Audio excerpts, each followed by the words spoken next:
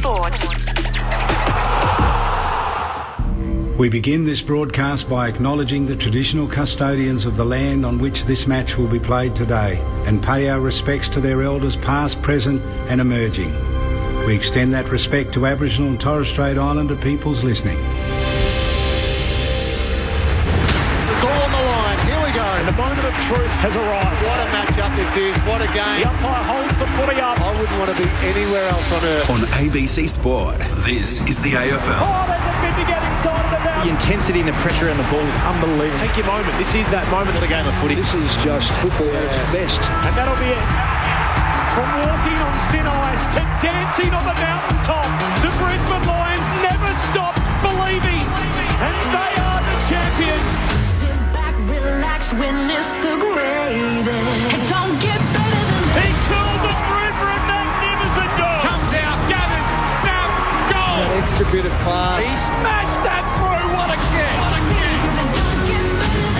Goes bang with everything he's got. They are leaving nothing out there. Listen to the roar. The drop punt. He's gone. And the building is jumping. We know he's a big shot taker. He's a big shot maker. Leans back on the kick. Game on. Night camera action, baby. Countdown to contact. From the right forward on net. Oh, he's a sharpshooter, all right. Step up in the big moment. Close to the man on the mark. Drop punt. He's there. Gathers. Snaps. He'll bring the house down. Sit back, relax, witness the greatest. It don't get better than this. He'll put it on the boot. Kick up towards the logo. You take a seat, cause it don't get better than He this. defies the laws of gravity. He runs onto it 50 from goal. He's in Dusty's pocket. He shoots. Oh, he's as bloody good as Dusty. Oh, yeah. Rose snaps goal. The drop punt. It's good. And you can hear that body roar. See, cause it don't get better than this. Walks one way and the next and the snap. There's the finish. 60 out. Oh my goodness. That's a massive kick. Big time spot. Big time goal kicker. That's why we love football. Brilliant to watch. From the centre wicket. Whacks it for six. Scores level. Running pass. Throws it on the left. Could that be the sealer? Seconds ticking down. We're not done yet. What a finish. Welcome to the 2025 AFL Premiership season on ABC Sport. On radio, on digital, and on the ABC Listen app. You take a seat, cause it don't get better than this. It's footy out west like we've never seen it before in the heart of the southwest of WA at Hands Oval in Bunbury, where for the first time ever, premiership points are on the line. It's North Melbourne play host to the West Coast Eagles, the Kangaroos becoming a WA team for the next two rounds, taking their home games on the road. And by the amounts of blue and white around the city and around the ground today, they have been embraced by the locals. It may be 17th v 18th, but there is a buzz around the south here in Bunbury. Fans filling the city and filling the ground already. Expected 15,000 potentially here at the ground. Sold out game. Can't wait to see what happens. Two teams struggling for wins in 2025, but they would both very much fancy their chances here today for another 4 premiership points. North, just 2 wins and a draw so far this campaign, coming off the bye as well today. Should be refreshed and ready to go. They landed in WA on Friday and they get ready to take on the Eagles today, who have had just the 1 win against St Kilda, but can today be win number 2 for new senior coach Andrew McWalter. They're missing a couple of stars, but their form has been on the rise in recent weeks. There is plenty in store for you as we build towards the bounce.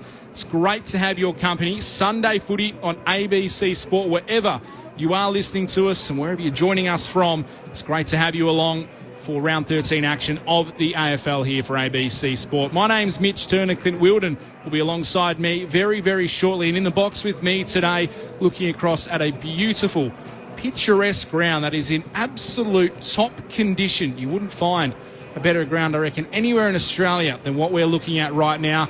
Alongside me, 2-time premiership player at North Melbourne. He is a shin boner. He was also a docker. He's an Australian Football Hall of Famer. Peter Bell. Belly, you've got North Melbourne here, your old club. They're in WA. and it's a beautiful day for footy. Yeah, a couple of things. First of all, the oval itself is looking resplendent. I understand no community football for the last month or so, so I wonder how that's gone down locally. But Bunbury should be very proud of how the oval has turned out. And you're right, a lot of North Melbourne colours. So I'm actually interested, I don't know the answer to this, maybe you guys do, as to how the ticket allocation was divided up between sort of North Melbourne, West Coast members and general public. So from the looks of it, certainly a lot of North Melbourne supporters and members have had good access. They do have. The outside of Victoria, WA is the largest membership spot for North Melbourne. They've always had a lot of support out here in the West, and as we know, prior to 1987, there was no West Australian team in the major league in this country, so they've always had a lot of support here, and certainly in the southwest, whether they've come from over east, come from around WA, or they are locals, they have come out in force. We see North Melbourne on the ground ready to warm up. We'll go inside their camp just a little moment. We'll chat to Michael Barlow, head of development. But to my left as well, up here in the box, it's a former Eagle, but of course a former premiership pie as well. Sharad Wellingham, a man who loves the southwest of WA, and he's here with us today. Great to have you, Shaz. I do love the southwest, and like Belly has said, the deck looks incredible. Looks like a bowls club. It's that flat and even at the moment. It just looks like it's going to be a fast game. It's a big ground as well. It's longer and bigger than the MCG. It's around 170 plus metres long. It's a very long ground, a very wide ground as well. The wind has played a factor here throughout the Southwestern Football League season here, where the end to our left, the city end, has been the scoring end for most of the year, and that certainly is what it was like when these two sides met in the pre-season. The Eagles with a 2-point win on that day, but the scoring not the case end, today. Scoring end was to our left. The wind is pretty calm at the moment. It's not a strong breeze coming through. Conditions, I will say it again, we say it a lot, but it is perfect. There is not a cloud in the sky, mid to low 20s, and the wind is not really a factor at the moment. You couldn't ask for a better day, Bally. Yeah, which is interesting because it was such a factor in the pre-season game, and I'm sure that there was a lot of planning going into it from both sides, and it's a non-factor to this point, and I think it's a little bit unusual that there won't be a huge howling southwester, particularly later in the afternoon, but you couldn't ask for better conditions. If anything, the heat will probably be a benefit for West Coast. This is unusual for North Melbourne to experience on match day this time of year. I'm sure the weather conditions over in Victoria aren't like this right now. So, and we know that the West Australian-based clubs are accustomed to the heat and training in these sorts of conditions. So, I'm looking forward to a really tight contest between two teams who are rebuilding, almost identical in their list profiles, almost identical age and experience, and who have been better than their form indicates in the last few weeks particularly.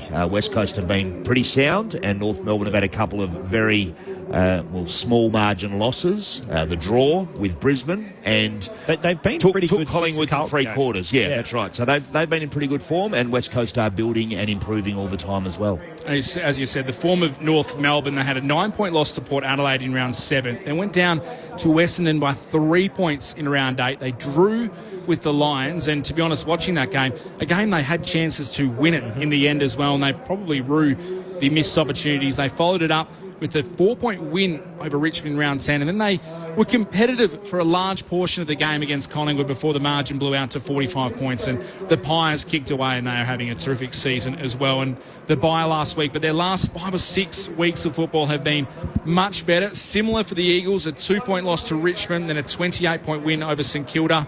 Lowered their colours with an 11-goal loss to the Crows, but last week the 43-point margin against the Cats really doesn't reflect the game. They were right in it till probably 5-10 minutes into the final quarter, and Geelong's class won out in the end, but they are a much more competitive side as well. It's hard to believe there's just 3 wins between these two clubs. We will go into the West Coast camp in just a moment to catch photos. Getting ready to grab Luke Shuey for us as we continue to build the coverage. As I said, it's 20 degrees here today. That is the official weather. If you are listening to us from around the country, you're not listening to us in Western Australia, just to let you know, we are 2 hours south, pretty much bang on 2 hours from Perth Stadium and from Eagles headquarters as well. So it's not too far for the Eagles, a little bit further for North Melbourne. But we can go into the West Coast Eagles rooms and we can go down to a Cash photo who's got a man who probably enjoys himself, the Southwest, just a little bit. The Cash. Thank you, Mitch. Yeah, I've got Luke Shuey, the stoppages coach from West Coast here. I know you were down here in the pre-season, Luke, but your first impressions to coming down here and playing in Bunbury, looking at the crowd and the ground and the conditions? Oh, mate, it's phenomenal. Yeah, I love this stuff. I think our players have really enjoyed being down here too. I had a night at a charity night last night, and I was saying to the crowd that you just hope the people down here, the locals, understand how much we love coming down here as a club as much as they do. So, yeah, it's awesome to be here. It's a great atmosphere. I think we're expecting 15,000. So, yeah, it's going to be an awesome day. Looking at the side, Oscar Allen, fully fit and ready to go. I know there's some question marks during the week on his knee soreness. Hope so. He's in, so we'll find out. But he had a slow week, but he got going yesterday. He's all good. Now, as the stoppages coach, I imagine a big part of your week has been focused on how do you negate the influence of Tristan Sherry in the ruck? Yeah, I've had a sleepless week this week. He's a star. He's having a really good year. He's been top 2 or 3 ruckman for 3 or 4 years now, but he's probably got the mantle as the best at the moment. So yeah, we've got our work cut out for us, but our boys are up for the fight. We're playing really well, so now it's over to the boys, and looking forward to seeing how they go. They're going to have a red hot crack, and yeah, it's not just Tristan who's having a really good season. He's got some good mids at ground level too. So looking forward to the battle. It's going to be important. What sort of messaging do you give your midfield group when you're coming up against a dominant ruckman and sort of, that positioning and how to play at the stoppages? Oh, you just got to be up for the fight. We understand he's going to get his hand to the ball a lot of the day, but Flinny had a really good day against him in pre-season from a ruck contest point of view. I think Flinny might have won the hit-outs to advantage, one of the stats. So he was really competitive. So that's all we ask today, and if we can get the ball to ground, we give ourselves a chance. Mate, let's head upstairs. We've got Mitch Turner, Peter Bell and Sharad Wellingham. G'day, Luke. Stoppages have really improved for the club, particularly your ability to score from them. What kinds of things have you been sort of focusing on? Obviously, one of them has been rotation of a few different players through that nucleus. Yeah, just put Liam Ryan in there and it seems to get us back in the green every now and then. Yeah, we've changed personnel a little bit. Brady Hoff's had a really good month in there. He's statistic-wise, he's been a little bit up and down, but that's not what we're after from him. His pre-clearance craft and his body work and what he does to make it difficult for the opposition has been really important for us. Jack Graham's just been such an important pickup for us. He's given us another dimension through there with his gut run from stoppage, and Harley's found some really good form too. So, yeah, it's all sort of come together slowly, but we're getting there. We're not the finished product, but yeah, boys have worked really hard on improving their clearance stuff, and not just that, our overall style of play. It's taken some good steps forward over the last probably 5 or 6 weeks, albeit we've had a couple of little hiccups, but we're seeing some really good growth. Boots shows here, mate. The diversity and I suppose value you put in Hoffy, is that also based around like his negating stuff that he can do through the midfield, and is there a potential you could use that today? Yeah, I think naturally, he's played as a defender his first 40-odd games. He was a midfielder as a kid growing up, so he knows how to do both. And I think even when he doesn't have a role, he naturally brings a defensive element to our midfield, which is so important to, equalise, the opposition hit-outs when you come up against dominant rucks, but once the ball hits the ground, you know what you're going to get from him in transition too. So, yeah, we're hoping he turns into a 250-game midfielder for us over the next 10, 12 years, and but he's certainly off on the right note. He's had a good month. You touched on Tristan Sherry earlier. What makes him so formidable? What does he do? 230 bloody centimetres or something. He's huge. He's strong. He can move, but he loves throwing his weight around. I think he's top 5 for clearances over the last 2 or 3 years, but he gets a bucket load of tackles as well. So he's not just a hit the ball ruckman and then his job's done. He follows up at ground level and gives them an extra midfielder. So yeah, he's figured out how to be a complete ruckman, and his years showing that. You touched on, the stoppages and the clearance wins that have been happening. How important is it to kind of develop both sides of making sure you lock it in the forward half versus training the guys on transition from defensive 50? Because I really think the boys have shown some kind of pieces of play where they've linked the whole way through, which has looked really, really attractive. Yeah, we sort of try to piece it all together. When you have a stoppage, wherever it is, you figure out a way to get some territory wherever you are, and when you get the ball in your forward half, like every team does, you have a method around locking that in and making sure you can keep it in your front half for as long as you can. And when you're in your back half, our back half transitions improved a hell of a lot over the last 6 weeks. So we're finding ways to get back into our front half reasonably quickly at times, but we're missing a lot of opportunities as well. So we've gone to work on that over the last month and saw some good growth against Geelong last week, but North can certainly challenge you in that area as well when you give them a sniff. So hopefully we get off on the right note and start the game well and play the game in our front half. Strong performance against Geelong last week. Obviously they kicked away in the last quarter. What was the basis of the review from that game? What did you take away from it and the players? We let ourselves down in the last quarter with just a few little things, and we were up against a side who had a lot more experience than us, but certainly no excuse. That's the level we need to be at if we want to win games. So they were cleaner. They took their opportunities in the last quarter. We missed a few, and it was just really good learning for a lot of our young group that if you want to win games of footy, you can toil away as hard as you want, and if the game's in the balance at three-quarter time, you just got to find a way to go again. So we got shown up by a team who'd been doing that for years, but good learning for us, but we saw some good inroads.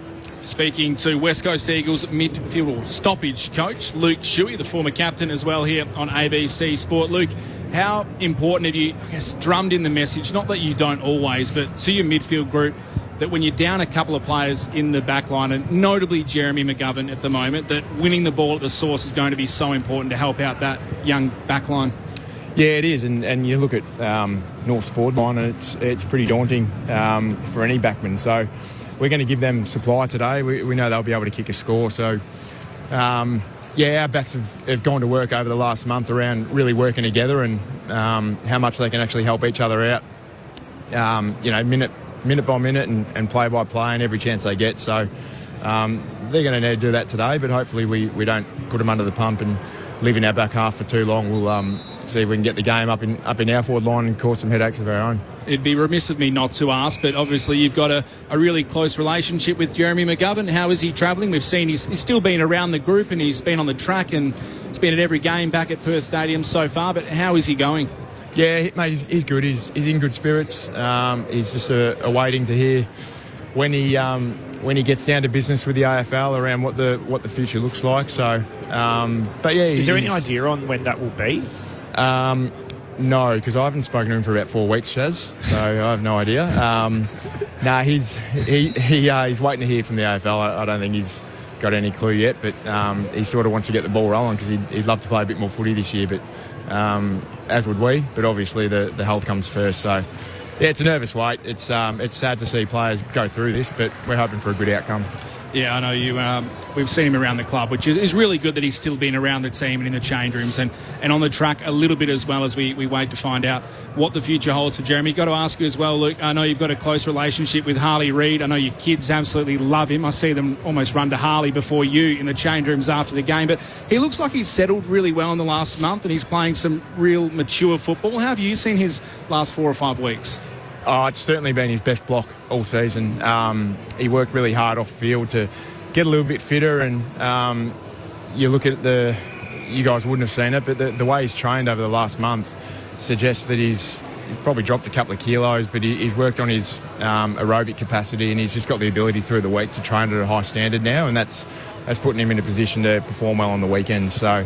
Yeah, he's found some real consistency in games. He's getting his 19, 20 touches, being really impactful, not really fading out of games. He's finding a way to impact, whether it's offensively or defensively, throughout the whole game. And that's why he's already at 19, just so important for us. And I know you're about to get called back into the rooms, but quickly, obviously they've sold the game here to Bunbury and to Western Australia, North Melbourne. Do you fancy your chances more here out west than you would if the game was at Docklands? Haven't thought about it.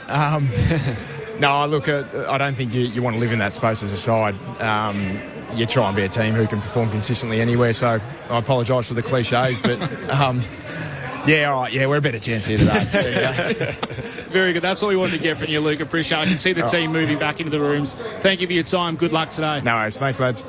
Eagles stoppage coach Luke Shuey there having a nice chat to us, and I don't believe for a second that he hasn't spoken to Jeremy McGovern in the last 4 weeks, but it's good to see it's going well. It is a bit frustrating from their point of view that they don't have a definitive, answer, but they don't even have a date that they're going to be able to do, the panel. So there's so much that goes into that panel. We've seen with other players, there is, doing some physical activity and then what are the symptoms like in the following week, like a normal concussion protocol. There's more rigorous testing done at hospitals and medical centres as well. But I know they don't want to rush it, and it's different because West Coast aren't in a position where they're going, geez, McGovern could be the difference between us making top 8 or making top 4. But, a team that is in that kind of situation, they'd be absolutely livid, I'd imagine. We're going to hear from Michael Barlow from North Melbourne in just a moment. But very quickly on Jeremy McGovern, do you get the sense that he's almost done anyway, Jeremy? Just with his football? Like, his football's very good, but he's been saying it for battering, hasn't he? He's been saying it for probably the last 2 or 3 years that this is my last year. But he loves footy. He loves getting out there, and he loves, as much as he kind of mopes around during the week, he loves the training, and he loves being out there with the boys, and he loves winning. So that's kind of a hard thing to have taken away from you. I mean, he's got his businesses that he's worked really hard on setting up, and foundations, and the McGovern Foundation with his old man. So he's ready for the next phase, but you never want it taken away from you.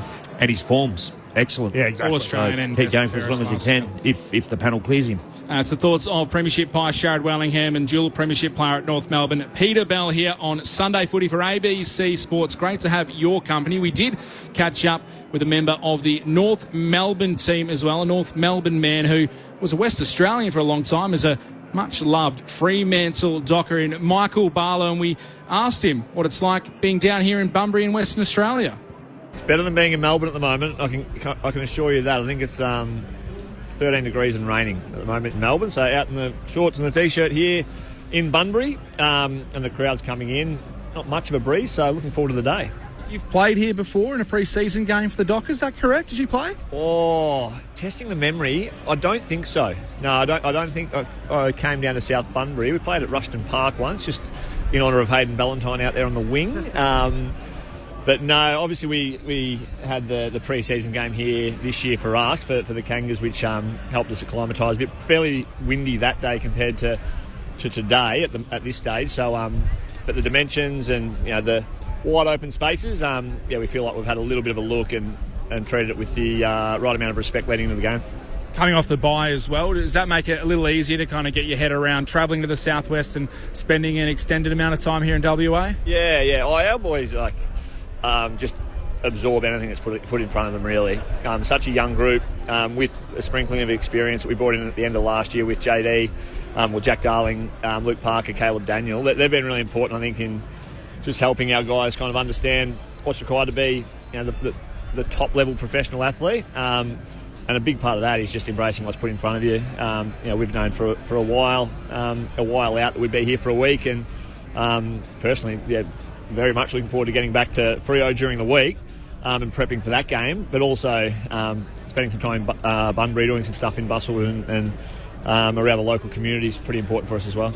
6 West Aussies in the starting lineup today, plus another emergency in Bryn Teakle as well. Have they kind of led the way of the group this week? Have they taken over and said, WA boys will run the show? They do love it, and as we all know, a very patriotic group are the West Australians, which I love. But all those boys, we've got 6 in the side today, as you say, 7th being an emergency, that will probably take a lead role once we get to Freo, and with some spare time pops up, training out of East Freo for the week, which is pretty cool. But more importantly, we get down here, we lock into our role, and we have 23 contributors. Mick, how important was that pre-season game in preparations for today? Yeah, hugely. I think particularly that day, again, I think the wind, despite being a really good day, it's starting to pick up a little bit. Don't think it'll reach the heights of what it did in the pre-season, but it's not something we came across much in our pre-season in terms of training or prep. So to get some exposure, even to get the travel, our guys usually travel kind of a day out, spend one night, play, get out. The last time we came, we spent the 2 nights and absorbed a bit of the local community and whatnot. So big trips, and obviously the utmost respect for WA clubs that do it every second week, really jump on the bird for 3 or 4 hours both ways. So for our guys doing the pre-season, really important. Just to, again, a lot of our guys are doing this for the first time in the pre-season or today. The priority is obviously to try and get 2 wins while you're over there, but you touched on that community engagement as well, and North Melbourne have a long and rich history of Western Australians playing at the club. So what does that look like, not only in the southwest, but when you're up in the city? Yeah, absolutely. One of the finest just asked me the question. A former Shinboner number? Don't know. We'll come back to that. Can you let me know? Yeah, it was pretty important, like very important for us as a smaller market team in Melbourne. These type of experiences, and our players, I can't wrap our players up enough in terms of the effort they put in when they're out in the community and the extra yards. Our players probably have to do compared to some of the bigger market clubs to create some exposure on us. Little fun fact, on Friday I went out to Harvey Brunswick Leschnell and did some painting, just thanks to one of our sponsors at Dulux. But I think I might have signed up for a game this time next year, subject to contract negotiations. So even the coaches are getting on board the community engagement. But our guys, I think a lot of them, they don't know what they don't know in terms of being at a club that's probably been underperforming for a couple of years and very much a smaller market. They just wrap their arms around or whatever's asked. They'll do, and they'll do it with a smile on their face. Now, you're the head of development, and for the benefit of our listeners, a crucial role at any football club, but what's your match day role? What does that look like? Yeah, so head of development, match day, I'm down on the bench, just the comms between our line coaches and the players, really, any structural adjustments that need to happen in game, getting that messaging through to the runners and the players on the bench, but also, and a big shift from our group from last year to this year, is simply put, like energy and morale and involvement of our players when they're off the ground. Rotation is such an important part of our game at the moment. So last year we were very inexperienced and naive, I suppose, in that space. Came off, disengaged from the game. So keeping our players engaged as much as we can when they're on the bench, but also getting their rest. Mickey, as the development side of things, how do you kind of quantify and value success in a team that's not getting the wins as the development coach? Yeah, it's a great call. We sit here this year, a bit disappointed with our win-loss. So we're 2-1-8 or whatever it is. But again, if we sit back and think 12 months ago we were 0-11 when we came to in the corresponding round pretty much and played West Coast at Perth Stadium. So there's some improvement there. Our VFL side is, I think, in the top 4 now in terms of how we're looking. Win-loss there. Had a good win yesterday against the reigning premier. So the competition for spots last year wasn't as significant as what it is now. Seeing players like Taylor Goad, who's an emerging ruck, actually start to compete in the ruck and do some really good stuff at that level. Will Phillips, who just keeps banging the door down and putting pressure on the guys playing today. We didn't have that last year. And then clearly the emergence of players that are in our side that were 1 to 4 years in particular. Paul Curtis, arguably the All-Australian small forward before getting suspended. Riley Hardiman, Swan District's local, again, probably ran out of legs late last year, but comes in and has been probably our most reliable small defender in the last number of weeks. So, yeah, small wins, but we want to start to translate those wins into wins on the scoreboard. Actual W's. And today's game, what have you kind of picked up over the last month or so from West Coast, and what do you need to take away from them today? Well, they just keep improving, don't they? Like the last week's game, Geelong, they were in up to their eyeballs till 3/4 time. It's probably something specific to what we're focusing on as well. Like we were in the game against Collingwood before the bye at 3/4 times, and then got blown away in the last, and it's pretty similar for West Coast. So if you don't respect their best, they'll come out and put one on your nose. And in this league, in this comp, if you give a team a start, so much energy goes into bridging it back. So preparing for their best, and now 3 or 4 months kind of under the tutelage of a new coach into a season, you can visibly see, but also through the stats, start to see what Andrew McQualter and his team are looking to do. What are you kind of picking up when you look at their game style changing? What's been the key differences from last year to this year? Yeah, well, clearly like the Richmond model of 17 to whenever they kept winning it, 20 is the forward handball and chain, and try and slingshot, get you a little bit square from a forwards point of view. And they've got the weapons in their front half with Brockman and Ryan, Cripps, to get you up. And this ground today, we've got to be really wary of it, then get you really high and try and beat you back. Oscar Allen's in some form as well after kind of an interrupt at the start of the year. So, we're seeing high handball, metres gained, so we've got to be a little bit careful with our depth from a defensive trap. Depth and width will be important today. Just a bit of a left field one, Mick. A lot of attention on the mid-season draft and one of your old clubs where you were a grand final coach. Spent 3 years there coaching. Werribee, another couple of draftees. What are they doing right as a club that has now become a production line for the AFL? Not only players, but staff as well. You obviously left in your wake. Yeah. And it wasn't an easy decision for me personally to leave. I wasn't hell-bent. So I coached Werribee as the head coach 21 to 23.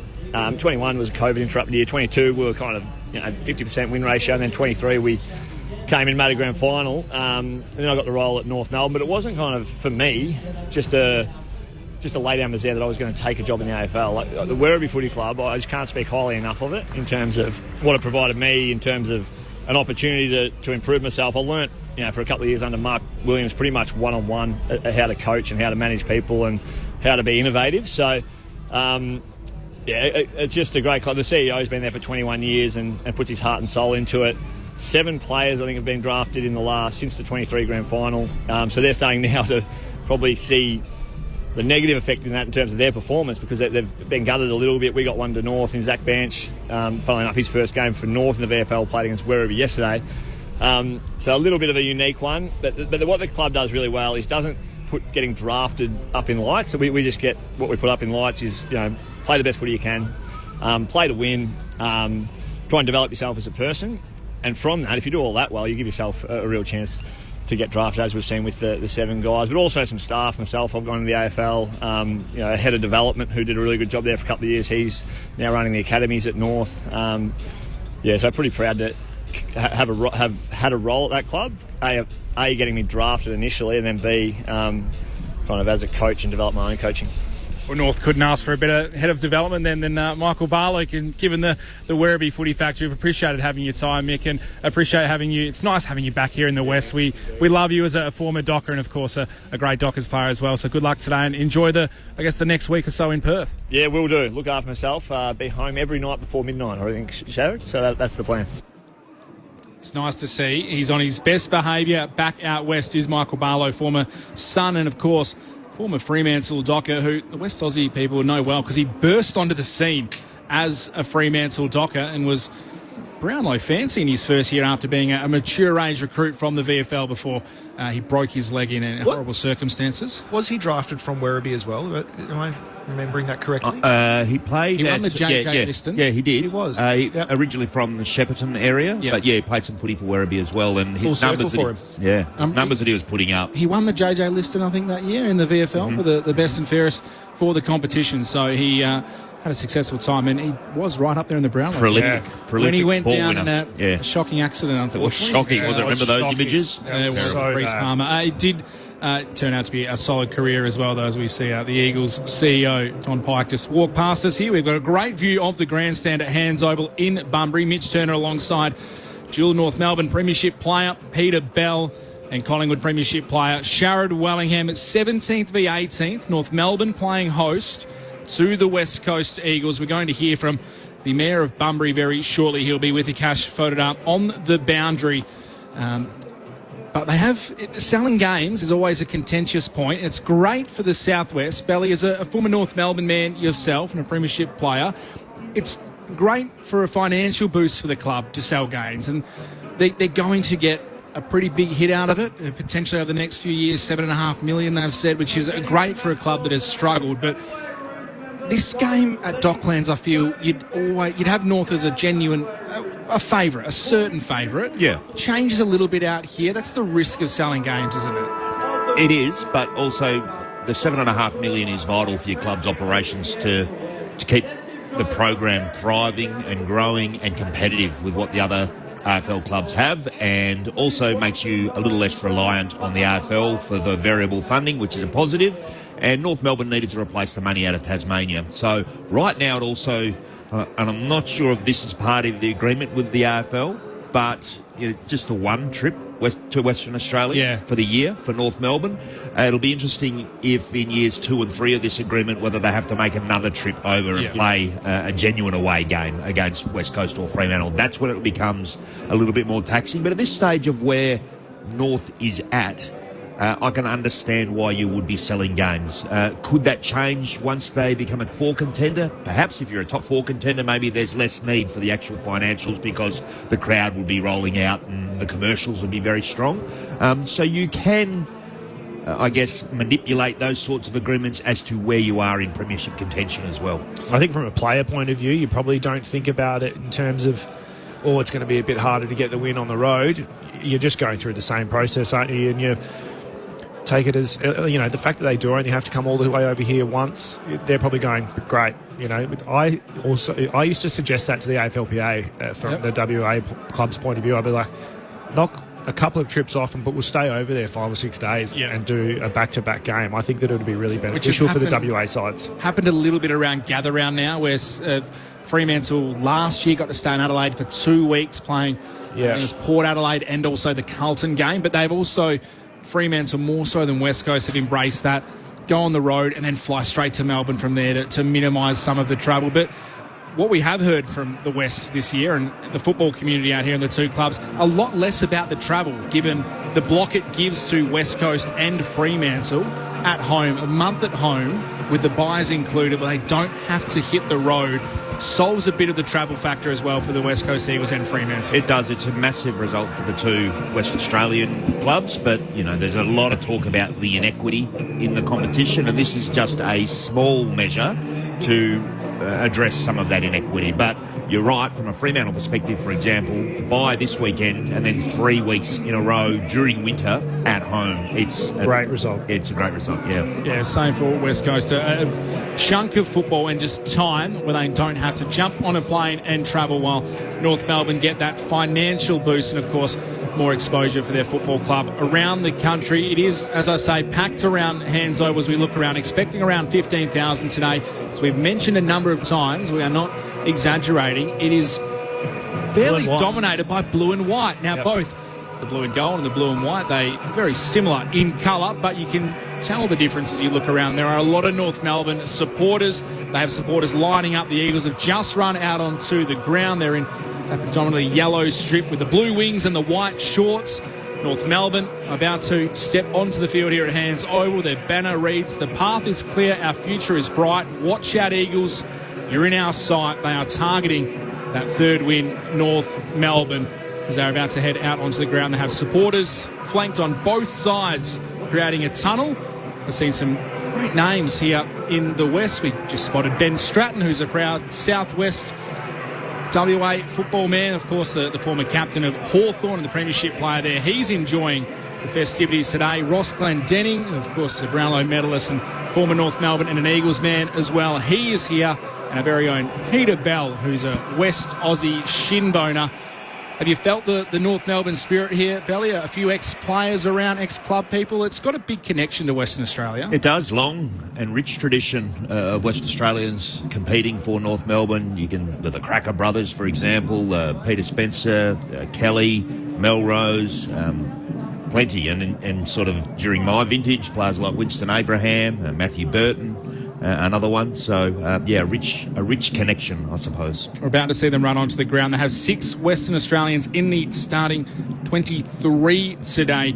North Melbourne, Zach Fisher, Riley Hardiman, Griffin Logue, Jack Darling, of course, the former Eagle, will be against his old side today. It'll be interesting to see how the fans receive him, and also his former premiership teammates, Cameron Zerha and Robbie Hanson Jr. The subs for both sides, Robbie Hanson Jr. will start as the sub for North Melbourne after coming back in alongside Griffin Logue in place of Aidan Corr and Finbar Maley. For the Eagles, Jamie Cripps is back in for Noah Long, who has been omitted, and the sub for the Eagles is Beau Allen, the Peel Thunder products in their first round pick last year. As we see North Melbourne in the blue shorts and the traditional blue and white vertical stripes run onto the field, led by Jai Simpkin at the front. Luke Parker standing alongside him. There's a North Melbourne song, one of the best songs in football they take to the field. Mitch Turner here for Sunday Footy on ABC Sport alongside me, Premiership High, Sharad Wellingham, dual Premiership shinboner, North Melbourne man, Peter Bell. Now back with us after a short break after the Footy Forum where all the hot topics were discussed. It's Clint Wilden. Thanks, Clint. Hello, Mitch. You are absolutely bang on. I'm prepared to put my hand up. I'm staggered by how much blue and white there is here at Bunbury. It was the Battle of Bunbury, and if it comes to the fans, North Melbourne, I'd say they've got 70% of the crowd here. Wherever you look, there are people in North Melbourne jumpers. So the job that the Kangaroos have done of selling the club to the people down here and making sure that their supporters in WA have come along has been absolutely tremendous. Wherever you look, there's blue and white. There's the odd pocket, and of course the odd person. West Coast are a behemoth of a football club in this part of the world. There's certainly some Eagles fans about. I'm not suggesting otherwise, but if anyone thought that North Melbourne would come across here and they'd be playing in front of a very parochial WA West Coast Eagles crowd, no, that's not going to be the case today. There's blue and white absolutely everywhere. It is, pardon the pun, it is pumping outside. Every place you can go to get something to eat, every place you can go to get something to drink is absolutely at capacity, and it's just a tremendous feeling around this ground. Can't wait to see it. Last 5 times they've played each other, these clubs, in the AFL itself, they've been single-digit results. So we know that they've both been battling, but they've always been exciting. And, of course, it was a tremendously exciting game when they played here in the pre-season. The crowd a little bit smaller than this one, about 7 and a bit thousand. It's going to be double that today because of the extra grandstands. It was a 2-point win to West Coast late on, and we saw Liam Baker in his first game in West Coast colours in the pre-season kick a tremendous goal from across centre-half forward, kicking to the left of our broadcast position or the scoreboard end of the ground. The breeze isn't quite the same as it was when we were here earlier in the year, Peter Bell. That won't have the same impact because certainly there was a scoring end to the left of our broadcast box when we were here, back in the pre-season. Yeah, it was probably a 4 or 5 goal wind, and that's how it played out. So we mentioned before that some planning would have gone into that wind being around, particularly later in the afternoon. But right now it doesn't look like there's going to be much at all. And ground's in pristine condition, conditions perfect. And we saw West Coast last week with a high-octane style of football, that Richmond sort of premiership style that Andrew McQualdra has been searching for. And so that'll be an interesting contrast just with North Melbourne and their ability to possess the ball and control it as well, as to which style is most effective. Akash Fodadar is with us downstairs. Welcome, Akash. Thank you, Clint. Yeah, I've got a very special guest with me, Jason McGuell, the Mayor of Bunbury. When you're looking out here at Hands Oval with this kind of crowd and turnout, how pumped are you? Very pumped, mate. It's great to see the place packed. We knew it would be with the ticket sales, but it's become a reality now after a long few weeks, so it's great to be here. What does it mean to the region to have AFL football, for premiership points being played in Bunbury? Huge. A very strong football community down here, a very strong league, so we know obviously there's a lot of Eagles fans down here, but there's quite a few blue and white as well, which probably shows you there's a lot of passive fans who just want to be here and be part of it today. You're wearing a North Melbourne cap. Is that the team you're going for today? Yeah, the Minister just took my scarf too because he wanted to go to the toss. So I did join up North Melbourne membership when they signed the deal with us, mate, because I wanted to show my support. I'm a Dockers man, so next year's going to be a bit tougher. But very happy that North Melbourne have made the decision to come here. That's awesome, Jason. Thanks so much for joining us on ABC Sport, and enjoy the game and enjoy the occasion. Thanks, mate. Looking forward to it. There he is, the Mayor of Bunbury downstairs with Akash Fodadar. And I'm curious, it's always about the pragmatic football spend, but he was quoted in the newses during the week that just for the pre-season game where they're half the crowd that we've seen today, and very few people travelled across from the other side of the country, over a 30% boost in spend around the town from the same time last year. So if you want an indication of what football tourism can do, and big shout out to our listeners throughout Tasmania who are wondering about these sorts of things, for a little town like Bunbury, that's a really good example of what having a football game like this can do. And you would expect, even though it's a Sunday afternoon game, for that economic stimulus to be considerably more given the increase in numbers. And I just wonder if there's scope, and look, I'm not complaining at all, and the fixturing is important, but I wonder if there's scope for a Saturday afternoon game in the years to come, years 2 and 3, of the agreement so that, all of the Victorians, for example, who come and support North, whether they're able to spend more time here in a beautiful part of Western Australia and contribute to the local economy. That might require both of these clubs just lifting their ratings slightly on the ladder. We know why West Coast get an awful lot of Sunday games in the last couple of years. Why? Because they've been no good. Well, bringing the game to the southwest is great because it's a massive tourism thing for Western Australia, and that's the interest from the WA government and the local councils. And they bring celebrities here because we see people like Peter Bell, who I think has been recognised by every football fan here in the southwest. Scraping the bottom of the barrel if you're using the term celebrity. We cannot go anywhere without Peter Bell being spotted and everywhere by North Melbourne fans, Eagles fans, everyone. He's been our local turned up at the hotel yesterday, and the first thing the lady said, "Oh, you're with Peter." Oh, yeah, that's that was after. Who are you? Oh, of course I know Peter Bell. That was funny. We joke and we jest. No, we're not. We're not joking. That's exactly what happened. That is hilarious. He's gone all shy. Well, what do you want me to say? No, much I can say. Nothing. We'll just sit here and have enormous fun at your expense. This is going to be a cracking game for the ability of some of the youngsters that both of these teams possess. Talk about young talent time. It's out here, and it's out here in abundance. Can't wait to have a look again up close at Harry Sheasel. George Wardlaw's been terrific. We know how good Colby McKercher can be. And we've just seen in the last couple of weeks what appears to be a happy and contented Harley Reid. He's taken big step forward as well. Fascinating to hear Luke Shuey earlier just talk about how he thinks that, and he would know, that Harley is a couple of kilograms lighter.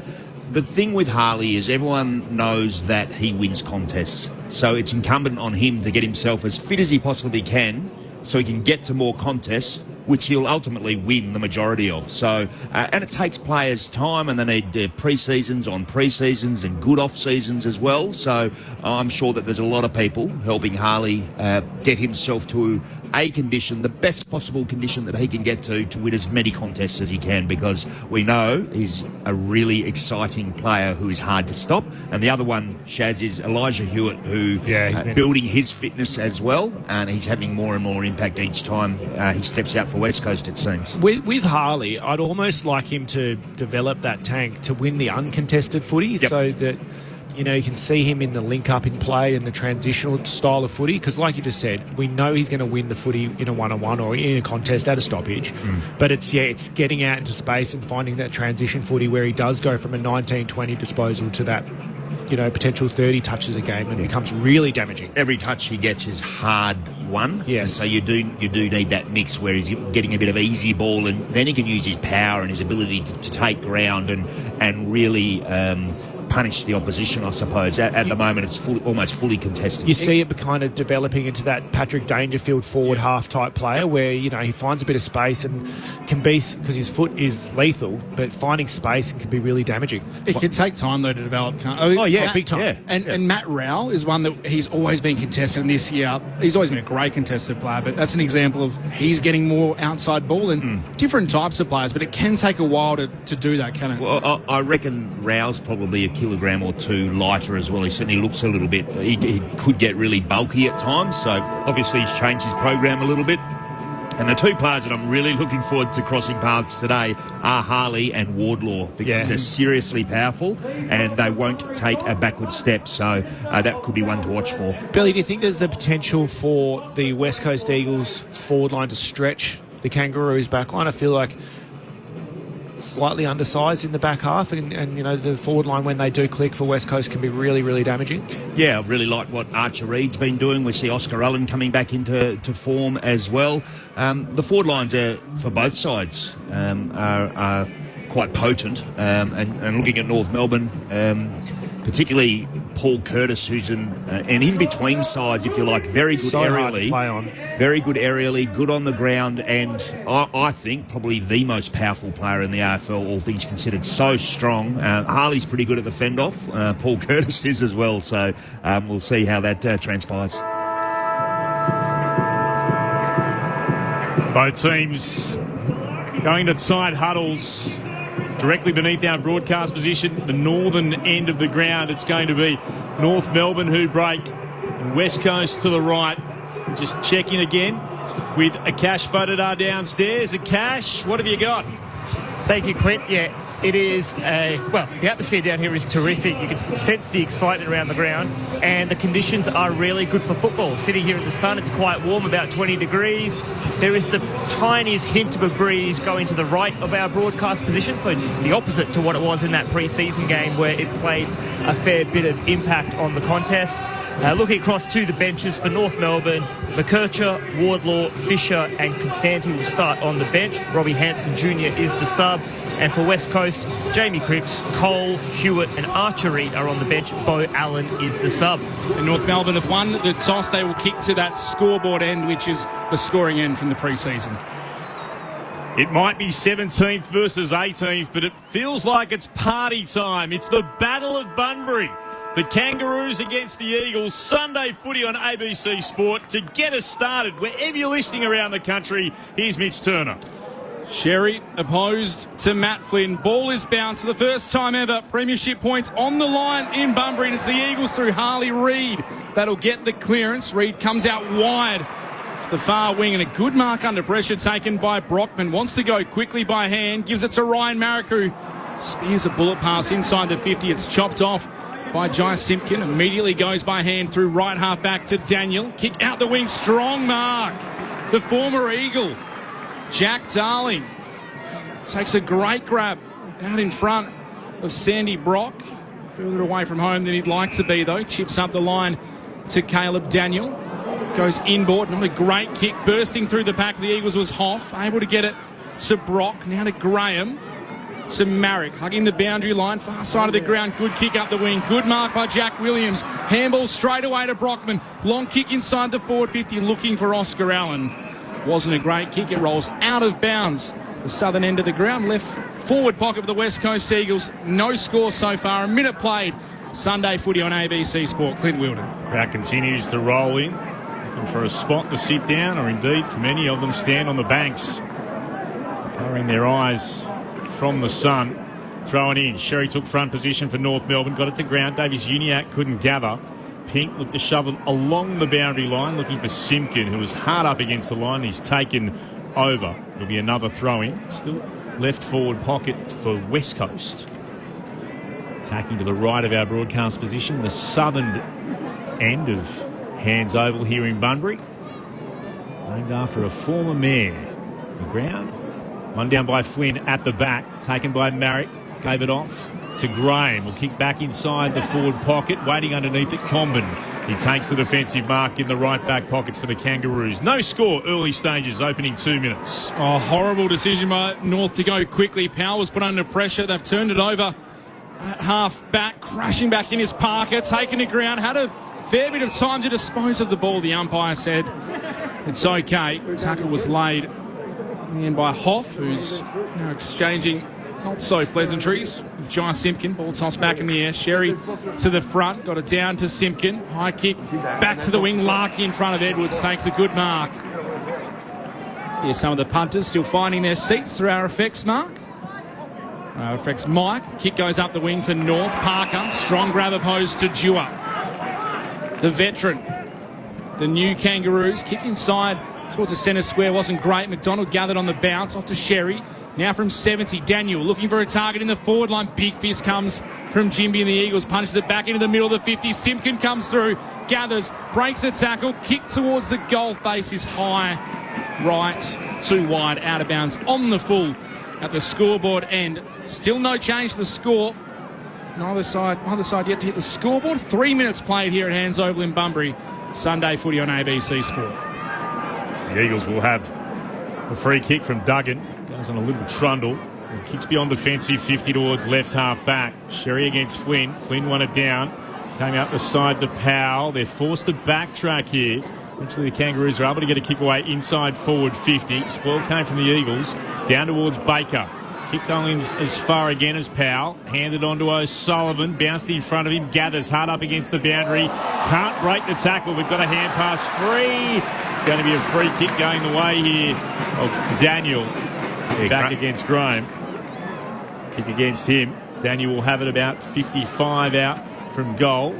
A metre in from the boundary at right half forward.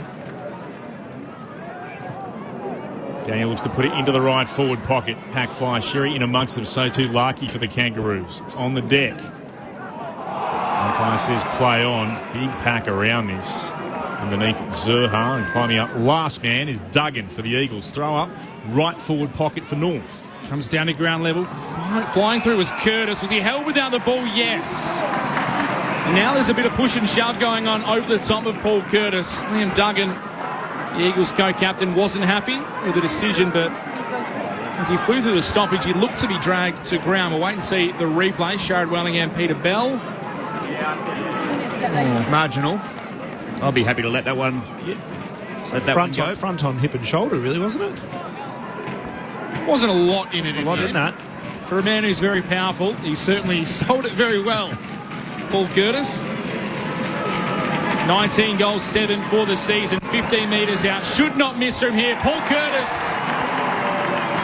There's a trivia answer for you one day. Who kicked the first goal in Bunbury? Between North Melbourne and the Eagles, it's Paul Curtis. 1 straight 6, North Melbourne. The Eagles yet to score. 5 minutes played. Sunday footy on ABC Sport. Mitch Turner here alongside Clint Wilden.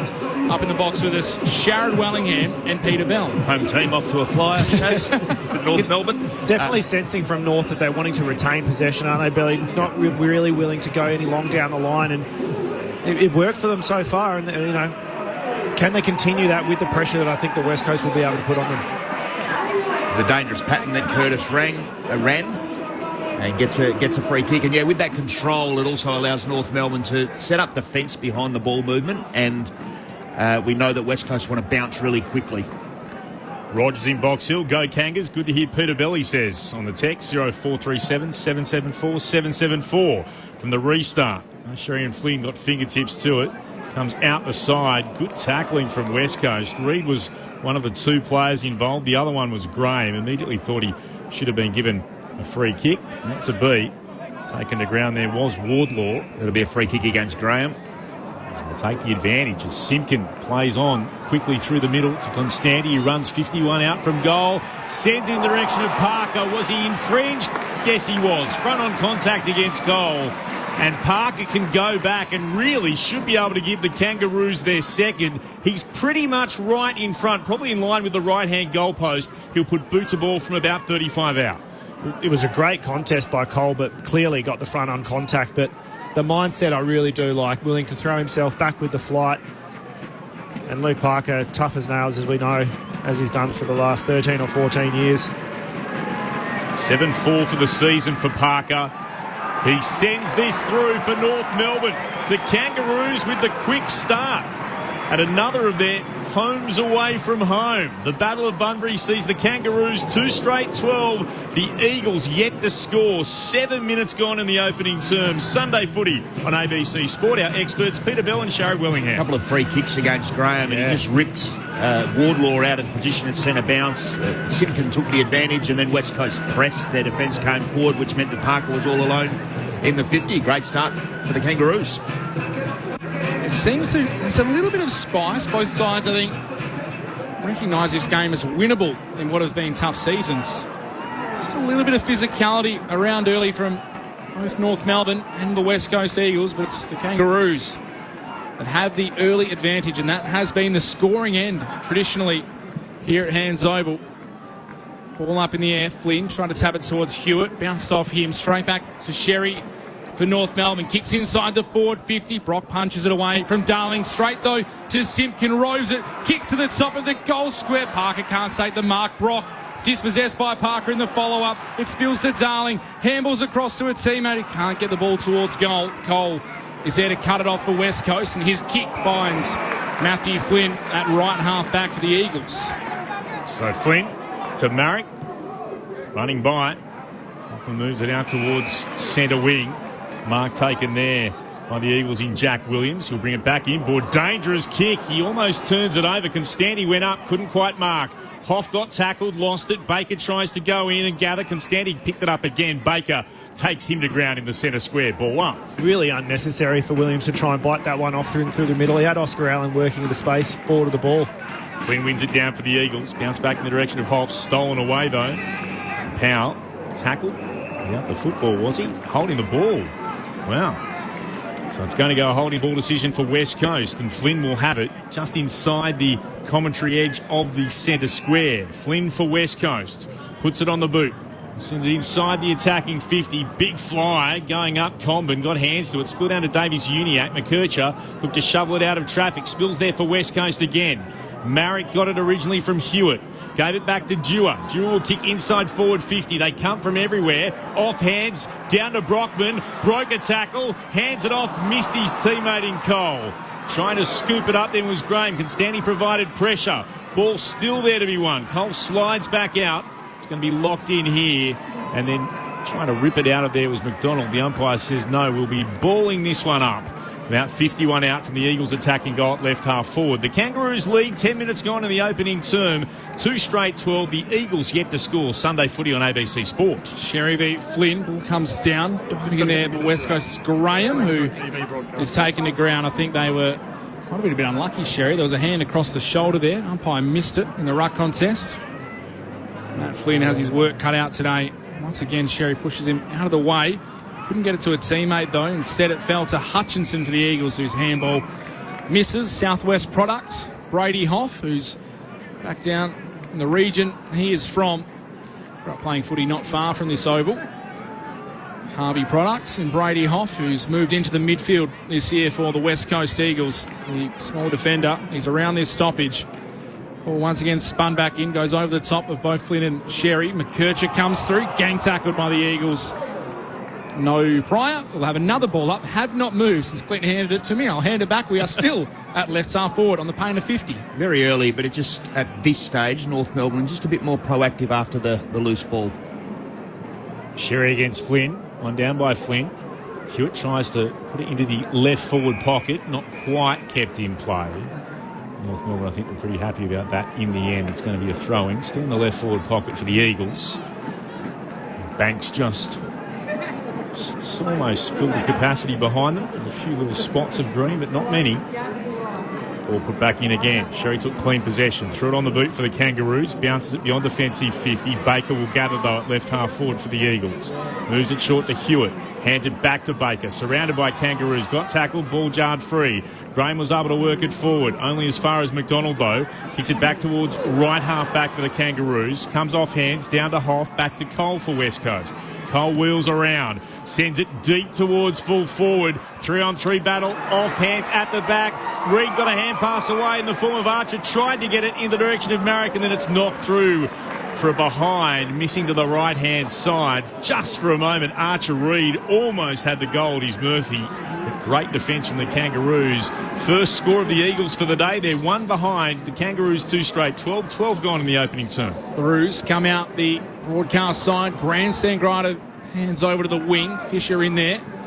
And ball off to a teammate in Stevens. Kick up the wing, looking for Larkey, who went early against Edwards. Neither of them really touched the ball, and it goes out of bounds for a boundary throw-in right in front of the interchange gates as the Kangaroos prepare to swing the changes.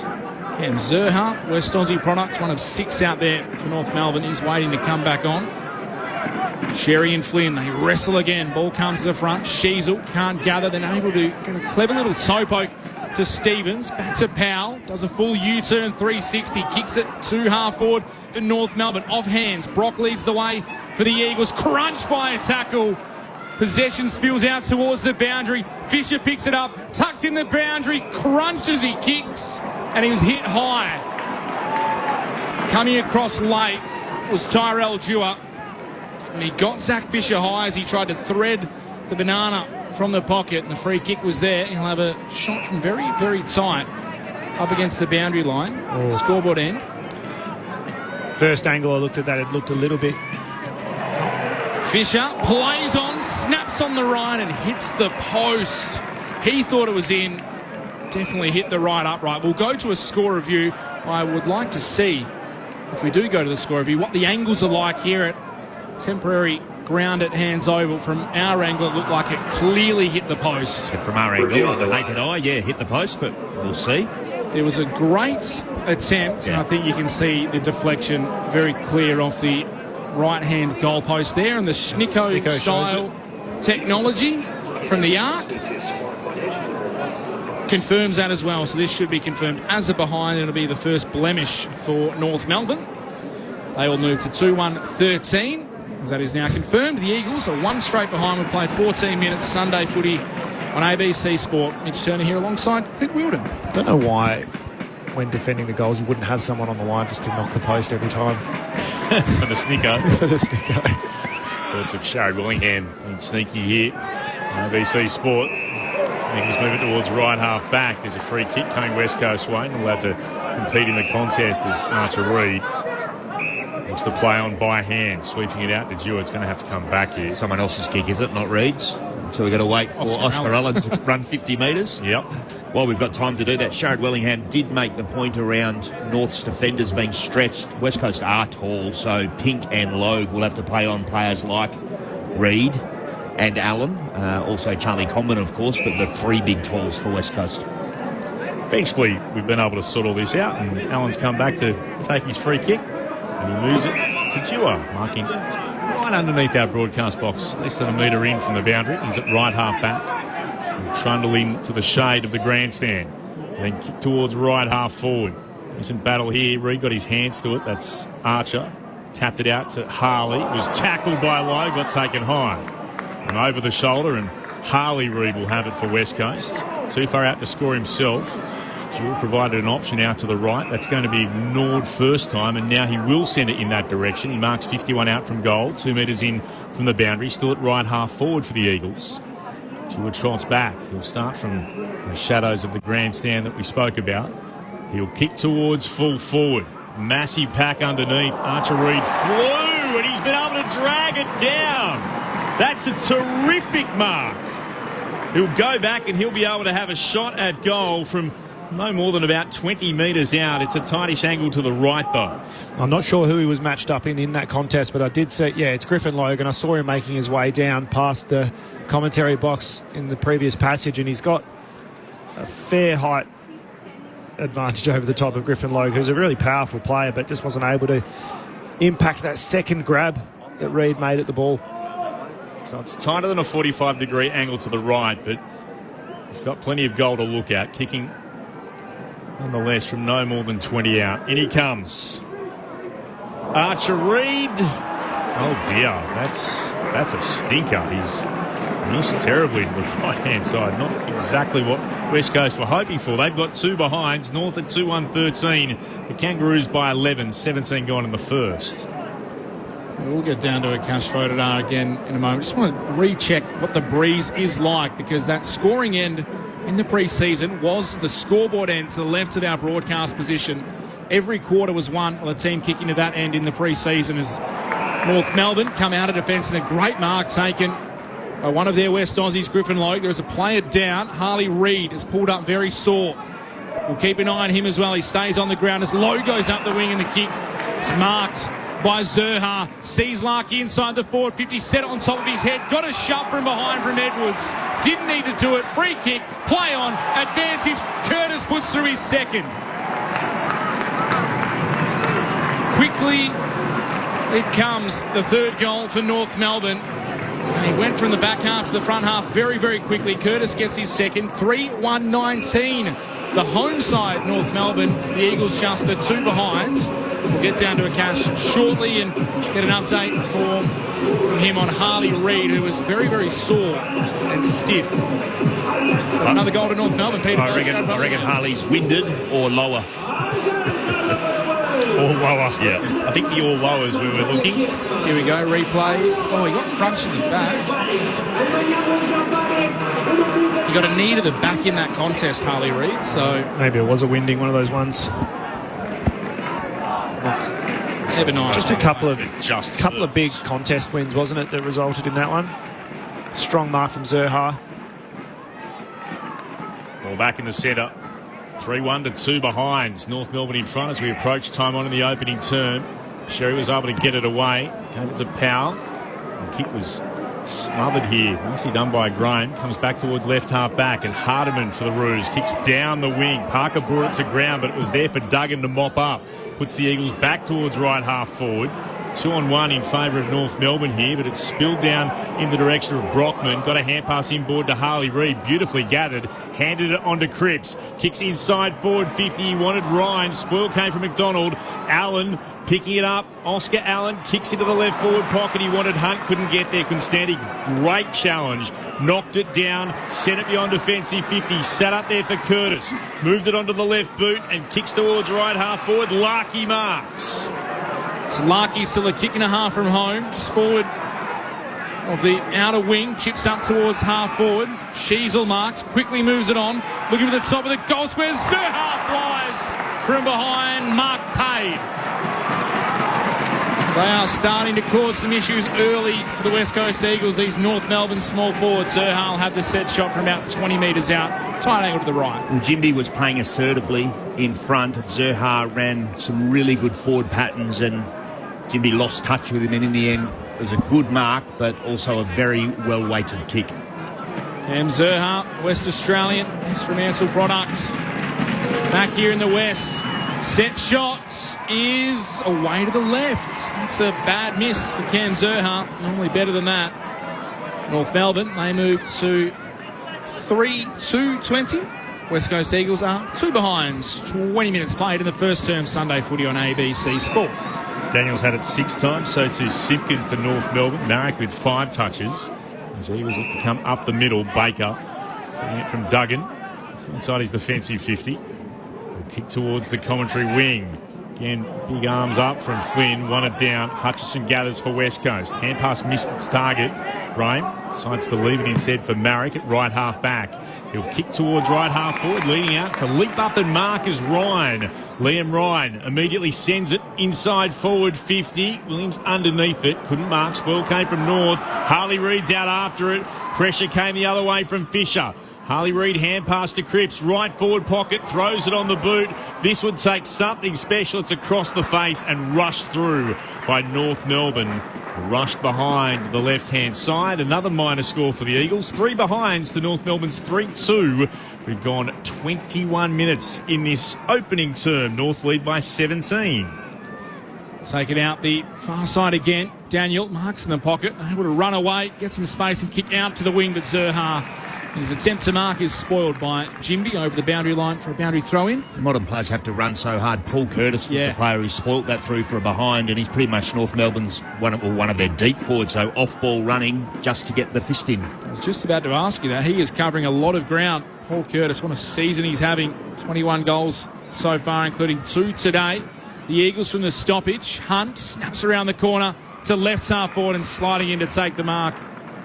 Is the big man in Charlie Comben, who gives it across to McKercher. The kick is not great. Ryan chops it off. McDonald has to lay the tackle now as Archer Reid comes flying through. Not a great kick by Colby McKercher. We'll have a ball up now. 25 metres out directly in front of the Eagles' goal. Yet to score a major today.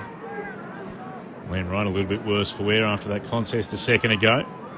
With the telling tap, Sherry got a second go to throw it on the boot. Kicks beyond defensive 50. Awkward bounce for Baker. Went straight over his head to Constanti. He was tackled. Hand pass to no one in particular. O'Sullivan tried to work it out. Graham pinched it away. Gave it to Flynn. Kicks the Eagles on the bounce inside forward 50. Met by Daniel though. Read it beautifully. Hand pass to Simpkin for the Kangaroos. Goes down the Blair Street wing. Kicks in the direction of Curtis at right half forward. Goes out after it. Couldn't mark. Behind him, though, it's taken to ground. Sandy Brock, he's having a terrific start to his career involved in the contest. It's going to be a ball up just forward of centre wing for North. Outer side of Hands Oval. Sherry just goes crashing in legally, though, into the side. Wins it down. Comes through Hands eventually to Daniel for the Kangaroos. Kicks towards full foot. Jinby at the back of a line of 4. Went up, couldn't mark. Constanti worked it away to Larkey. That'll be holding the ball. That should be 50. And then knocked it away afterwards. And as Peter Bell called, absolutely it's 50. That is time wasting. If you're listening to the Sunday Footy Forum about time wasting, that was exactly it. Just whacked it away after he knew he'd given away the free kick. Who was it? Zerha just socketed it off the ground. Yep. Tristan Cherry, I've counted 3 times full possession out of the ruck, so that needs to be addressed. Easier said than done, mind you. Yeah. A very strong player. So Harry Edwards will have the free kick for the West Coast Eagles, just inside the defensive edge of the centre square. Still North Melbourne lead by 17 points. Every North Melbourne player in front of him Edwards, long kick towards half forward. No one able to take the mark. Flynn there for the Eagles, tackled by Wardlaw. Somehow got boots the ball, going back with the flight. Kelly punched away from him. Hoff out after it, but can't beat the ball to the boundary. Goes out of bounds just beyond right half forward in front of one of the temporary stands that are around here at Hands Oval. Around 15,000 expected today. Looks like a good full crowd already. As the ball is spun back in. Flynn in front of Sherry. Tapped it down, then followed up. Was crunched in a tackle. That allowed Sherry to go back and get it. His quick kick, though, landed in the hands of Jinby for the Eagles. Jinby inside the forward 50, looking for Reid or Ryan. Neither able to take the mark. Comben was out there defending, so too the West Aussie and Hardiman, who was tackled out of bounds to the applause of some Eagles fans in that pocket. They'll have a chance to reset. Boundary throwing 30 metres around the southern end of Hands Oval. Sunday footy on ABC Sport. Bright sunshine. Beautiful day, about 20 degrees as Sherry won it down. Emerging with it. Hewitt tries to get a kick away. Smothered. McDonald not sure he knew much about it. Hand pass comes out of traffic. Actually, Stevens kicks up into the air towards left half back for the Kangaroos. Crashing in Edwards. He's taken to ground. Umpire says you'll get a free kick taken high. Luke Davies-Uniacke has not had a disposal, nor has George Wardlaw. So Harry Edwards will go back. Go across half forward. It's a dangerous kick, but perfectly weighted. Parker was closing in on Cole, but he was able to take the mark. Attacking edge of the centre square for West Coast. Flares it out to left half forward. Mark taken there by Hoff. The two genuine locals from the southwest in this Eagles side. Strapping on the right shoulder. Hoff sends it back towards full forward. Flynn went up into the air. It's going to be tracked by Stevens towards the behind line and rushed through for another minor score. West Coast now with 4 behinds. North Melbourne 3-2-20. It's the Kangaroos by 16 points, 26 gone in the first. And dangerous for the Eagles if Davies-Uniacke, George Wardlaw haven't touched it. Harry Sheasel only twice, and North lead by 16 points as they go out the outer side once again at half back. Launches up to the wing. Jimby's there over the back of the pack for West Coast. Read it best. Takes another intercept mark. He's got a couple already. Had a great week last week against Jeremy Cameron before he got hold of him in the final quarter. Jinby heads inside the forward 50. Off hands from Comben. Coming through Cripps for the Eagles. Couldn't take it, nor could Davies-Uniacke. Now Logue on hands and knees. Handball missed Sheasel. Inside the forward 50 for the Eagles. Davies-Uniacke able to get involved. Releases Stevens. Kick out to the wing, looking for a target in Curtis and Edwards. Read it best for West Coast. They'll intercept again and have another chance to set up an attacking play. 27 gone in the first. Daniel, by the way, now with 10 disposals for North as Edwards puts it into the right forward pocket. Logue rose high in the pack, got a fist to it, spills out towards Ryan at right half forward, gets a kick inboard only as far as Daniel again, shares it with Jerry and now to Stevens, kicks the Kangaroos beyond defensive 50 to left half back. Harry Edwards tried to mark, couldn't. The ball hits the deck. Sheasel over the top. He's tackled out of it. Again, good defending coming from North Melbourne. Davies-Uniacke had an Eagle player going straight towards him, and Hewitt wrapped him up, took him to ground. Ball up. Right half forward for West Coast. In the bright sunshine, Jerry wins it down. Straight down the throat of a Kangaroo who was tackled the moment he had it by Hoff. It's Davies-Uniacke again underneath it. Still no chance to get rid of it. Rucks lock arms. Flynn for West Coast, slapping it forward. McKercher has to backtrack. Gathers hard up against the boundary, just inside defensive 50. The kick was perfect. Found Curtis, who marks in front of a pack, still at left half back. Curtis, kick into the middle was a good one. Found Larkey, defensive side of the centre circle. Not much on up the ground, so handballs laterally to Hardiman, who steps around Harley Reid. Now kicks inside the forward 50. Brock fists it away for the Eagles. Coming through, Duggan was clean. Wanted it the most. Found the ball and kicks up the wing. Just misses the target of Hoff. Flynn was able to gather, though, right on centre wing on the logo. North have it back. O'Sullivan got it to Powell, to McKercher, who took too long, and Reid got him. Couple of young guns going head-to-head. Harley Reid wins the free kick. Swings it wide to Jamie Cripps. Handball onto Hoff. Has Graham over the top. Handballs to the former Tiger. Left foot kick inside forward 50 is not perfect. Time and space, though, for Hunt. Able to gather. Get it to Hutchinson. Handballs back to the 50. Kelly on the left foot. Sees a lead from Ryan. And the kick into the pocket was a good one. Well measured. Ryan takes the mark. They'll have a chance to have a set shot from about 35 metres out. Tight angle to the left at the southern end of Hands Oval. I think that he'll be very grateful that he took that mark because he was on the first possession that went inside forward 50. You wanted Hoff to see him, but he didn't, and I thought they'd missed the opportunity, but he's ended up in the right hands. A really good season, Liam Ryan.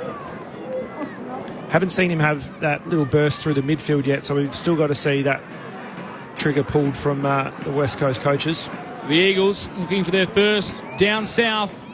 Liam Ryan, set shot on the way, misses. A lot of cheering from behind the goals, but must be North Melbourne fans because that's another minus score. 5 behinds for West Coast.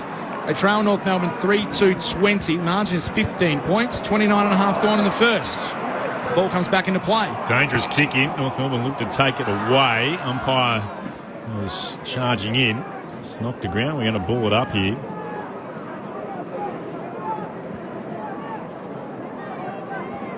Throwing up. Sherry won it down. Castandi into the left back pocket. Now an opportunity to clear for North Melbourne. On the run, O'Sullivan turned it over. Marked by Flynn. Commentary wing. Flynn will move it short. And finds Duggan. A little bit shy of right half forward. Wheels onto his left. Kicks deep inside forward 50. Sherry Flew actually might have infringed his own player in Logue in front position. The ball's hit the deck. It's going to stay in there. Hoff. Some extra tackling. It's a North Melbourne player onto their back. It's Powell underneath all of it, and ball up will be the call. Still inside West Coast forward 50. They haven't been able to score a goal as such. 5 behinds on the scoreboard for them. It comes down. Marek handed it straight over to McKercher. Backtracks, takes a bounce. That's caught its own. West Coast have had a few chances but have not been able to convert so far. It's North Melbourne on the scoreboard with a 15-point lead at the opening change. The Kangaroos in their new home away from home. 3-2-20, leading West Coast 5 behinds. The goal kickers for North Melbourne, Paul Curtis has 2. So write it down. If you ever want to know who kicked the first goal in the 52nd venue to be used in VFL AFL football, Paul Curtis from the North Melbourne Football Club. He got one around about 13 minutes later as well. So he's got 2. Luke Parker with the other. North Melbourne repeating 3-2-20 to the Eagles 5 behinds. We'll read out some of your texts in a moment too. 0437 774 774. We'd love to hear from you wherever you are around the nation. But wherever you are listening, be it on ABC Radio, News Radio, Sport Digital, or on the ABC Listen app, this is Sunday Footy on ABC Sport. Step back 66 million years. When amazing creatures of epic proportions ruled the earth. Join Bertie Carvel for Walking with Dinosaurs. Stream all the episodes now on ABC iView. Ben Cameron and Corbin Middlemash from ABC Sport here. Alongside Paul Roos, Brett Delidio and Poppy Penny, we bring you all the latest AFL news from both on and off the field on the ABC AFL Daily podcast. You can hear it all on the ABC Listen app. Time to steady and pull the trigger! Get ABC AFL Daily Podcast. It's your daily footy conversation. Find it on the ABC Listen app. This is the 2025 AFL Premiership season on ABC Sport. Paul Curtis, 19 goals, 7 for the season, 15 metres out. Should not miss from here. Paul Curtis. There's a trivia answer for you one day. Who kicked the first goal in Bunbury?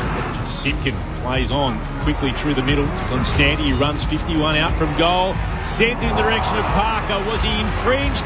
Yes, he was. Front on contact against goal. 7-4 for the season for Parker. He sends this through for North Melbourne. The Kangaroos with the quick start at another event, homes away from home. Zerha sees Larky inside the forward 50, set it on top of his head, got a shove from behind from Edwards. Didn't need to do it. Free kick, play on, advantage. Curtis puts through his second. This is ABC Sports coverage of the AFL. On your radio. ABC Sport Digital. And on the ABC Listen app. Clint Wilden with you here at Hands Oval in Bunbury in the southwest of WA, the most western venue ever to host a game for competition points in the VFL AFL. And at the moment, the visitors to the state, but it is their home game. North Melbourne 3-2-20 leading West Coast by just got the 5 behind. It's a 15-point advantage to North Melbourne. Sharad Wellingham, Peter Bell, what have you made of it on ABC Sport? I thought North Melbourne were definitely sharper and looked more dangerous. Yeah, more dangerous forward. They had a lot more separation, a lot more space with which to work. And it was noticeable also, although we've been talking about the wind not being anywhere near as strong as what it was pre-season, the ball was carrying to North Melbourne's end just a little bit more than what you'd usually expect, but they had a bit of bite around the contest, led by their ruckman, who I thought had a really good first quarter. I mentioned the full possession out of the ruck, but he's been also after the ground ball as well, big cherry. So Matty Flynn would need to just keep working really hard against one of the best ruckmen in the AFL, but the cost of missing easy shots at goal as well. Archer Reid missed a very gettable shot, and even Liam Ryan as well. They needed to be in the book, and that's probably been a little bit the difference in the match. 5 scoring shots each, but one team has managed to kick 3 goals, the other yet to get a goal. Yeah, I've been impressed with the North outside balance that they've been able to maintain. They're obviously winning the hit-outs and the clearances. 15 or 13, I think I read, 13-5, so getting some real dominance there, which is giving them that territory that we spoke about. But yeah, just West Coast defenders a little bit too worried about that proactive space that we mentioned, and they're not able to actually impact a contest. That's where we've seen a couple of over-the-top link-up plays where they're kind of getting frog jumped almost, and West Coast just haven't been able to find that balance. North backs are doing a good job, I think. We mentioned that, they're going to be a little bit undersized. They haven't been able to capitalise on that. I don't think they haven't been able to mark really clear, good positions inside 50. You mentioned those 2 shots they did have, but they should probably have more than that from the 20-10 inside 50s that they have had. Has felt like there's been a lot of congestion for West Coast when they've entered 50 as well. So they're definitely more willing to kick to that contest, but they're not actually. If they're not winning those contests and they're not getting to if they're willing to give up the 50-50 contest, they've got to get numbers front and centre, which I don't think they're doing. And I suppose the one that they did win, Archer Reid misses the fantastic mark, but misses the goal that he really should kick. Mitch Turner, what some of the numbers tell us? Some of the numbers, as alluded to by Peter Bell and Sharad Wellingham. An interesting game when you look at the numbers. The inside 50s is mentioned, now 21-10. Yeah. Given that last one they got the West Coast Eagles in their favour. The clearances, though, 13-5 North Melbourne's way. The tackle count 29-15 for West Coast. 29 is a lot of tackles in a quarter of football. Contested possessions also going North Melbourne's way, 37-36 individually. Caleb Daniel has had 11 touches for North Melbourne. Tristan Cherry, 9 disposals, 9 hitouts and 5 clearances. He's having a strong start. Simpkin, Powell and McKercher 7 apiece for the Eagles. Marek with 7. Graham, Flynn with 6, and Harley Reid and Duggan with Dewar all having 5. On the text line 0437 774 774. G'day to Fran in Melbourne. Congratulations to North supporters in the West. Love their footy. Should be a pretty even game. And a big shout out to Sharad. Go the Pies tomorrow. That's from Fran. Thanks, Fran. We do love our footy in the West.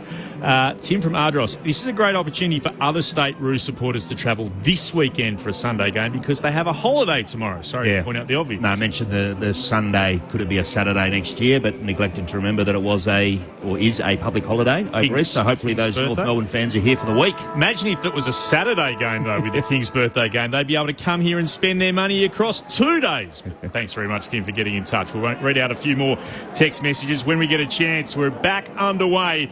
Sunday footy on ABC Sport. Flynn got the fingertips to it, stretching out it, spilled down for the Eagles. Hewitt, then on to Brockman, arched the back, got away from Wardlaw, handed it on once more to Reid. His hand pass wasn't great. Brockman got taken high, and he'll have the free kick in the centre square. Eagles in this quarter heading to the northern end, the scoreboard end at the left of our broadcast position. Ball's flared out to Dewar, marking a little bit shy of centre wing, the Blair Street wing.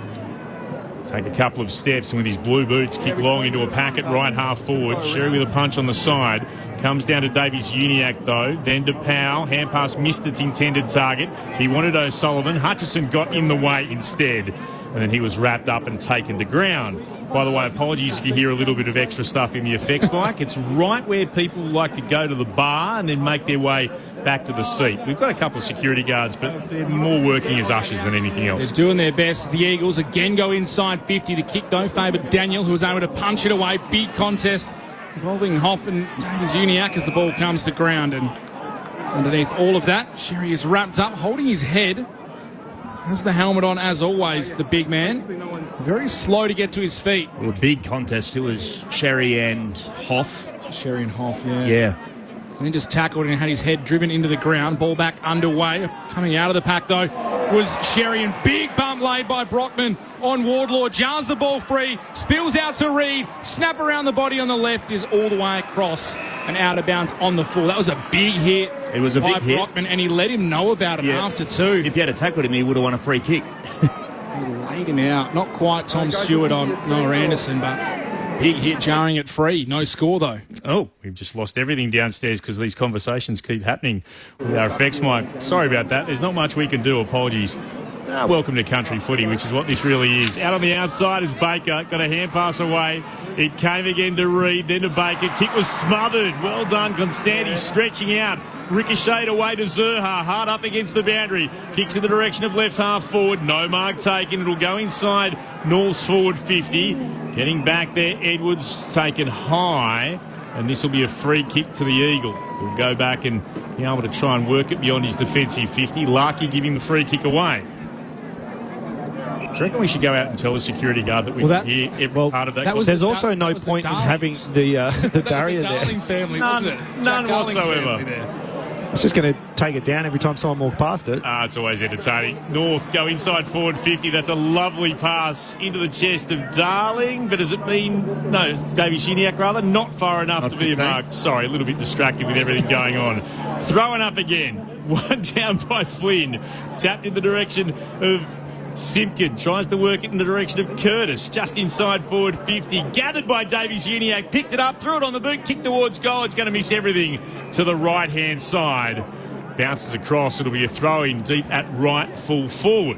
Can I say it's the Darling family trying to find their seats with the dad number 28 on the back of the North Melbourne Guernseys. They've made the transition to the shin-boner spirit from the Eagles very comfortably. Maybe they just went straight on habit to the West Coast seats. Who can say? Well, spun back in. Sherry knocks it down to the front, then goes back in after it. He's tackled. Reid is just standing over the top of him. He laid on it initially. Lucky it came out. North Melbourne through Stevens. Kick on goal is across the face. Flying high. Hutchinson couldn't impact the play. Larkey trying to tap it to himself. Was taken to ground. Zerha and Hutchinson, the 244s, go at it. Dispossessed by Baker, who came in late, and Curtis tackles him. There'll be a ball up 40 metres out directly in front of goal. We'll get it down to a cash photo in just a second. Might be an injury concern for West Coast. We just wait. There's a free kick that's been paid in the end. It's going to Liam Baker. After all of that, the Eagles have the free kick, and their defensive 50 comes wide to his former Tiger, now Eagles teammate in Graham. Chips over the top down the grandstand side to Jaden Hunt. Defensive side of centre wing, all to play on, runs around, kicks up towards left half forward. Allen over the top, can't mark for West Coast. Clean bowled was Pink. Kelly was able to gather, has a man free in the middle of the 50, dribbles the ball to Hutchinson. This should be an Eagles goal. It's not. He sprays it left. Oh, couldn't possibly miss that from 30 metres out directly in front, and he has. 6 behinds to West Coast, 3-2-20, but North Melbourne margin is 14 points. Gee, they butchered some chances at both ends of the ground. It was the kick inside 50 by Kelly as well. Butchered that. Hutchinson should have been going back for a set shot. Daniel went short to O'Sullivan for the ruse. It's a breakdown in North Melbourne's defensive structure as well that allowed Hutchinson all that space. Moved it to Zerha and gave it back to Daniel. He continued his run from the kicking duties towards left half back. North to Darling, to Daniel. Kept going. Now kicks long. He wanted Constanti. Flew. And the free kick is going to go against him.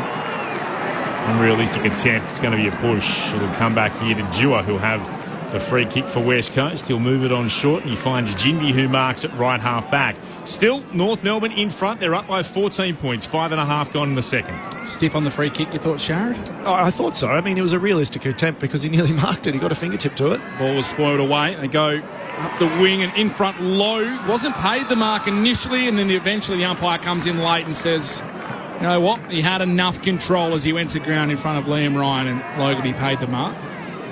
I'm not sure it was unrealistic by Zerha because he could have had a play on the ball if the fist wasn't in there from the defender, so he couldn't touch the ball. It was stopped before it got to him. Either way, we play on. Griffin Logue up the outer side of Hands Oval. Kicks up towards Larkey. Punched away by Brock. Ground level, Jimby has it for the Eagles. Will handball back to Dewar. Snap around the body, hugs the boundary line and bounces in for touch. It'll be a line out, Wallabies feed. No, it is a boundary throw in right in the middle of the outer wing. It was rugby union. It would have been a kick for touch. It would have been perfect. But it's a boundary throw in AFL football. Oh, there is a team wearing gold out there today. West Coast in their away colours, gold with the blue wings. North Melbourne in the blue and white stripes. The Battle of Bunbury here on ABC Sport. North Melbourne's one of their home grounds for the next couple of years. They've locked in a 3-year deal for 2 games in WA over the next 3. And they win the tap, eventually giving it away is Davies-Uniacke. He's forced to backtrack. Hands it off again to Wardlaw. Kicks down the wing. Mark not taken that time by O'Sullivan, but he emerges with it. Hand pass straight to Baker, though. Baker for the Eagles, gives it to Graham, and now to Harley Reid.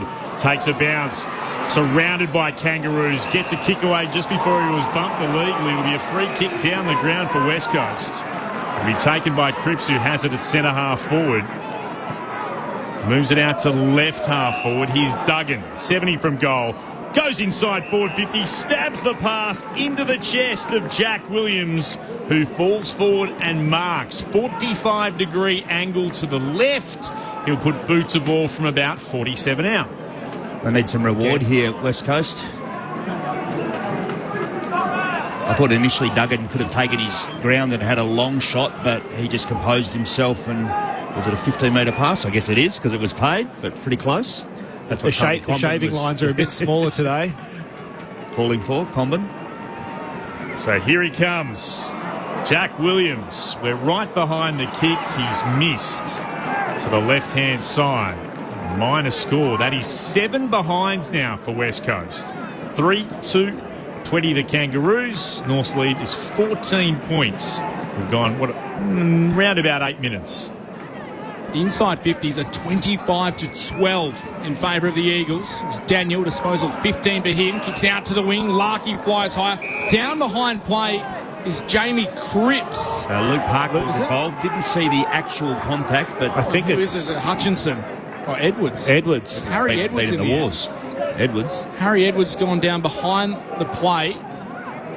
He's about 15 metres from where Jack Williams stands. He'll take the free kick. It'll go to where the ball was at the point of contact. So the umpire's just taking a moment to make sure Harry Edwards is okay. He stands with the trainer.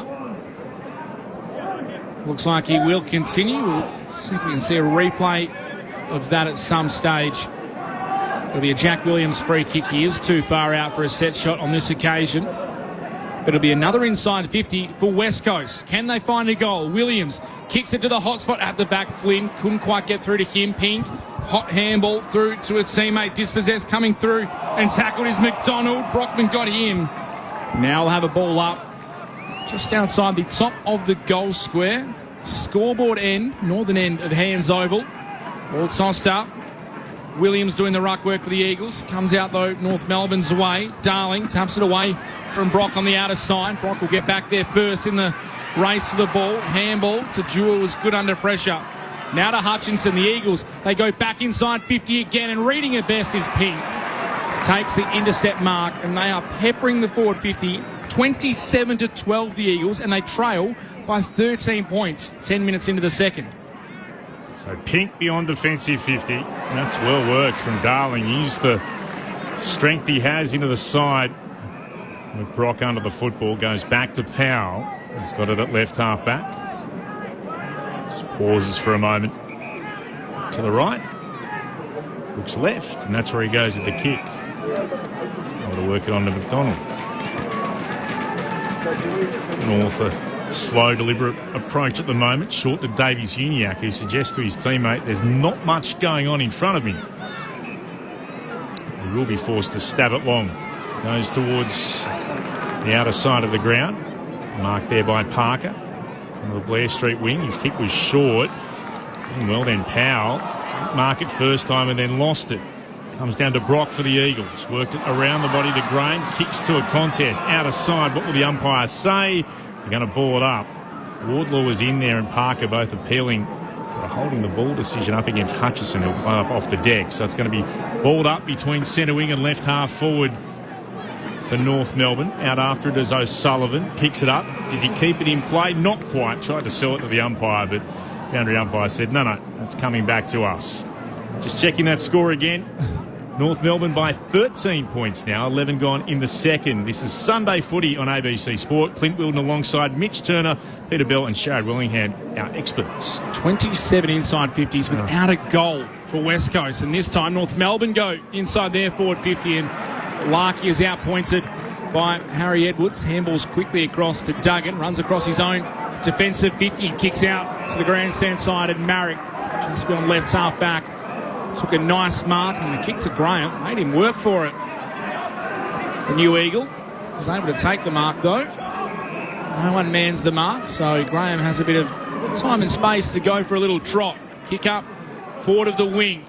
Flynn, strong body work. Good mark. Has players inside the 50. Needs to go quick. That's where he heads now. Flynn heads to the top of the goal square. McDonald gets a fist in for North Melbourne. Spills to Logue. Delays the handball, then off to Comben. Handball to Hardeman was too hot, and it goes out of bounds. Good time to check in with Akash Bodadar downstairs, who's been keeping an eye on one of the Eagles' injury concerns. Yeah, Elijah Hewitt copped a knock earlier to his right shin. He's gone back out in the field now after a little bit of treatment. Seems okay. And the other one to watch is Jack Graham. Came off and had a lot of time with the doctors with attention to his left calf, but that's been strapped up and he's back out there as well. Spun back into play. One down here by Sherry. Hoff tried to take it away. Good defending coming from Hoff. He's able to wrap up strongly. Davies Uniacke took him to ground. Ball up at left half forward for West Coast. Flynn against Sherry once more. Flynn stretches, palmed it down to Hewitt. Got a kick away, but only taken by Daniel for North Melbourne. His hand pass missed its target in Fisher. Duggan was able to work it on again to Graham. Graham 51 out from goal, thumps it long, but not long enough. And in his defensive goal square, Logue takes the mark for the Kangaroos, who continue to lead by 13 points. 13 gone in the second. Short to Daniel, disposal 17 for Caleb Daniel, who goes wider now to Tom Powell, left back pocket. I'm trying to look up the stats. It would be near a record to have 30 inside 50s without your first goal of the game. Powell's kick out the outer wing over the back of the pack. Marek cleaned it up at West Coast but gave it straight to Stevens. Handball across to Larkey, dodges a couple and gives it back to Stevens. Kick smothered by Marek. In comes Fisher. Broke one tackle, didn't get a handball away legally as he took on the second. Good pressure by West Coast. Free kick going to Harry Edwards. Just forward of the outer wing. Players flooding back again. High kick. Can he find a marking target? Ryan Flew didn't impact the play. It'll be a free kick. North Melbourne choose not to take the advantage. He came from the side, Liam Ryan. It was unrealistic in the end and may have just hurt Griffin Logue with copped a little knock to the jaw. Maybe coming from the ground, maybe a blood rule. Ryan's right knee clattered into Griffin Logue's head, and the discussion is often asked, that's okay. If you're flying for a mark, you can hit a player on the head. Oh, we're all hypocrites. Okay. We're all hypocrites on this. And I'm very comfortable about it. It's part of the game that they don't want to see taken out the AFL, so there won't be any change to that anytime soon. You'd imagine it is going to be a free kick. Griffin Logue won't be able to take it, so Luke McDonald will do so as Logue comes from the ground. It's important, streaming from his right eye. It's important if you're going to be a hypocrite to own it, though. Well, own it, because you don't want to see high-flying marks taken out of the game. Goodness me. Having said that, hope Logue's okay downstairs. Kick by North Melbourne's long towards centre wing, out of side. Umpire spotted a free kick out of that. It'll come to the Eagles. Edwards hands it off immediately to Cole, who runs towards right half forward. From a metre inside the boundary, kicks deep into the right forward pocket. Pink at the back, won it to ground, spilled out to Cripps, though, the Eagles. Got it on to Marek. Marek tumbles it, threw it on the right boot. He's missed the lots across the face. Free kick to North Melbourne at right full back. Still 13 minutes. 13. I'm almost a little bit happy it wasn't another behind, though. That's probably true. The West Coast have owned territory in this quarter particularly, but to very little scoreboard impact. So there's a force field in front of the Eagles' goals. 13 points, the margin in favour of North, 16 gone in the second. It's going to come back again. The clearing kick. The centre square is marked by Liam Baker. Sees Ryan in the pocket. Kicks out in that direction. Jam between two. Can't mark. It spills the way of Cripps. Can Jamie Cripps do it? No, he can't. It's a minor score. 8 behinds for West Coast, 3-2-20 for North Melbourne. They've had 33 inside 50s, the Eagles. Remarkable. This is McKercher going on a run. He's able to get it away, hands it off towards right half, back to Wardlaw, kick towards centre wing. No mark taken by the Eagles. Down on the ground, Larkey tried to knock it out, emerging with it. Darling, hand passed over the shoulder. Duggan tried to pick it up, gave it straight to Simpkin, was happy to receive it. Bounces a kick towards Curtis. It's an open forward line now for North. Hands it off to Zerha. Couldn't take it cleanly first time. He's able to trap it on the ground. Back to Curtis. Kicks a grubber along the deck. Graham intercepts, has the hand pass it out quickly to Jimby. Gives it to Kelly for the Eagles. And he's able to find Brock. And Brock, with a measure of calmness, goes beyond defensive 50 to Hunt. And he'll move it to Duggan by foot. He plays on by hand. Opportunity here for Hoff to come down the commentary wing for West Coast. Knocked back by Jack Williams into the path of Brockman. Tackled by the opposite Tenny McKercher on centre wing commentary side. Ball up. West Coast still haven't kicked the goal. They're 8 behinds to 3-2-20, 18 gone in the second. Reid and Darling go at it. Down to Hewitt, who is wrapped up by Sheasel below our commentary position. Quick reset by the umpire. Reid and Darling go at it again. They lock up. Darling tackles Reid. We have another ball up. Great crowd. Packed here at Hands Oval in Bunbury as Archer Reid just grabs Darling across the head in the ruck contest. A blatant free kick will go to the former Eagle. Premiership player at the club in 2018. Now a North Melbourne man kicks up the wing, does Darling in front. Larkey can't mark, spills down to Zerha, spun in a tackle by Hunt. No prior opportunity. Umpire will come in and ball it up. Jaden Hunt just gave him a little extra on the ground. Nothing too untoward, but we'll reset again. This time it's in front the West Coast bench. Archer Reid going at it with Sherry, and he won the rucks at the young man down to Graham, who was immediately tackled on the move. Couldn't break free. Another ball up. 18 gone in the second. North Melbourne by 12. Hewitt emerges with it from the restart. Tackled, lost it. Brockman tried to shovel it forward, only as far as Sheasel for the Kangaroos. Kick towards right half forward. Baker battles against Darling. Ball comes out the back again. Through Davies-Uniacke to Sheasel. Now to Powell. On to McDonald, to Powell once more. Hands it off to McKercher. Stepped inside Graham's attempted tackle. To McDonald. Hand pass to no one in particular. Jack Williams going through the centre circles. Taken to ground by Turoos. McDonald was one. Powell the other. Ball up the core. Some really good intent to come forward there from West Coast and apply that pressure, which resulted in the turnover. This is Sharad Willingham on ABC Sport. One down by Sherry, but only as far as Hewitt. Tried to work it in the path of Brockman. Got tackled. Ball jarred out. Hunt mops it up for the Eagles. Good hand pass to Hoff. Hand pass over the top for Duggan. Received it on the run at left half forward. Kicks towards left full forward. Wanted Allen. Spoil came from the back. Condon might have been held without it. Umpire says play on. Allen picks it up. Kicks high and wobbly up into the air. Mark taken. Jack Williams at full forward. He's no more than 15 out from goal. He'll go back and shoot from 20, 45-degree angle to the left. Is it a drop punt or is it a snap? A snap, I reckon. They've deserved this, West Coast. I don't want to put the mods on Williams, but they have been dominant the last 10 minutes. Jack Williams. The Eagles have kicked or scored 8 behinds. Jack Williams snaps. He's got there first. It comes at the 20-minute mark of the second term. The Eagles with their first goal in Bunbury. 1-8-14. They trail North Melbourne by 6 points. The Kangaroos still in front, 3-2-20. As I said, we've just hit time on in the second. This is ABC Sport Sunday Footy, wherever you're listening on ABC Radio, ABC Sport Digital, and streaming on the ABC Listen app. Well, it wasn't a pretty inside 50. Duggan had found himself out in space on the forward flank and didn't manage to find, I think it was Oscar Allen in that contest, but they just scrapped it, kept the ball alive and slammed it on the boot. And yeah, I'm quite grateful they finally got it through the big sticks. But yeah, it was the pressure, wasn't it, Belly? That come forward pressure through the middle. I think it was Hewitt that enabled him to get that turnover. Remarkably, it took them 50 minutes of gameplay. What's the record? 34 inside 50s to find a goal. They have one now, and the margin's only 6 points. Out of the middle, the Eagles go. Graham, handball to Hunt, gets it back to the ruckman, and Flynn stood up in a tackle. How did he get rid of it? Umpire said legally in the end. He crashes back in. Maurice Davies-Uniacke out of it. Wardlaw bullocking, turns it over. Baker to the Eagles, out of the centre square, takes the bounce, handballs to Liam Ryan from 60, dribbles the ball inside 50. McKercher read it best, hit the ground running for the Kangaroos and goes wide to Zach Fisher.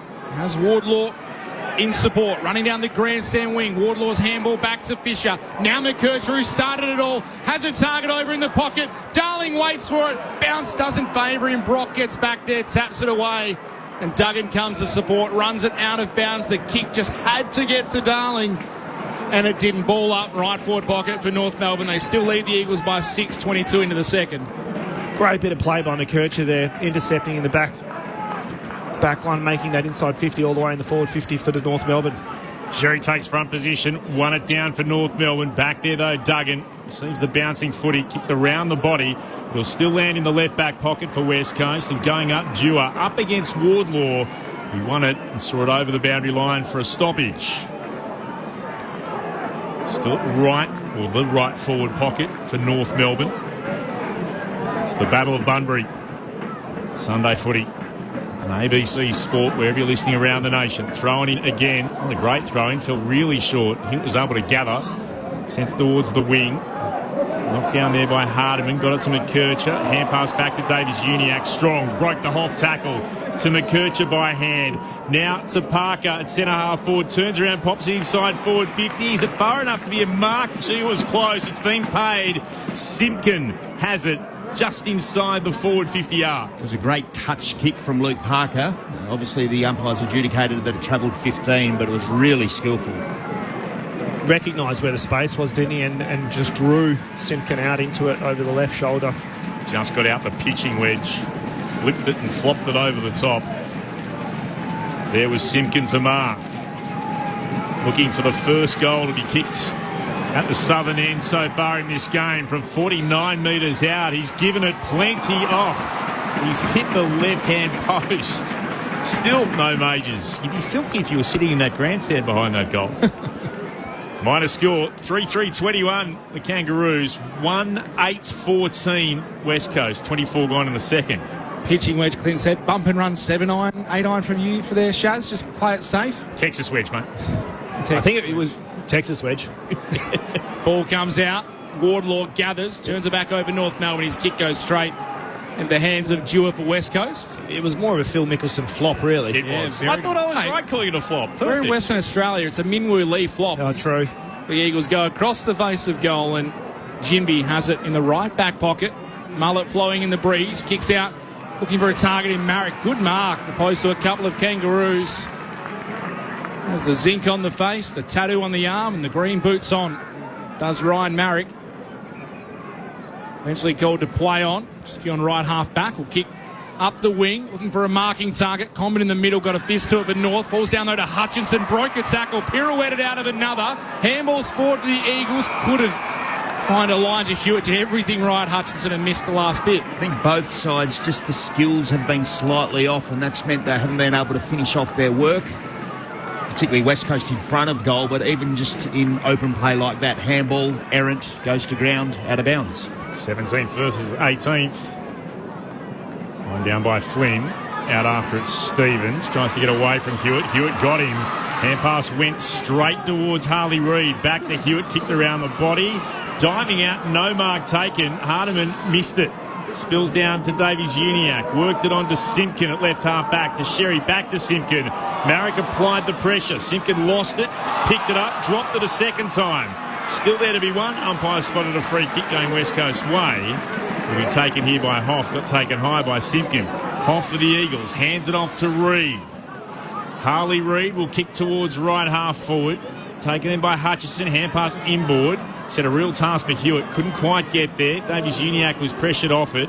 Came to Daniel.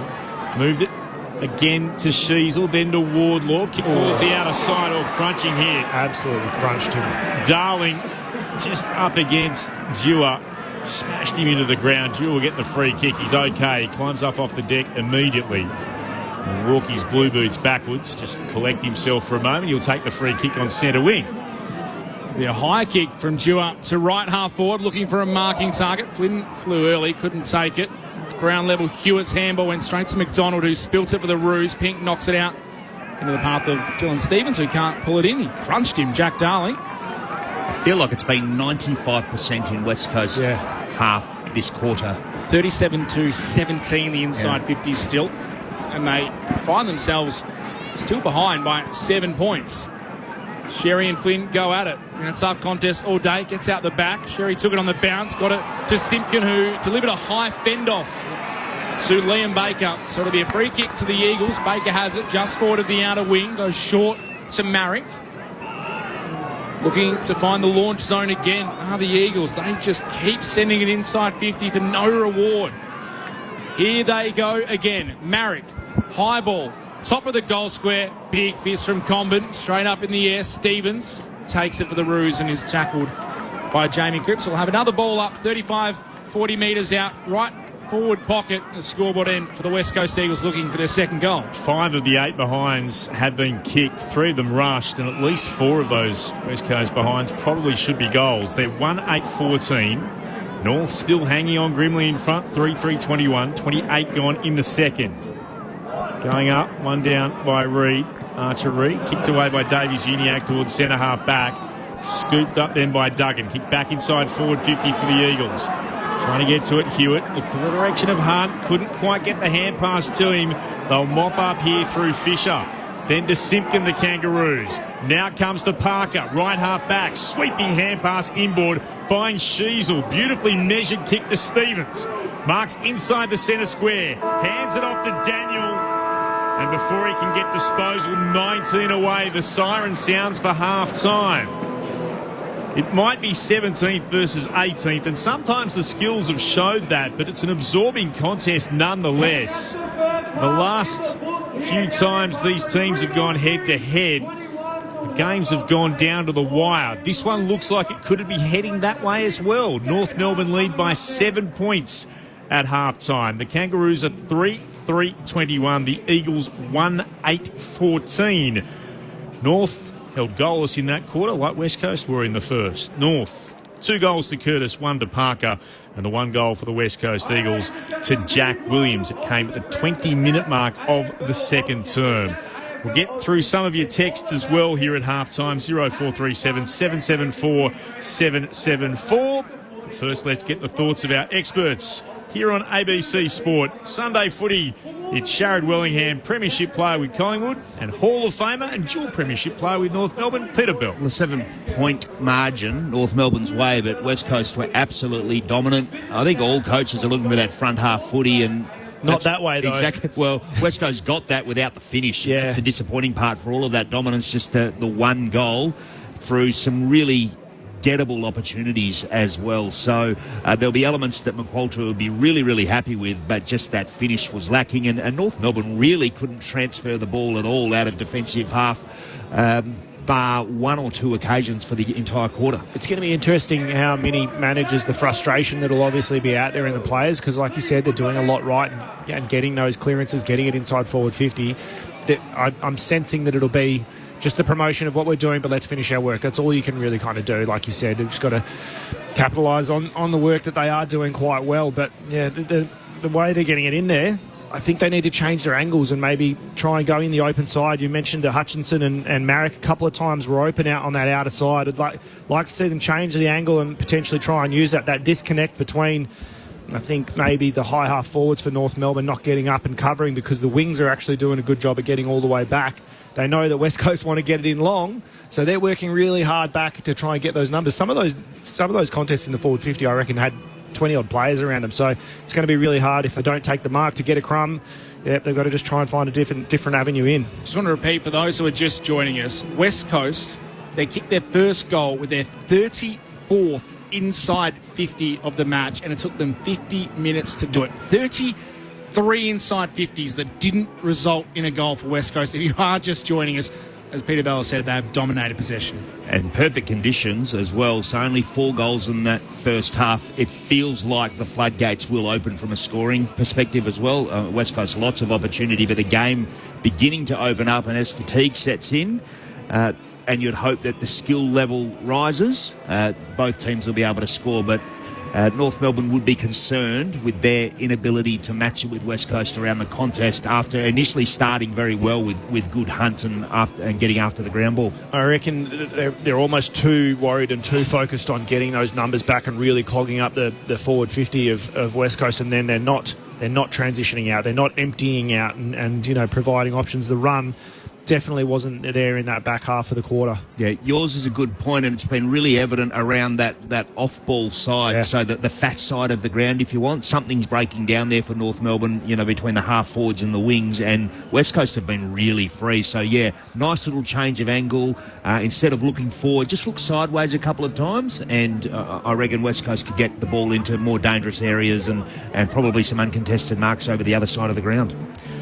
Let's have a look at some of your text messages. And again, thanks for getting in touch. 0437 774 774. There's a few controversial ones. Dean, I know North Melbourne will want to stay in Melbourne, but if they did need to relocate, it would make sense to make it WA Southwest as WA's third team with the supporter base that they have out west. Put your blue and white hat on, Billy. North Melbourne in North Melbourne forever. Yeah, very much so. Very much so. I value my standing at the club, and if I was to put forward any other Backpage Herald Sun tomorrow. Right. I enjoy going to the footy over there in Melbourne. That was a genuine hospital headbutt. That's so well. Look, we'd love a third team. We love seeing footy, and I think this is a great opportunity for North Melbourne to take some money and continue to grow their club and give themselves a financial base. I agree that we would love another team here if possible in the future. 100%, and it works logistically now with the airport in Bustleton, which is, half an hour from here. So, it is really easy for the teams to get in and out directly, and, look, they can come over and see this part of the southwest like they have done. And the fans, they can come over and experience it. It is definitely something that the AFL should look at. There's no roof here, though. I'm just going to put that out. There's no roof at hand. But that means the cricket can play here. There's no roof here. So Bunbury, by the way, population 75,196 is the population of Bunbury. If you throw in the whole southwest region in 2024, 201,659, which is probably a little bit shy, but again, all these things, you've got to look a few years into the future. So, yep, don't mind it, Dean. Not sure it's going to happen with the Kangaroos, and there have been enough times when they've tried to move north various places, and North have understandably dug in and say, no, North Melbourne in North Melbourne. But yes, Samantha's in Doubleview, enjoying the call, and North's hot start from an Irish pub in Istanbul. Go Roos. Thanks, Samantha. Rosie, really great to hear the Roos having a home game at a regional oval. Let's have more of these. They have such a fun vibe. They certainly do. I got a chance to wander around for 25 minutes or so. The place is just pumping. It's been absolutely terrific. Cash has been a smart Alec downstairs saying Geelong's population is roughly 270,000. Yes, Cash, it is, but they also draw in a huge amount of people who follow them from Melbourne themselves. That was a better save than Matt Ryan for the Socceroos, what you just said. It was done quite deliberately. Rosie, where was I going? We are listening to the Savos match from a rainy Ballarat after splashing in puddles with a 1-year-old budding Pies line supporter. That's fantastic. There's nothing watching the kids splash around in puddles. Good on you, Rosie, for texting in. Thanks for listening. We've upset Noah. Sorry, Noah. 0437 774 774. A little town like Bunbury. Did I say that? Who said that? It's probably me. Bunbury is a city and probably has a wider reach than the proposed new stadium in Tassie. So Bunbury is, with apologies, Noah, the 24th biggest city in the country with its population of about 75,000. For those interested, by the way, I've done a bit of homework on this because we talk so much about Tasmania on the Sunday Footy Forum. The city of Hobart, the actual city itself, not Greater Hobart, but if we talk about like the city of Perth, for example, is just the Perth CBD, the city of Hobart has about 58,230. So Bunbury's got the city of Hobart covered. It doesn't have the Greater Hobart population covered, though, which is 247,000, which, again, is just a little bit more than Great West. The beautiful city of Hobart. The beautiful city of Hobart. I did not know that. I did not know that Bunbury was the city of Bunbury is bigger than the city of Hobart. Yeah. Except, of course, we don't count the city of Hobart as the actual city. It's our biggest country city in the west, is it not, Bunbury? Yes, It's our biggest, obviously not including the Metro Perth area. Outside of that, it's the biggest area. And so when we say stuff like a little town like Bunbury, Nola, if I've said that, I apologise, but we call Perth P-Town all the time, so it's not meant to be disparaging. I love the place. It's great. I'd be stoked to come back here more They've often. certainly got behind this match. It has. It's come out in turned out a treat. Big numbers. Ron from Adelaide says it might be 17th versus 18th, but he's enjoying the game and the call, and he's a very happy Crows supporter, as you should be with the way Adelaide are travelling. They've had a lot of bad luck in some recent times. Nice to see the Crows up and about. So, again, some similarities, I think, between West Coast in that second quarter and Brisbane in that last quarter against Adelaide, just missing their opportunities in front of goal. Yeah, well, that's exactly what we saw. What did they have? 8 behinds? Yeah, they scored 8 behinds to 5 goals in that last quarter, Brisbane. They did have their chances, but Adelaide have got the points. Plenty more to come. Stick around. Don't forget, it's a Sunday double coming up next. After this game, we'll take you to the MCG. Matt Clinch, Ben Cameron, Brett Delidio and Mark Murphy with Lauren Borden on the boundary for Carlton versus Essendon. So stick around for that. For the second half to come here, the Battle of Bunbury at Hands Oval in the southwest. Right now, at the break, North Melbourne lead West Coast by 7 points. Wherever you're listening on ABC Radio, ABC News Radio, Sport Digital and on the Listen app, let us pause and take the latest from the ABC Newsroom.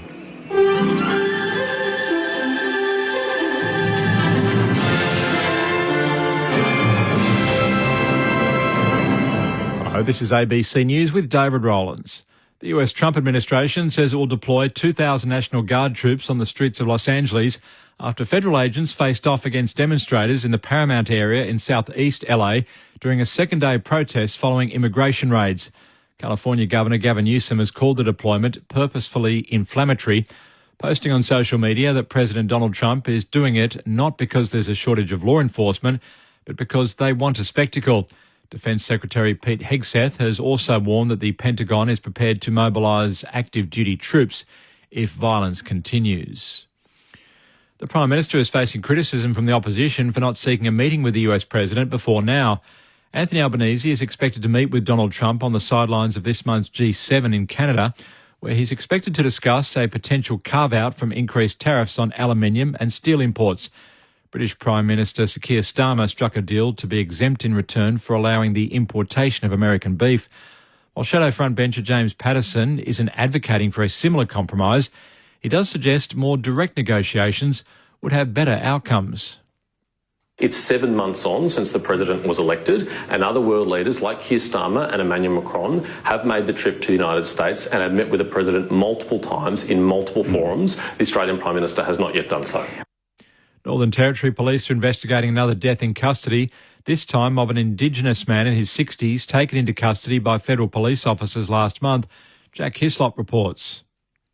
NT Police say AFP officers took the 68-year-old Indigenous man into protective custody at Darwin Airport on May 30. Police have not said where the man was coming from or going to, but that he was too drunk to board his flight. He was initially taken to the Palmerston Watch House, but on the advice of a nurse, was transferred to Royal Darwin Hospital where he lost consciousness. After several days in intensive care, police say the man died yesterday and that his next of kin have been notified. NT Police are awaiting the results of a post-mortem and are treating the incident as a death in custody.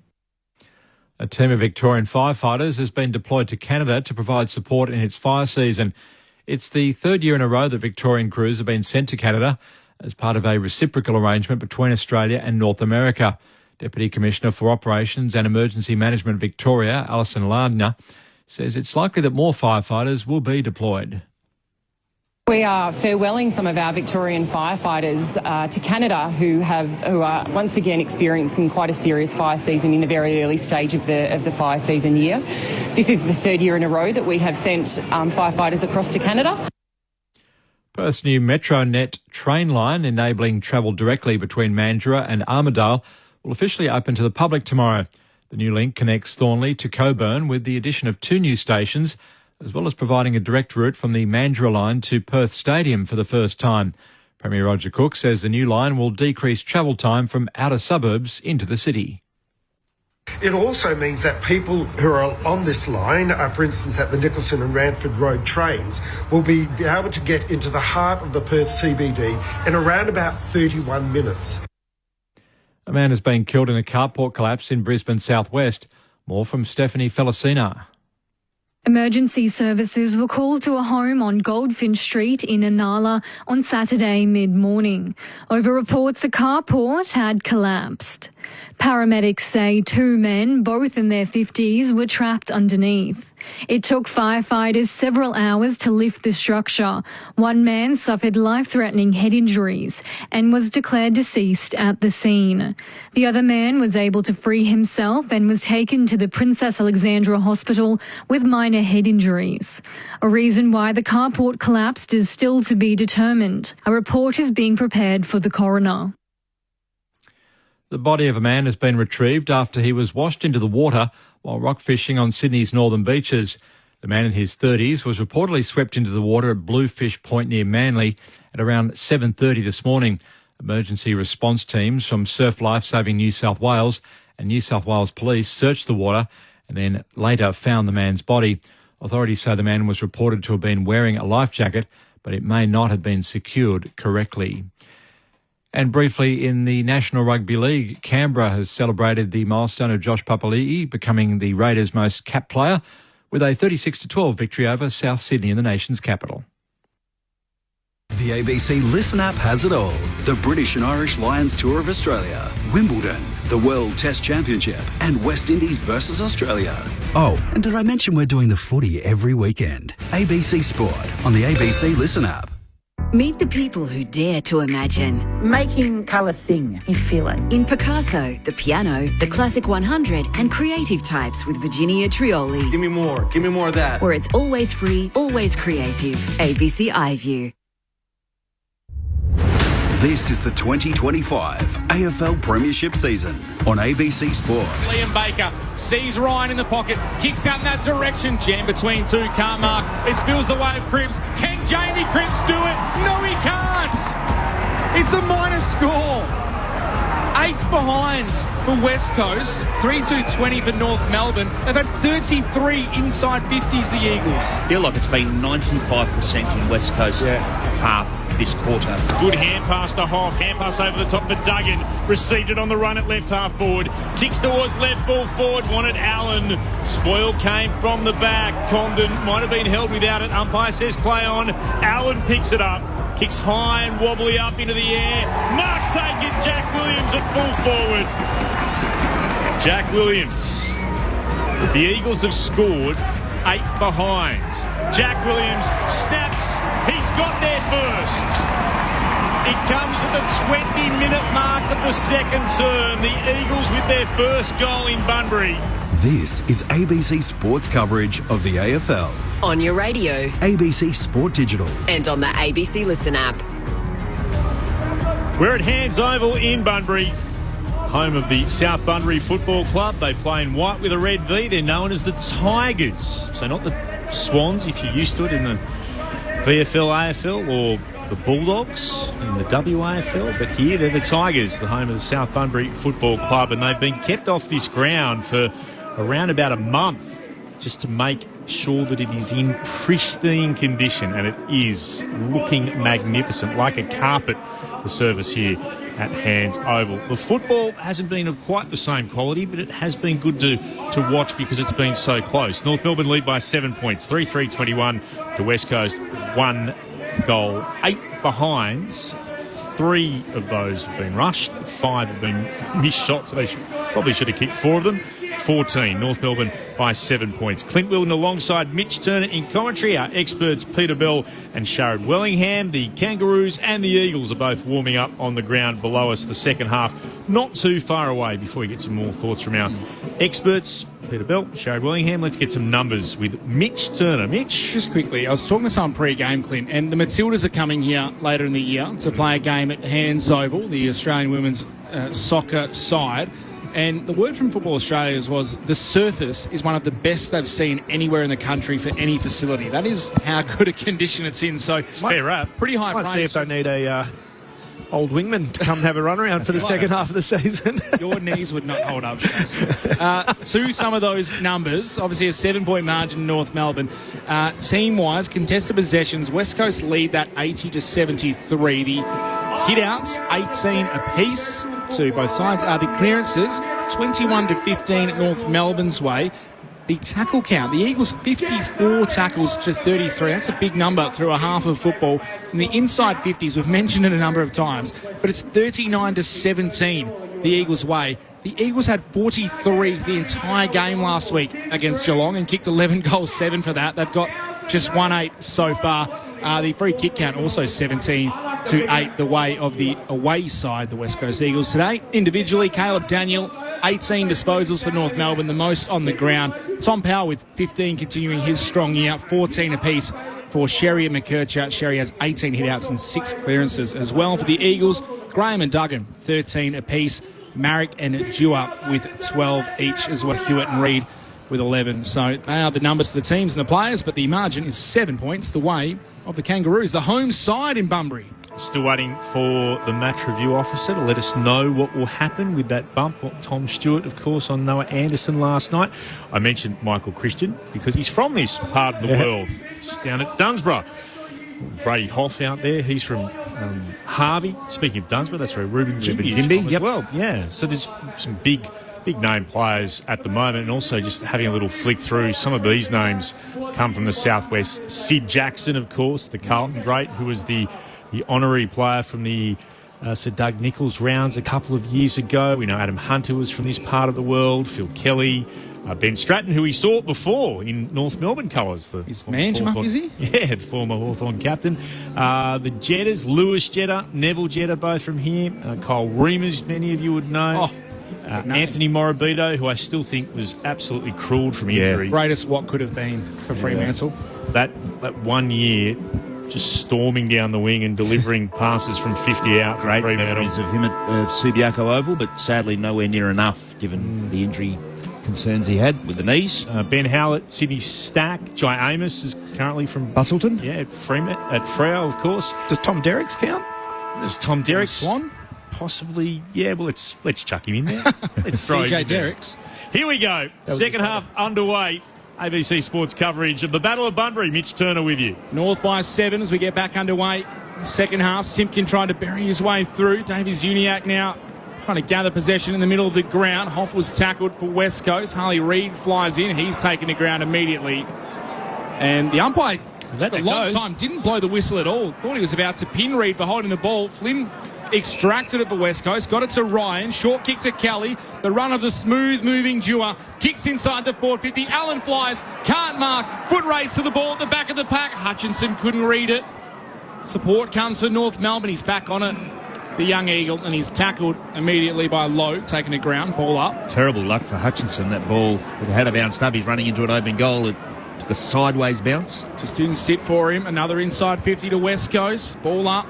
Right near the goal face, Archer Reid, the Sherry, Reid to the front, McKercher, red at best, rips it away, got tackled by Reid, taken to ground. Harley got him holding the ball. And Harley Reid will have a chance. Set shot, side angle to the right at the southern end of Hands Oval, but he's only about 15-20 metres out. Watch the replay, Sharrod, Wellingham, Peter Bell. Unlucky, he just ran into traffic. It's a big tackle. Good front-on tackle, wasn't it? Hard tackle to make those ones when you've got the opponent coming directly at you. He broke the first one and then came out of it and turned straight into a brick wall, which is Harley Reid, who's coming up at disposal number 12. Harley Reid to kick the Eagles' second goal. He leans back. You can guess the result. It's a behind. 1-9-15. The Eagles' struggles in front of goal continue. They trail the North Melbourne 3-3-21, 6 points the margin, 2 minutes in to the third quarter at Hands Oval. I'd like to see North take more ground. They're pretty much 1-for-1 handball to kick ratio. I'd like to take the game forward a bit more and put West Coast under a bit of pressure that way. Daniel to McKercher, still into the right back pocket to O'Sullivan. Sure immediately where he wants to go. He'll get told to move it on here, the Kangaroo. Long towards right half back. Big pack underneath it. That's a good mark. Larkey dragging it in. It's probably third in the line of betting. Sign on the outer side. North or nothing, it says, in regards to those who are wondering whether we should be moving North Melbourne out of North Melbourne.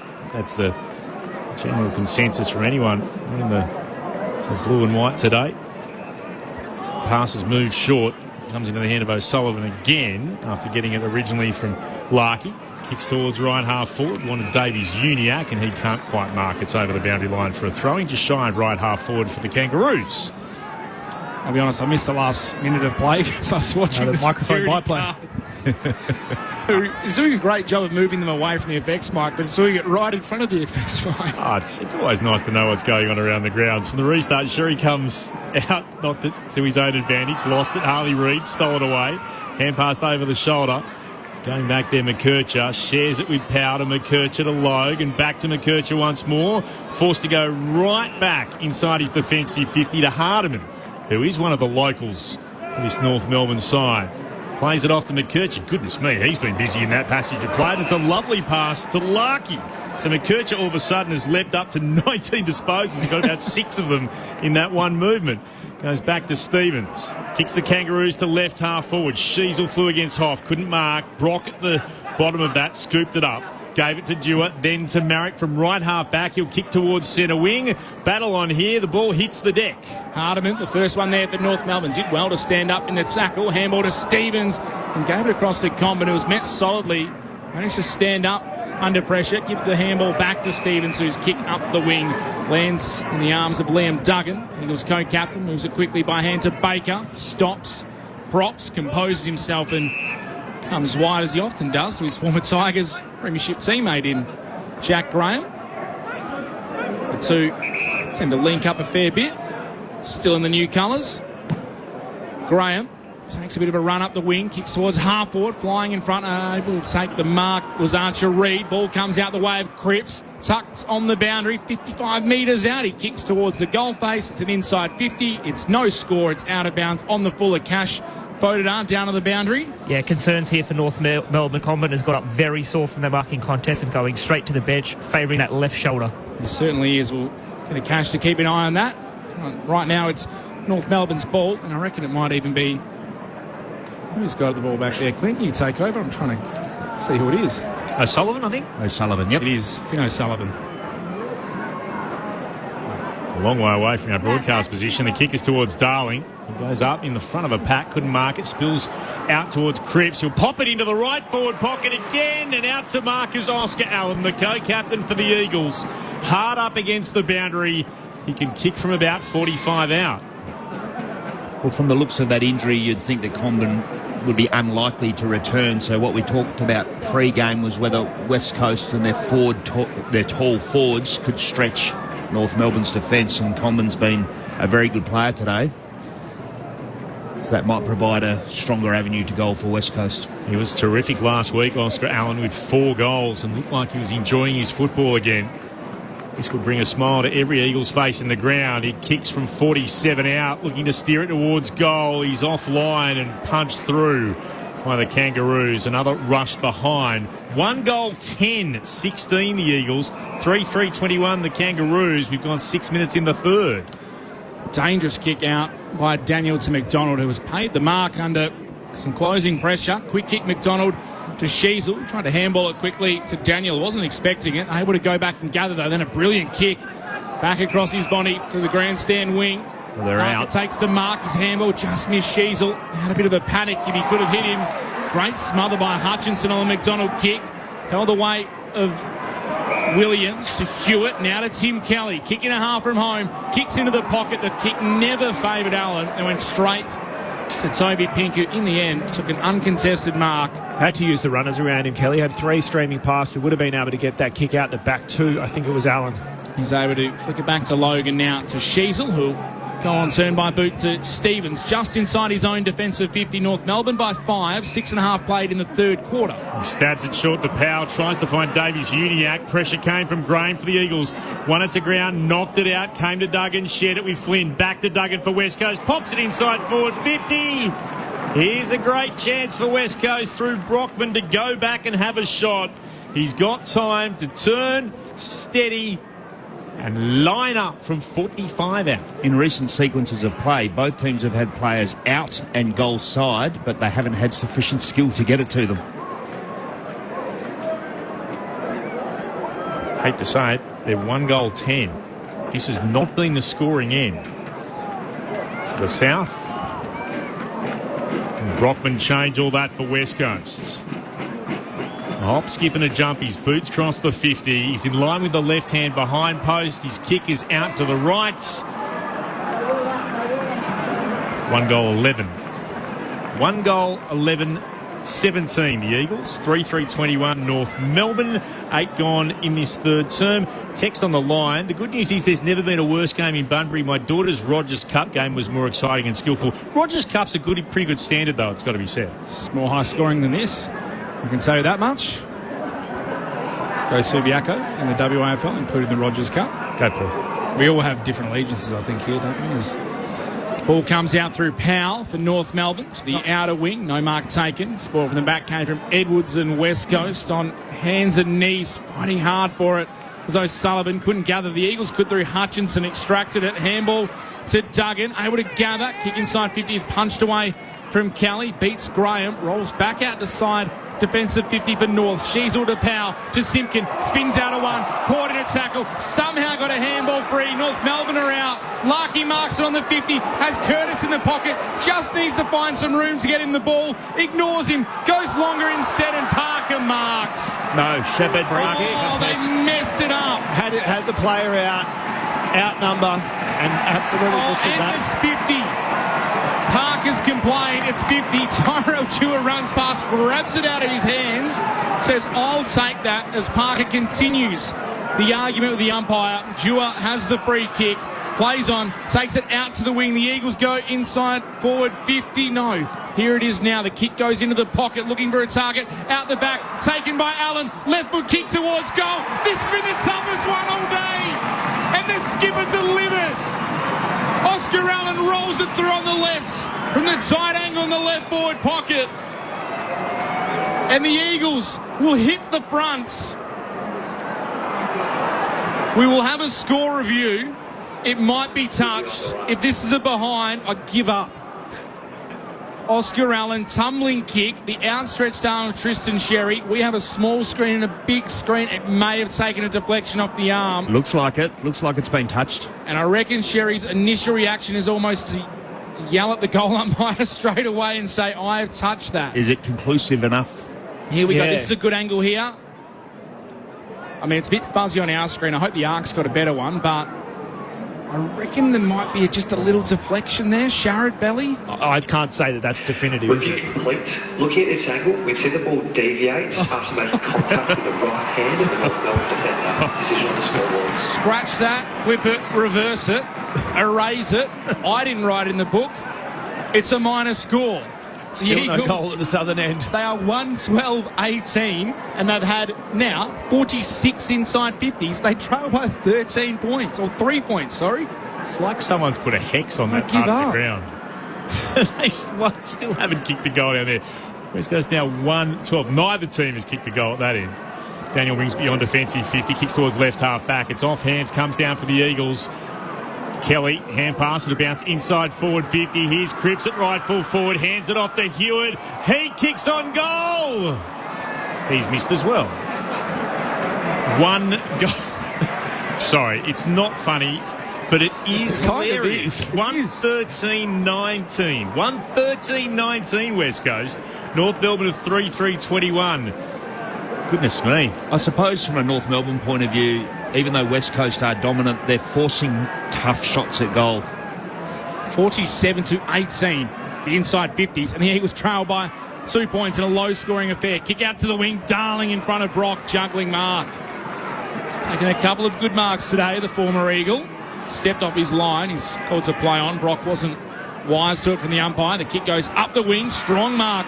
Taken by Luke Parker. He's fired up as well. He ran a long way to compete in that contest, Parker. Little chip forward on Davies, Uniacke and Powell. It was in between both of them. Neither knew who to go for it. Spills off hands to Baker. Handball to Liam Ryan. Once again, the Eagles go inside 50. Hewitt is all alone. He marks unguarded and he doesn't turn around. No, he does.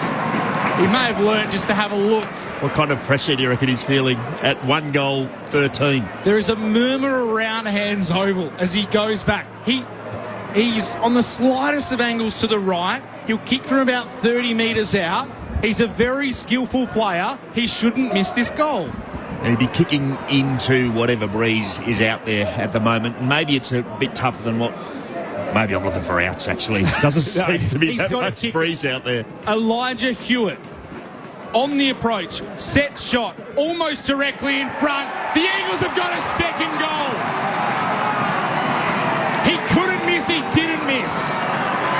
West Coast hit the front here in Bunbury. 2-13-25. That's the Eagles. North Melbourne at 3-3-21. Margin is 4 points. 13 minutes played. Sunday footy on ABC Sport. It's great to have your company. Our experts alongside myself and Clint Wielden are Peter Bell and Sharad Wellingham. Before we hear from them, a cash photo downstairs. Just to answer Belly's question, there is absolutely no wind down here. It is deathly still. Trying to give him an out. That's a good kick from Hewitt because there was a lot of pressure. They've been building.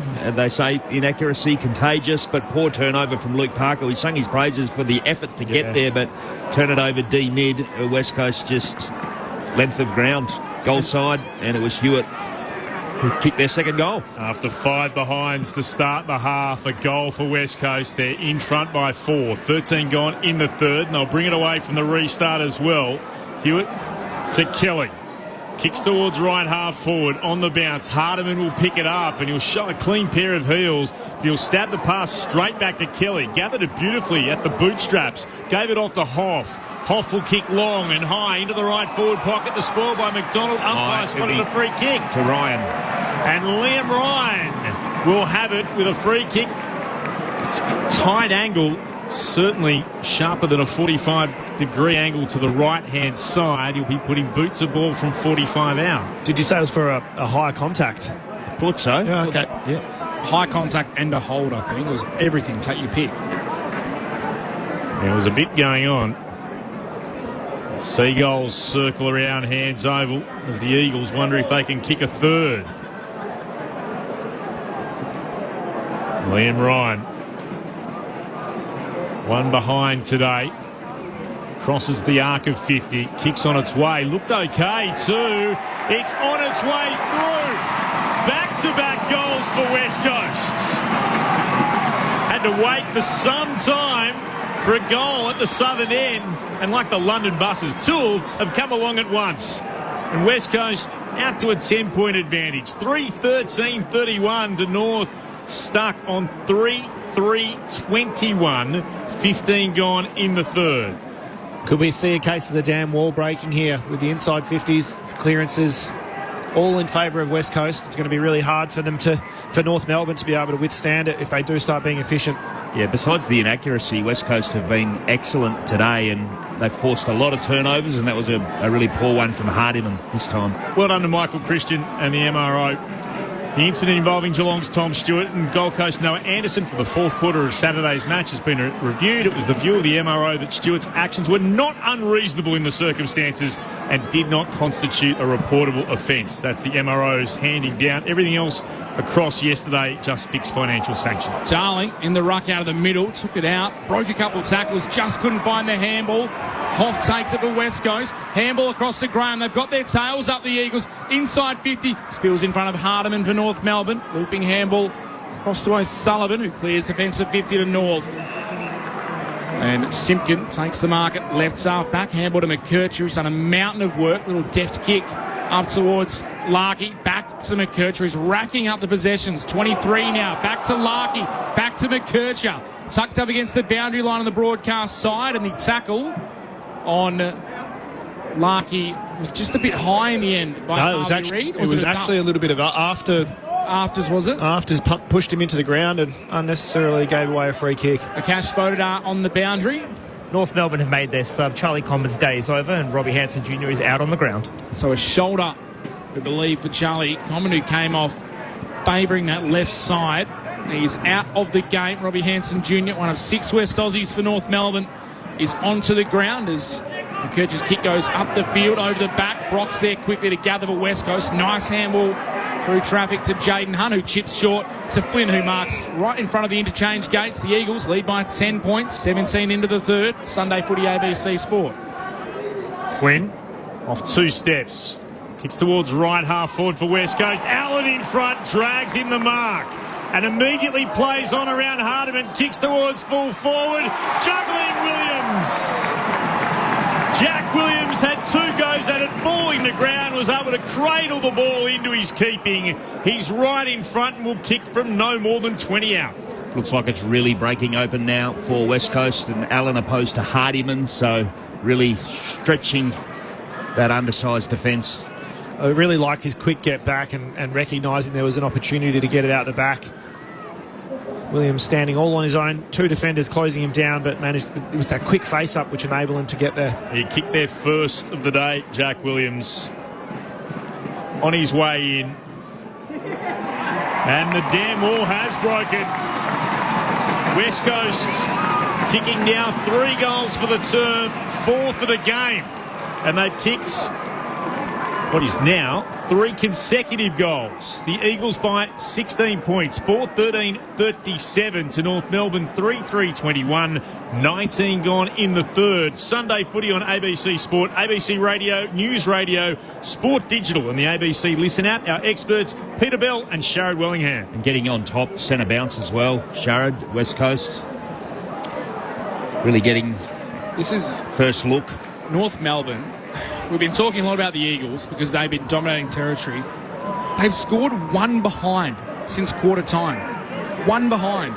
The Eagles have now scored, 4 goals, 8 in that time. North Melbourne have not fired a shot. Their last goal, the 18-minute mark of the opening term, Mitch. And then they scored 1 behind for the remainder of that quarter. So having kicked a major, as you said, 18 minutes into the game.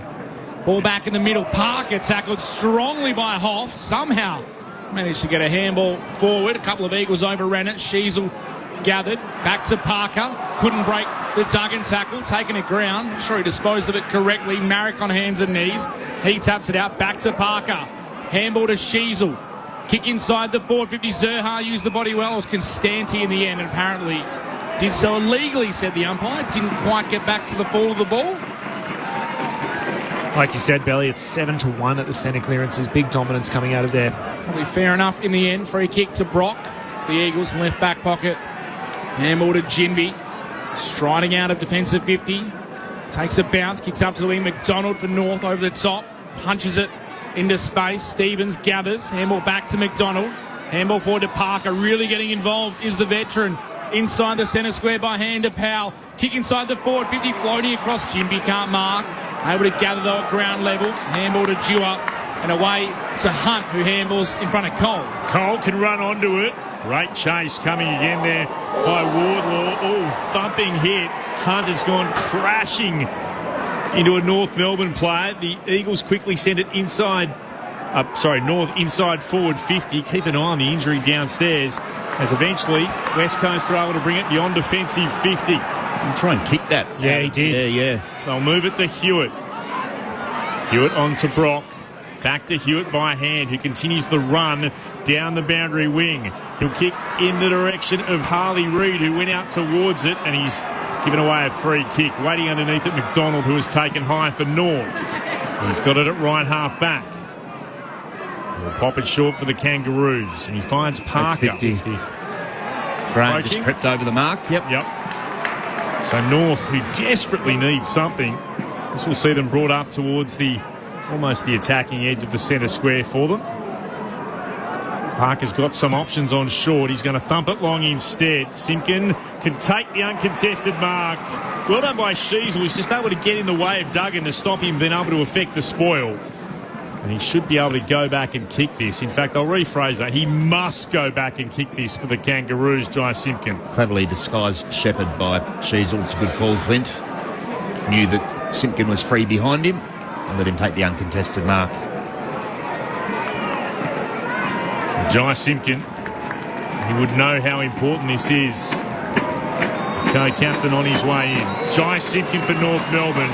He'll kick from 30 out. He gives some joy to those in blue and white here at Hands Oval. Ends a run of what was 3 unanswered goals from West Coast, and North get their first major since the 18-minute mark of the opening term. West Coast lead cut to 10 points at the 22-minute mark of the third. The Eagles are 4-13-37. North 4-3-27. Our experts on ABC Sport. This is Sunday Footy. Peter Bell and Sharad Willingham. Too aggressive. Jack Graham on the mark there, and that's really the only way North Melbourne have looked like being able to score by virtue of a 50-metre penalty. Such has been their inability to take the ball forward and win critical contests. And again, some skill errors that are not allowing them to get that, leapfrog effect that they've had. The spare player out the back. Their last score was the 23-minute mark of the second term, and it was a Jai Simpkin behind. So they'd scored 1 behind in 2 entire quarters of football until that point. Ball back in the middle, a couple of goes at it as we reset the ruck, and on this occasion, Sherry had the hand over the shoulder of Flynn, wins the free kick, the Eagles ruck. It's been a tough battle between the two.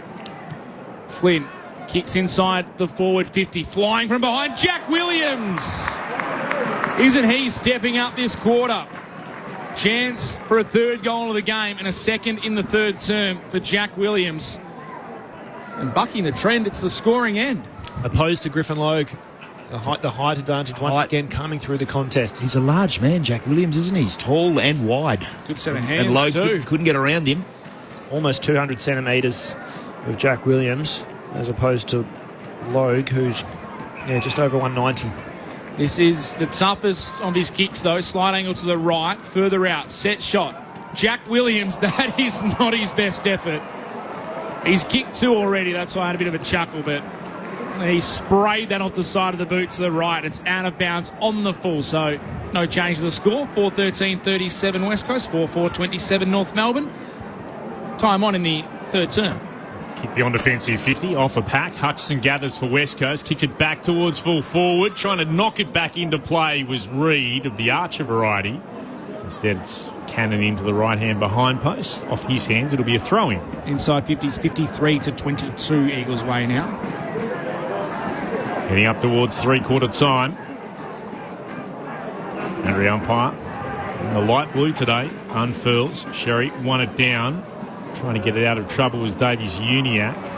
Eventually kicked away by McDonald. Flynn flew at right half forward for the Eagles. Couldn't mark. Ball still there to be won. Baker tried to tap it out for the Eagles. Hutchison had a second go at it. Now gathers. Sends it back towards goal. It's a kick that's going to be wide to the left-hand side. It needed a freakish bounce. Didn't get one. Continued on its path and across for a minor score. 4-14-38 West Coast. 4-3-27 the Kangaroos. 26 gone in this third quarter. Kick out finds Sheasel, right back pocket for North Melbourne. Goes short and finds McDonald further afield up the wing. Kick intercepted by Marrick. It's a very poor turnover. Unforced error, you would say. The Eagles through Marrick. Once again, they go inside the forward 50. Ryan sets himself lines. Sherry in front got a hand in there at ground level. Daniel pulls Ryan away from it. Players crash in. It's a bit of a rolling maul. We'll have a ball up 35 metres out directly in front of West Coast goal. Kicking to the southern end of Hands Oval here in Bunbury. ABC Sport. Sherry just throws young Jack Williams out of the way in the ruck. Takes possession, kicks up towards the 50, and Tom Cole has taken the intercept mark, and immediately teammates pointed and said, have a shot to the veteran. For goal number 5 of his career. He's the most experienced down there in the Eagles backline these days. With no Jeremy McGovern, he's the elder statesman, Tom Cole. Just 28 years of age, 2018 Premiership player, in a pretty good run of form. Hasn't kicked a goal this season, just 4 for his career. He celebrates as good as anyone. Tom Cole from outside 50 lays the boot into the ball all the way to the goal line. Tom Cole goal. And they come from everywhere, the West Coast Eagles. Every player on the ground is getting to Tom Cole. He's a popular member of this Eagles side. And it's no exaggeration. Every single Eagle on the ground has come and given him a tap on the head. The Eagles pull clear. 5-14-44 for West Coast. 4-3-27 North Melbourne. 17-point margin, 27 played. Tom Cole goal, very rare. Beautiful kick from Cole, and when you're struggling for territory and you have a turnover, I think it was Luke McDonald, a turnover like that, you can't be expecting to be competitive in the game. That's just how crucial it was, and there's been a number of them through the day for mostly North Melbourne. West Coast as well haven't been precise with the ball by any stretch, but a poor turnover gives West Coast another look, and an avalanche of goals in this quarter with 4 of them. An avalanche? Well, considering there's 1 in the first half. I liked it. It was good. 4 in the third quarter equates to an avalanche. I can see Oscar Allen doing what West Coast regularly do at the end of quarters, putting himself in the back. Extra, yeah. Tom Cole, by the way, his first goal since round 24, 2023 against Adelaide. So North Melbourne out of the middle, coming out towards McDonald. Moves it on to Sheasel. He takes a bounce at left half forward, despite almost basketball style, bouncing it in front of him. Gave it to McKercher, kicked into the left forward pocket. That is a fine mark. There were players floating across in front of Curtis, one of them Duggan, and he was able to drag it in. Hard up against the boundary, left forward pocket. He'll shoot from about 40 out. Tough kick. Just steady himself. Looking for a 5th goal for North Melbourne. We head towards three-quarter time. Curtis on the left foot. Steers it towards goal. Oh, he's put it through. Tough kick, but a magnificent one. He's got his 3rd. North Melbourne had their 5th. And as we head in towards three-quarter time, it's now an 11-point lead for the West Coast Eagles. They're 5-14-44. North moved to be 5-3-33. 29 minutes gone in the third term. Sunday footy on ABC Sport. You know what I liked about that was the fact that they hopefully give benefit of the doubt. They recognised that Oscar Allen had put himself down back and went sideways and found that one up against the boundary line. So they're not just kicking it to Oscar Allen as that +1. Really smart and a great finish by Curtis. And just keeps them in touch, North with West Coast, and McWald will be really disappointed to give up the old red time goal like that with an extra behind the ball as well. He's one of the most improved players in the competition, Paul Curtis. They need to get the ball back in his hands. 3 goals for the game. Ball bounced in the middle. Sherry B. Flynn comes to Davies Uniacke, couldn't break away, got a handball to Sherry. He can break the tackle of Harley Reid. Going inside 50 again, North Melbourne. Parker at the front, couldn't take the mark. Spills out towards Hunt, one-on-one with Robbie Hanson Jr. Cole gets there to lend support. His handball set Baker a task. Hanson Jr. crashes back in. Here's Parker. Handball releases outside the forward 50 to Powell. Kick to the top of the goal square, flying from the side. Flynn couldn't mark. Doesn't matter. Siren saves the Eagles as North Melbourne were pushing for another. That takes us to three-quarter time here at Hands Oval in Bunbury. West Coast, 5-14-44. They lead North Melbourne, who are the hosting home side here today, 5-3-33. Margin is 11 points. The goal kickers for West Coast, Jack Williams with 2. And the others, Ryan, Hewitt and Cole. While for North Melbourne, Paul Curtis has 3. Simpkin and Parker, the other goal kickers. It was a 15-point lead for North at quarter time. That was cut to a 7-point advantage by the half. And now the Eagles lead by 11 points with 1 quarter to play. It hasn't been the prettiest game, but it's been close, it's been tough, and there's still a big chance of a grandstand finish. Great you could be with us wherever you're listening on ABC Radio, ABC News Radio, Sport Digital, and on the ABC Listen app. Look for the AFL button. This is Sunday Footy on ABC Sport. The World Test Championship is coming. He's bowled. Oh, middle stump is out of the ground. Australia v South Africa. He goes a very high and a very long way back at 6. Catch every ball on the ABC Listen app from June 11. He gets under it and he swats it high long for 6. A big 6. This is the 2025 AFL Premiership season on ABC Sport. In recent sequences of play, both teams have had players out and goal side, but they haven't had sufficient skill to get it to them. Spills off hands to Baker. Handball to Liam Ryan. Once again, the Eagles go inside 50. Hewitt is all alone. He marks unguarded and he doesn't turn around. No, he does. He may have learned just to have a look. What kind of pressure do you reckon he's feeling at 1 goal, 13? Elijah Hewitt on the approach. Set shot, almost directly in front. The Eagles have got a second goal. West Coast hit the front here in Bunbury. Gave it off to Hoff. Hoff will kick long and high into the right forward pocket. The spoil by McDonald. Umpire spotted a free kick. And Liam Ryan will have it. Liam Ryan crosses the arc of 50. Kicks on its way. Looked okay too. It's on its way through. Back-to-back goals for West Coast. Towards right half forward for West Coast. Allen in front. Drags in the mark. And immediately plays on around Hardiman. Kicks towards full forward. Juggling Williams. Jack Williams on his way in. And the damn wall has broken. West Coast kicking now 3 goals for the term. 4 for the game. For a 5th goal for North Melbourne. We head towards three-quarter time. Curtis on the left foot. Steers it towards goal. Oh, he's put it through. Tough kick, but a magnificent one. He's got his 3rd.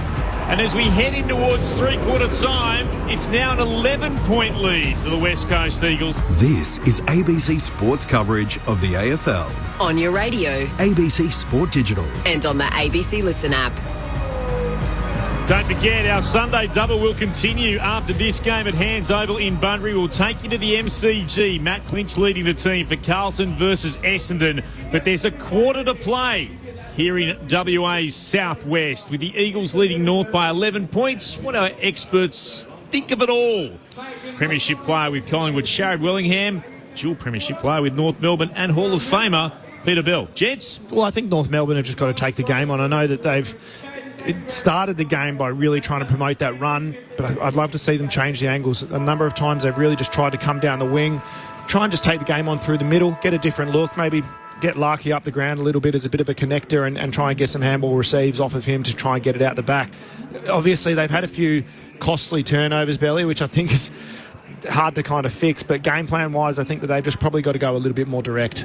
Centre bounce has been crucial, hasn't it? And West Coast have been dominant, by far the better in that area of the game. Those 2 late goals to North just keep it interesting, don't they? Crucial kick from Simpkin and Curtis, who's kicked 3 of the 5 for North Melbourne today. So interestingly poised. You'd think on the lopsided stats, which you would hear about, West Coast should be further ahead. They're not, so North Melbourne have a sniff. We've spoken a lot about the Eagles because the number that they've had and wasted in front of goal, but the inside 50 count, it's 55 for West Coast for 19 scoring shots, but North Melbourne, just 24 inside 50s through 3 quarters is a very, very low number. The tackle count, the Eagles now 61 to 42, so a bit of a quieter quarter there. The clearances are going North Melbourne's way, 27 to 20. The hit-outs, 23 to 21 North Melbourne's way as well. Individually, Colby McKercher had a massive quarter. 27 touches for North Melbourne, leads all comers. Caleb Daniel and Tom Powell with 22. Tristan Sherry is the catch. 18 touches for the ruckman, 8 clearances, 23 hit-outs, 5 tackles. Video game numbers. And the Eagles, 21 for Hewitt, 17 apiece for Graham and Duggan. But do you remember that McKercher passage of play? He collected the ball and he didn't really get any ground. We ended up getting the wing. He went laterally, but he got it on that wing. Yeah, and it had all to the be way perfect. around. So it was high risk and they didn't take a whole lot of ground. It was a great play. He ran through that straight towards goal. Take more ground, go forward more is what I'd encourage North Melbourne to explore as much as possible in this quarter. On the text line, 0437 774 774. And plenty of time to chat with you afterwards as well via text. Phil from Victoria talking about the exciting challenges we've had with our effects mic. No apologies needed, guys. Background noise gives it a footy feeling. Happy that ABC's broadcasting the game. Good call. Thank you, Phil. Thanks for getting in touch. To Rory in Melbourne, I'm a blind listener. Love the commentary. I've had to hold my nose while listening. This game stinks to high heaven. It has been a bit whiffy at times. Let's be honest. It's been absorbing in its own way. But yes, there's still been a lot to get interested in, some of the contests. And we know where both of these teams are at. West Coast would think they're a genuine chance of breaking through for just a second win of the season. North, well, they should be looking at the talent they have on offer a little bit better than this. It's all up for grabs in the Battle of Bunbury as Sherry wins it down for North Melbourne to start. Here comes Sheasel to Davies Uniacke. Eventually gets a hand pass away to Parker. Hands it back to Davies-Uniacke at centre half forward. What a start this would be for North. Kicked into the left forward pocket. Larkey couldn't get there, couldn't mark, couldn't gather. Stealing it away, Edwards. Larkey forced to tackle him to ground. That's not the delivery they wanted. Ball up in the left forward pocket for the Kangaroos. Thrown aloft. Flynn won it down. Sheasel stole it away. Hand passes back to Hanson Jr. Kicks up into the air towards full forward. Darling attacked the footy. Came down off hand. Simpkin couldn't take it. Baker could. Broke free. Got a hand pass backwards to Duggan. Duggan forced to backtrack again. He's Jewett for the Eagles. Short hand pass to Ginby under real pressure. Had to hand pass over his shoulder. Worked out beautifully. Jewett then a dangerous kick beyond defensive 50. Hunt had it tackled by Darling. Locked in. Ball up the call. Right half forward for North. About 51 out from their attacking goal. They're heading to the southern end of Hands Oval to the right of our broadcast position in this quarter. Ball tossed in the air. Flynn got a hand to it from the Eagles. Straight to Stevens, though. Couldn't gather with North. Davies-Uniacke can. Handball off to Daniel. High ball inside the 450. Larkey couldn't take the mark. Zerha at ground level. Gathers. Breaks away. Handball over the top to Constanzi. Back to Sheasel. The kick almost missed his boots and just dribbles through the left-hand side for a minus score. Half a chance there, but North Melbourne couldn't make the most of it. 5-4-34. The Kangaroos, the Eagles, are 5-14-44. 10 points the margin. 2 minutes played in the final term. Sunday footy on ABC Sport. Here again's Dewar with the kicking duties. He goes deep into the left back pocket. Finds Duggan. He'll send it down towards the commentary. Oh, Harley Reid goes up. That's a great mark. Leaping up into the air. Hands high up above his head. Did really well. And then he steps inside Hardiman. And then he puts it out of bounds on the ball. So we saw a little bit of everything from Harley Reid in that one passage. Goodness me. That's pretty much summed up the game. There's been some bits to get excited about and bits to go, yeah, okay. Things that make you go, So North Melbourne will take the free kick through Griffin Logue at right half back. Got some promise as a song, that, I reckon. Here comes Griffin Logue. Kicking high up in the air towards right half forward. Big pack. Punch came from Ginby. Spills down though in direction of Daniel. Did well to take it and skipped inside Ryan. Daniel for the Kangaroos. Pops it short and he finds Parker. Hands it off to Sheasel. Sheasel will chip it again short and it allows the spoil to happen. Duggan got there and thumped it away from Constanzi. You do wonder why they wouldn't have a shot at goal. The Eagles move it towards Brockman at right half back. He kicks out towards Allen. And Allen has given away a free kick. Pink will have it on centre wing. Blair Street wing side of the ground. Why didn't they have a shot, Billy? Sheasel was there. Even the decision to... Yeah, I just think Parker could have squared up. Yeah, the handball from Parker. I'm not sure about it. Just what did you say at halftime? Overusing it, North Melbourne. That was another example. Another forward 50 entry for North here, though. Constanti hits the ball at pace. Handball to Zerha, tackled. Strong tackle laid by Tyrell Dewar. Strong tackle. He literally had to leave the ground and jump on Zerha, who's so strong and probably would have been able to brush him. He's looked good since going down back, Tyrell Dewar. Might be a nice spot for the young Eagles. Sherry knocks it towards the boundary line. Parker tries to keep it in. Ball is smothered. He's gone down back the last week or so, Tyrell Dewar. A new position for him. Normally wing half forward. Besides that run and carry, doesn't he? Just another ball user for the Eagles to bring the ball in. Plenty of people enjoying themselves here. A packed Hands Oval in Bunbury. Some made the trip, some are locals. Ball spun back in. Liam Baker's handball too hot for Hewitt. Lost it initially, had to go back and grab it. Tumbling ball outside defensive 50. The key defender in Brock. He can run. Has some space. Beautifully delivered up the wing towards Jamie Cripps. Kicking a half from home. Has a target in the pocket. Harley Reid in front. Can't take the mark. Spoil came from the back. McKercher did well. Gathered. Stood up in the tackle. Nice handball to McDonald. Through hands, they work it out through right half back. They may have turned it over though. Cripps crashing in. Taps it straight into the path of Davies-Uniacke. He was dispossessed. Didn't get rid of it legally. Free kick to the West Coast Eagles. It's going to Jack Graham. West Coast tackling machine. We heard from Luke Shuey before the game how much they love having him in there for that pressure that he does offer.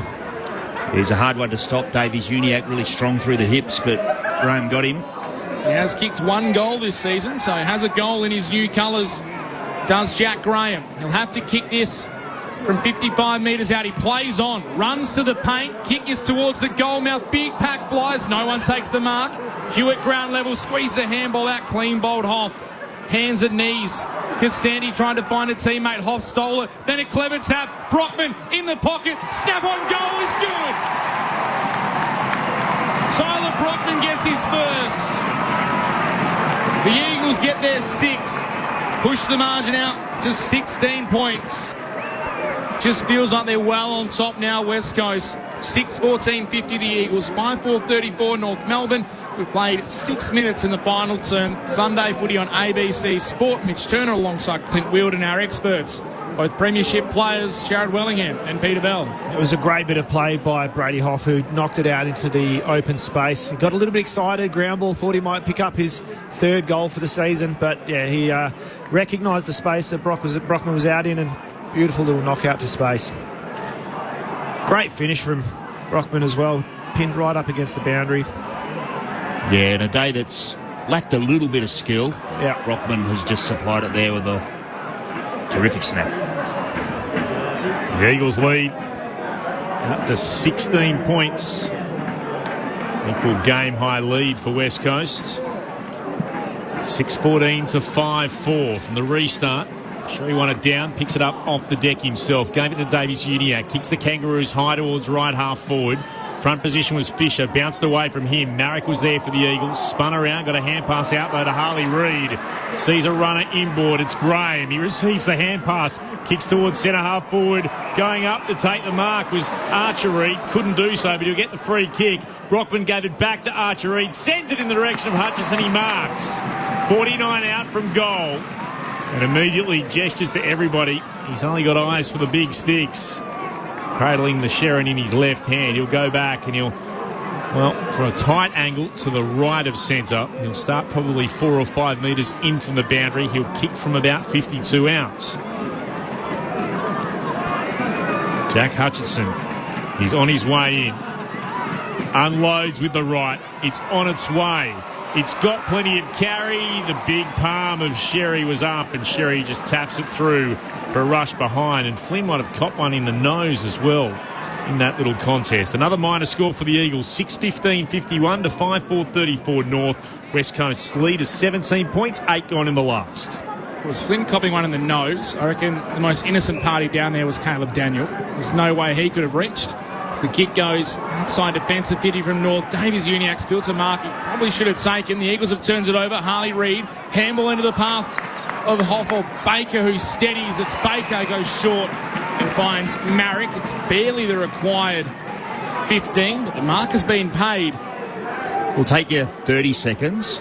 Jack Hutchison took 15. At this time of the match, you want to take as much as you can, get your defence set up, but Marrick definitely has the leg here, particularly with a gentle breeze behind his shoulder. Baker's coming from the ground. No, I think it is Flynn.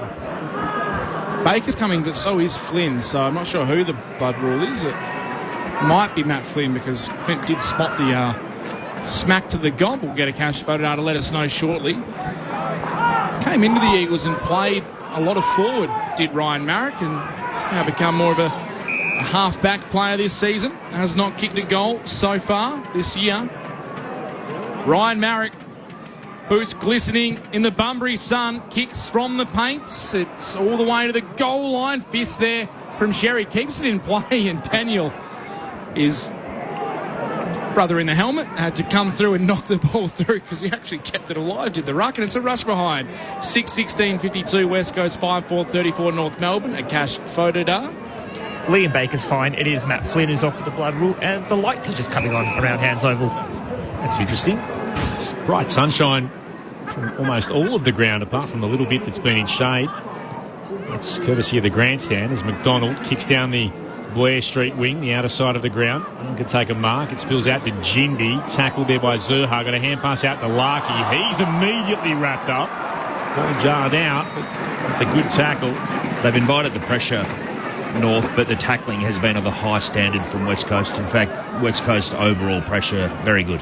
65 tackles now. Comes back to Harry Edwards. He'll get the free kick. Larkey stands the mark. Harry Edwards kicks towards right half forward. Going up was McDonald. Couldn't mark it. Spilled down to Hewitt.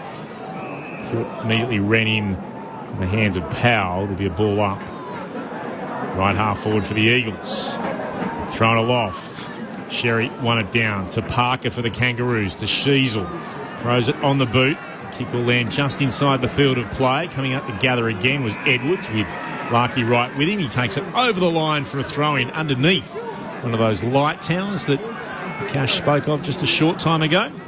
Sunday footy on ABC Sport, ABC Radio, News Radio, Sport Digital, and on the ABC Listen app. Clint Wilden alongside Mitch Turner in commentary. Just saw a shot of Alistair Clarkson, who did a bit of shadow boxing with the side of the commentary, or the coach's box. Didn't go through the wall this time as the ball's ricocheting around the outer wing. Hewitt is caught in a tackle by Stevens, holding the ball.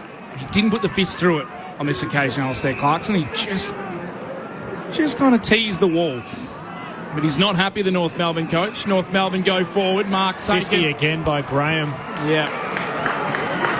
Mark is taken by O'Sullivan. You know, Sullivan has taken the mark.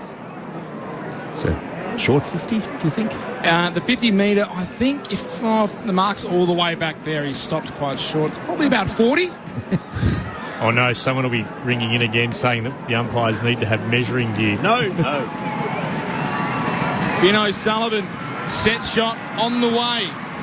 Has never kicked a goal in his AFL career. He has now. Finn O'Sullivan gets his first goal at the top level. The number 2 pick in the 24 draft. He has a lot of promise. And he's finally delivered a goal. North Melbourne get one back. Game well and truly still on. 6-4-40. The visiting home side.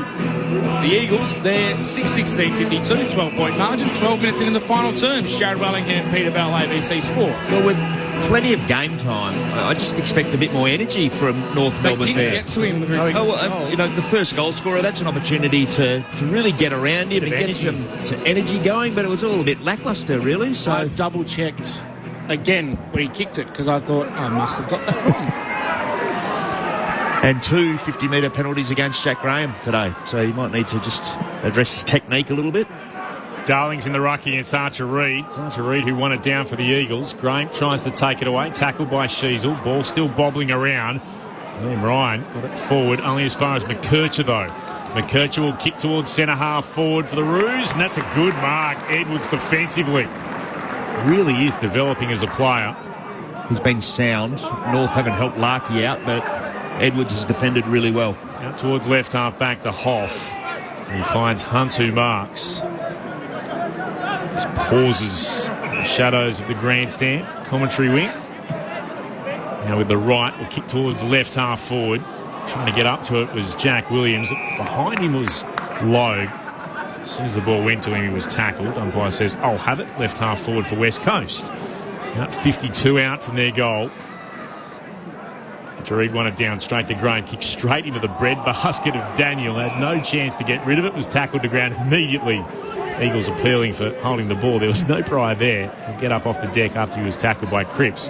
50 out from the Eagles attacking goal. They're heading to the left of our broadcast position and they lead by 12 points. Reid reaches over the top of Darling. Tapped it towards Sheasel. Kick goes straight in the path of Kelly. Tumbling ball inside 50. Allen traps it, trying to get it to Booty. Drops it. Then gets the handball to Cripps, who's tackled. Taken to ground. Play on, says the umpire. Parker. Looping handball to McKercher. Out come North Melbourne. Kick out to the wing. Jimby back with courage. Crunches into Wardlaw. Play on. Ball spills free. Great contest from both sides. The Eagles win it back. Cole receives the handball. Now turns around, sets a hospital pass for Jimby, who is slammed into the deck. Met solidly by Darling, his former teammate, who just drove into the ground. Big contest by Jimby and Wardlaw. Ball will be tossed back in as the crowd number, Clint Wheeldon, goes up on the board? 12,715, which is about 2,000 short of what we were expecting. I'm not sure where they would have fitted them in either, but we know around 14,000 tickets were up and they were snapped up. So a few people decided not to make the trek, but it is loud, it is packed as North go through the middle. Constanti did really well, evaded one attempted tackle. His kick was poor though, meant for Fisher. Terrible from North again. This will allow Hoff and Cole to combine to get rid of it. They do throw for West Coast. Hoff, and then he turns it over again down the throat of Logue. Yeah, there's been some moments like that today. Well, North did all the hard work, got through the Eagles' defensive press, and then turnover from Costanti. Absolutely butchered it. They almost turned it over in the middle. Hanson Jr. was good enough to kick towards Sheasel, who marks top of the 50 arc for North. He'll steer it into the right forward pocket, and Zurha marks. One of the West Australians can go back and make this a one-goal game. Well, Hanson Jr., that was the kick that mattered, wasn't it? He almost turned it over, getting it to him. Here's Cameron Zurha, 45-degree angle out to the right. We're right behind the kick. He kicks it for North. Delight for the blue and white. He's first, and it's a one-goal game at the 16-minute mark of the last. North Melbourne moved to be 7-4-46. The Eagles are 6-16-52. It might be the greatest of games, but a grandstand finish coming up on Sunday footy on ABC Sport. They've really lifted North, and McKercher, he's looked dangerous all day, and he's looking more dangerous right now because he's going right at the goals almost every time he wins the footy. He's making it up as he goes along, but it's looking dangerous, whereas in the first half I thought whilst he had an impact, he was going more laterally than straight at the goals. I mean, they didn't finish off the one that he started in the back pocket, but exactly right, Bill. He's just taking the game straight at the West Coast. This is press. A strange game. We're going to leave Bunbury today and think, what have we witnessed? North Melbourne been dominated really in terms of territory all day and inside 50s, and the Eagles now find themselves in front by just 6 points. Ball back in the middle. Fisher wins it out to O'Sullivan. Kick up the wing to Parker. He was hit late. Mark was taken. Advantage played. Wardlaw up to left half-forward. Sheasel's getting free. He's starting to win some ball forward of centre. 55 from home. Wheels around at left half-forward. Kicks to the middle of the 50. Can he find a mark? Big fist from Jimby. Kelly's tumbling ball outside defensive 50 for West Coast. Bounces over the head of Archer Reid. McDonald takes it. Back to Hardiman. Composed. Goes short to Dylan Stevens. Right attacking edge of the centre square. The former Swan runs around. Sends it back from which it came. Inside the forward 50. Larkey can't mark. Curtis at ground level. Fakes the kick. Handballs to Fisher. Brilliant smother in defence by West Coast. Brockman wins it and hands it off to Baker. Eagles with a chance to go away down the outer wing. It's gone over the boundary line. It's going to be on the full. So North through Pink. Bring it back inboard to Powell. Against Brockman. Powell moves it short towards left half forward. He wanted Curtis. Well done. Brockman got there in front. Won it down. Harley Reid wrapped up in a great tackle. Oh no, he's gone a little bit high here, Powell. A little bit of a clothesline. North player in trouble. Sorry, Clint. Thought he's Curtis. Got him, but nonetheless, the arm coming over the shoulder. West Coast move it out to Hoff. Hoff with a short pass by foot finds Kelly. He's at right half forward. Kelly's prepared to soak up as much time as he can. Bless you, downstairs in front of our broadcast. There he goes again. Hey, 3 big ones downstairs. Big sneezes, kicks inside forward 50. 3 in a row is unusual. It is. Must be the allergy season. North bring it away through the middle. 2 bounces McKercher. They won possession inside their defensive 50. McKercher hand passes across the centre circles to Davies Uniacke. Now to Wardlaw. Turns it on to Fisher. Runs inside 50. Sends it towards goal. Oh, he's hit the post. You wouldn't believe it. Or in fact today, you most definitely would. Kicking towards the southern end, 7-5-47 North. West Coast, 6-16-52. It's a 5-point game. and we've gone 20 minutes in the last. Kicked it like a Perth demon, Zach Fisher. Hey. Oh, that's unnecessary. Kick out to the wing for West Coast, looking for a target. McDonald came through for North Melbourne. Taps it in front. Cripps is there for West Coast against his opposing number 15 in Dylan Stevens. Ball goes out of play. I'm only joking. Did you want to walk home? I think there's two of you Perth demons in there. You're a Perth demon, Jared. I'm a bit outnumbered there. That's okay. Sharrod's jumped back on board. Good on him. He's played for everyone. Sharrod Wellingham. Ball spun back in. Sherry in front. Taps it down. Davies Uniacke hit it with pace. Ooh. Tackled by Reed. Slung to ground. Got the handball out. Baker, though, chopped it off. Second guess the handball as Wardlaw got him. Umpire says it's okay. That tackle. That really slinging style tackle. Ball tossed up in the air. Sherry trying to get it towards Parker, who continues to go at it. Did extract it, the veteran. Looping handball to McKercher. Rode the tackle of Ryan. Broke it. Handball to McDonald. Kick inside the 50. Harry Edwards can't take the mark. Larky taps it to his advantage. Now he can't find a teammate. He spills the ball. Tackled again. Kelly and Neville West Coast. Larky somehow hands at knees. Gets it to Stevens. Snap on goal. Did he touch it? It goes through the big sticks. Duggan reckons he's touched it. Duggan's put his hands up straight away, appealing for the touch. This will put North Melbourne in front. Soft call was touched, I think. Here we go. I reckon there's a finger move there from Liam Duggan, who's diving up top in the goal square. Well, it's going to be, if the call is touched, again, is it going to be conclusive to overturn it? Our camera... It's a bit probably hazy. Isn't as good as the arc is for what we look at in here in the box, because it looks a little blurry, but... Looking at this angle, we see the ball deviate. There it is. Contact with the left hand of the West Coast defender. About to say. So behind will be called, I was going to say 3 straight North Melbourne goals, as rare as 3 straight sneezes. 6-16-52 West Coast. North Melbourne are now 7-6-48. Margin is 4 points. 12,000 here at Bunbury. Hands Oval. 22 minutes gone. Fourth quarter. Clint Wood and Brave SC Sport. Don't laugh at me, Sharon. The game is here to be won for both of these clubs who are desperate for a victory.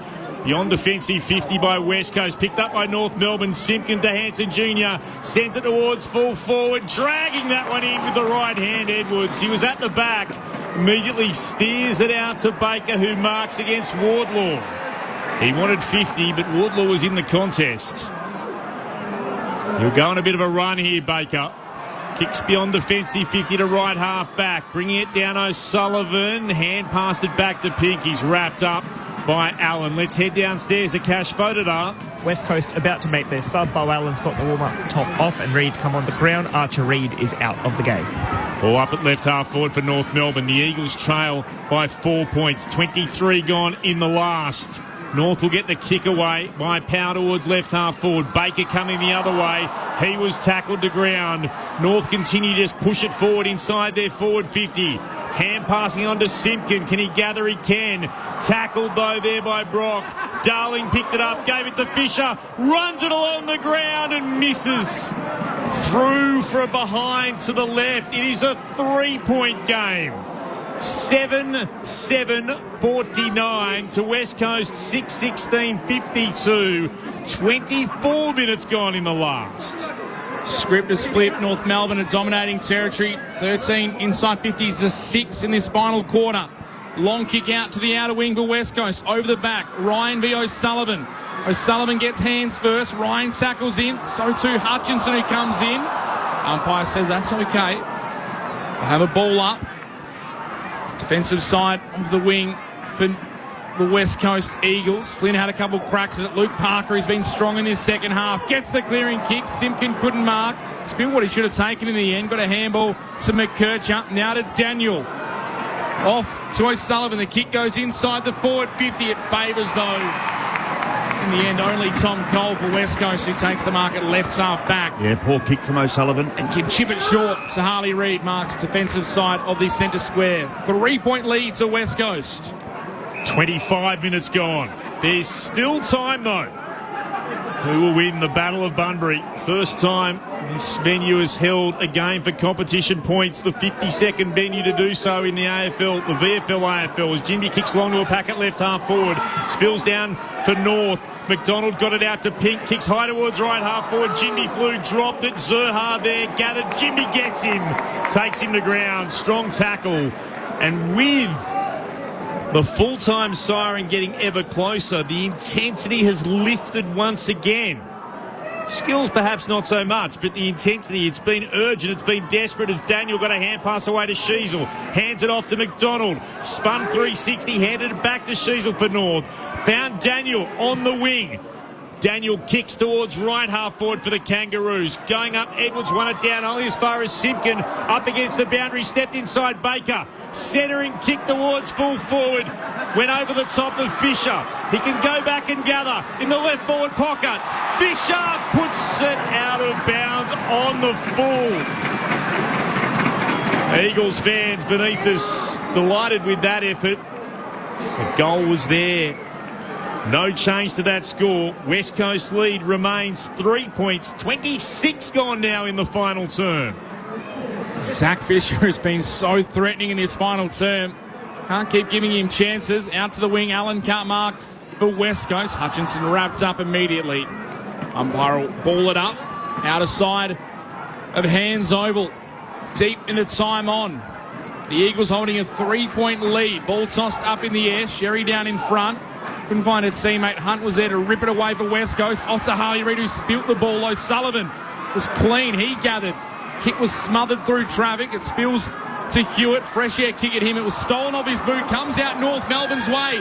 McKercher. Kick inside the forward 50. Can he find a mark in front? Is it taken? Yes! Zerha. The man they called Bull. Strong in the pack. Oh, could it be a West Aussie to rip the hearts out of the Eagles? North Melbourne trail by 3. Zerha has 1 goal to his name. Set shot will come in from 35. Cameron Zerha to put North Melbourne in front. He's a West Aussie hero becoming a villain. The Kangaroos hit the lead deep into time on. 27 minutes into the final term. Zerha's second. Makes North Melbourne 8-7-55. West Coast 6-16-52. Oh, North Melbourne are about to steal it from West Coast. Jared Wellingham, Peter Bell here for ABC Sport. Well, I reckon Fisher might have... He's fluffed a couple of shots at goal, but he put on a really good smother on the opposite wing, the far wing. And Zerha, big contested mark. Huge. Wow. That's a great grab. And a great finish. There is still time for the Eagles. North Melbourne have gone to a save game scenario. Defensive winger rushing back to help the defence, I'd suggest. Into the 29th minute. The Kangaroos by 3 from the restart. What can the Eagles do here? Players are piling on top of this from the tap. It's been locked in. Hewitt will be the last man to climb up off the deck and hand the Sharon back to the umpire. Immediately hurls it aloft. Zerha palmed it down. Got it to Davies Uniacke. He was tackled straight away. Repeat stoppages are a friend for North Melbourne, yep. Put up into the air. Another ruck with a telling tap. Flynn tried to soccer it forward. Sherry got it, threw it on the boot, bounced into Dewar, got a hand pass away for the Eagles to Marrickmore. Hand pass was left behind him by Harley Reid. Ball spilled out the side. Reid knew he'd missed his chance. Sheasel mopped it up. He's tackled to ground. Filthy on himself, Harley Reid. Again tapped down by the Eagles. Baker riding through, managed to get it, got it back towards Hoff. Baker's remained down. The Eagles bounce it inside forward 50. McDonald meets it. He's tackled. Got it away only as far though as Stevens. Into the middle of the ground it comes to Simpkin. Threw it on the boot to a 2-on-2 at right half forward. Zerha's there. And he marks the player who put them in front. He marks it right half forward. He'll kick into the right forward pocket and getting across. Dewar got in front of Hanson Jr. and thumps it over the boundary line. But it's deep deep into the right forward pocket for North Melbourne, who lead by 3 points 30 minutes into the final term. Childhood best friends, Tyrell Dewar and Robbie Hanson Jr. Just a little tap on the back there. Combatants out in the AFL field in their home state. Sherry v Flynn, ball tossed back in. Sherry takes it out of the ruck, just handballs it out into space, into the pocket. Dewar's the first one there. Larkey takes him out of bounds. Valuable seconds though, ticking off. The Eagles are at the wrong end of the ground. And the coaches on the sidelines are holding up the... We can't see it, but I'm assuming either 30 or 60. About 60 is probably about a minute or so left. The Eagles are tucked in their back pocket. They need to go end-to-end. Ball spun back in. Sherry tapped at the front. Baker, he's been a warrior all day. He spills it, though. Larkey through the pack. Handball to Simpkin. Can he seal it? No, he misses to the right. Minor score. It'll make the margin 4 points, and it'll give possession to West Coast. 8-8-56 North Melbourne. 6-16-52 the Eagles. 30 minutes gone in the last. They have to go coast to coast. Stewart kicks towards centre half back. No mark taken. Sheasel emerges with it on to Simpkin. Simpkin stops, drops, snaps. He'll win it for North Melbourne. He kicks the goal. North are going to win in the southwest. The Battle of Bunbury belongs to the Kangaroos. They take a 10-point lead as he kicks his second, Jai Simpkin. Delivered when it mattered most. North 9-8-62. The Eagles 6-16-52. 31 and a bit minutes gone. Clever from Sheasel. Delayed that handball. Delayed the handball, yep. Put Simpkin into space. Yeah, he's just a very, very smart player, Harry Sheasel. And in games like this and in moments like this, exactly the type of player that you want with the ball in his hands. The Eagles kicked a goal at the 6-minute mark of this final term through Tyler Brockman. It made the margin 16 points. And since then, 4 straight goals to the Kangaroos. Ball back in the middle. Tap down.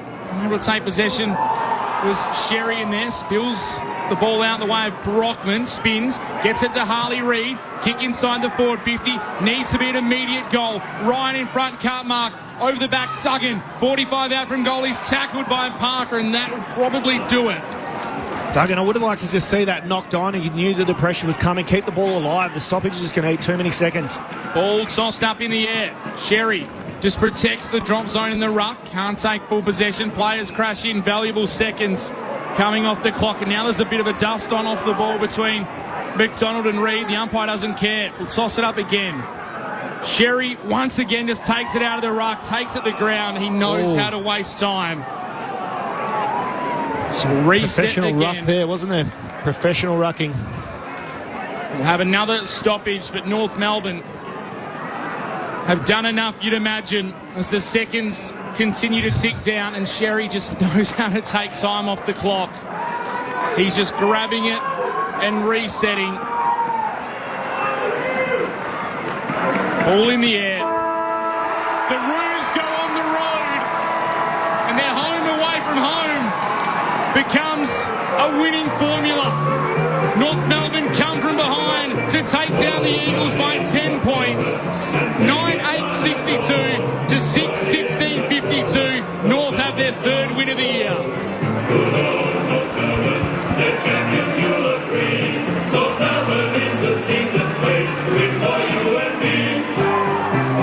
Not the greatest game you're likely to see, but what a finish. North Melbourne by 15 points at quarter time. They had that lead cut to 7 by the half.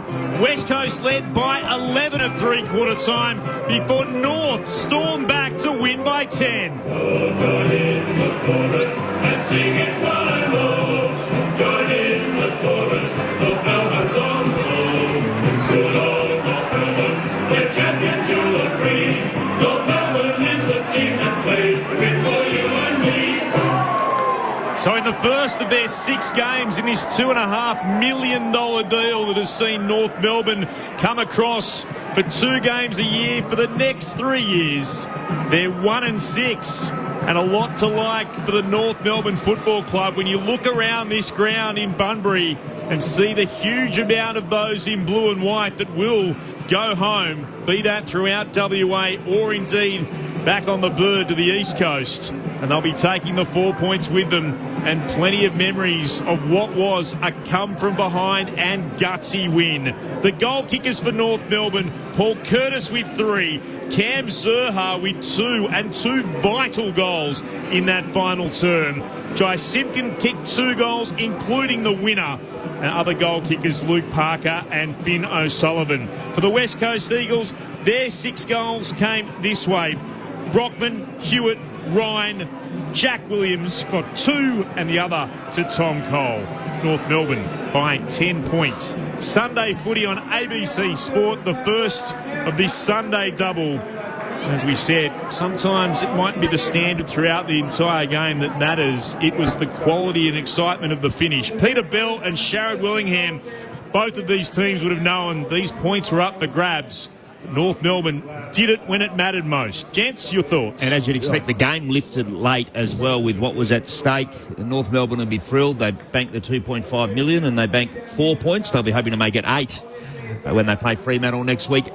The best way of describing this game, I think, it was peculiar and it changed personality so many times through the match, which kept us engrossed in the outcome. And in the end, just North took their opportunities after it was unlikely. There were long periods of the game where West Coast were dominant, and you just wonder about that early inaccuracy and how that changed the complexion of the game. But North just stuck in there, and some moments of individual brilliance late.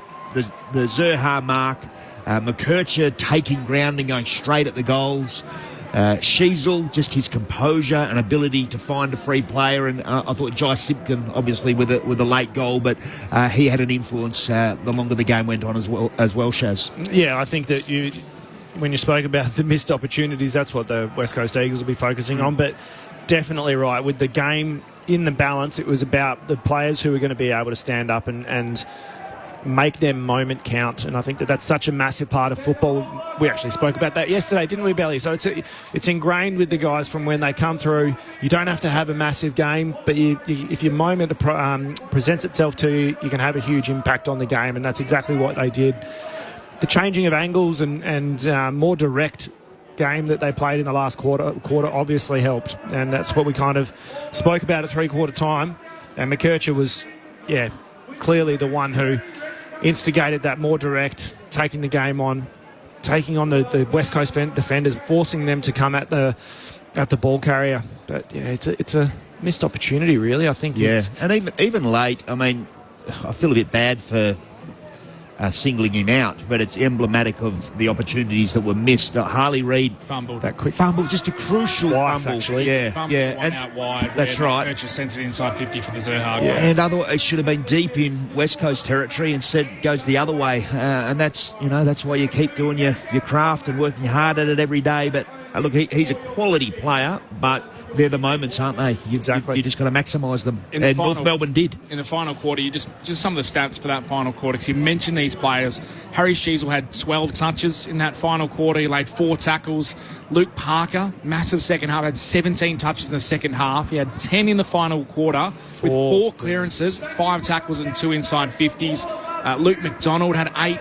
Davies Uniacke had 8 all in the last quarter. It was, as you mentioned, Belly and Shaz, it was the senior players, the big players that stood up for North Melbourne. On the other end, the Eagles had their players in the back end that stood up and tried, but North Melbourne's came to the front. That'd be a big reason why Alistair Clarkson goes out and gets Jack Darling and Luke Parker, because in a game like this, you lean on your experienced players, and there's not much that Luke Parker hasn't done. He's played in a lot of tight, gripping tussles, and to be able to call on him and for him to have an influence at clearance and with his toughness and work rate as well, that's exactly why Alistair Clarkson and North Melbourne would have gone out to get him to the club. He went from full forward to the middle in that second half. He was centre bounce, straight into the guts. Centre bounce clearances as well, impact around there, getting his hands on it and putting teammates into space.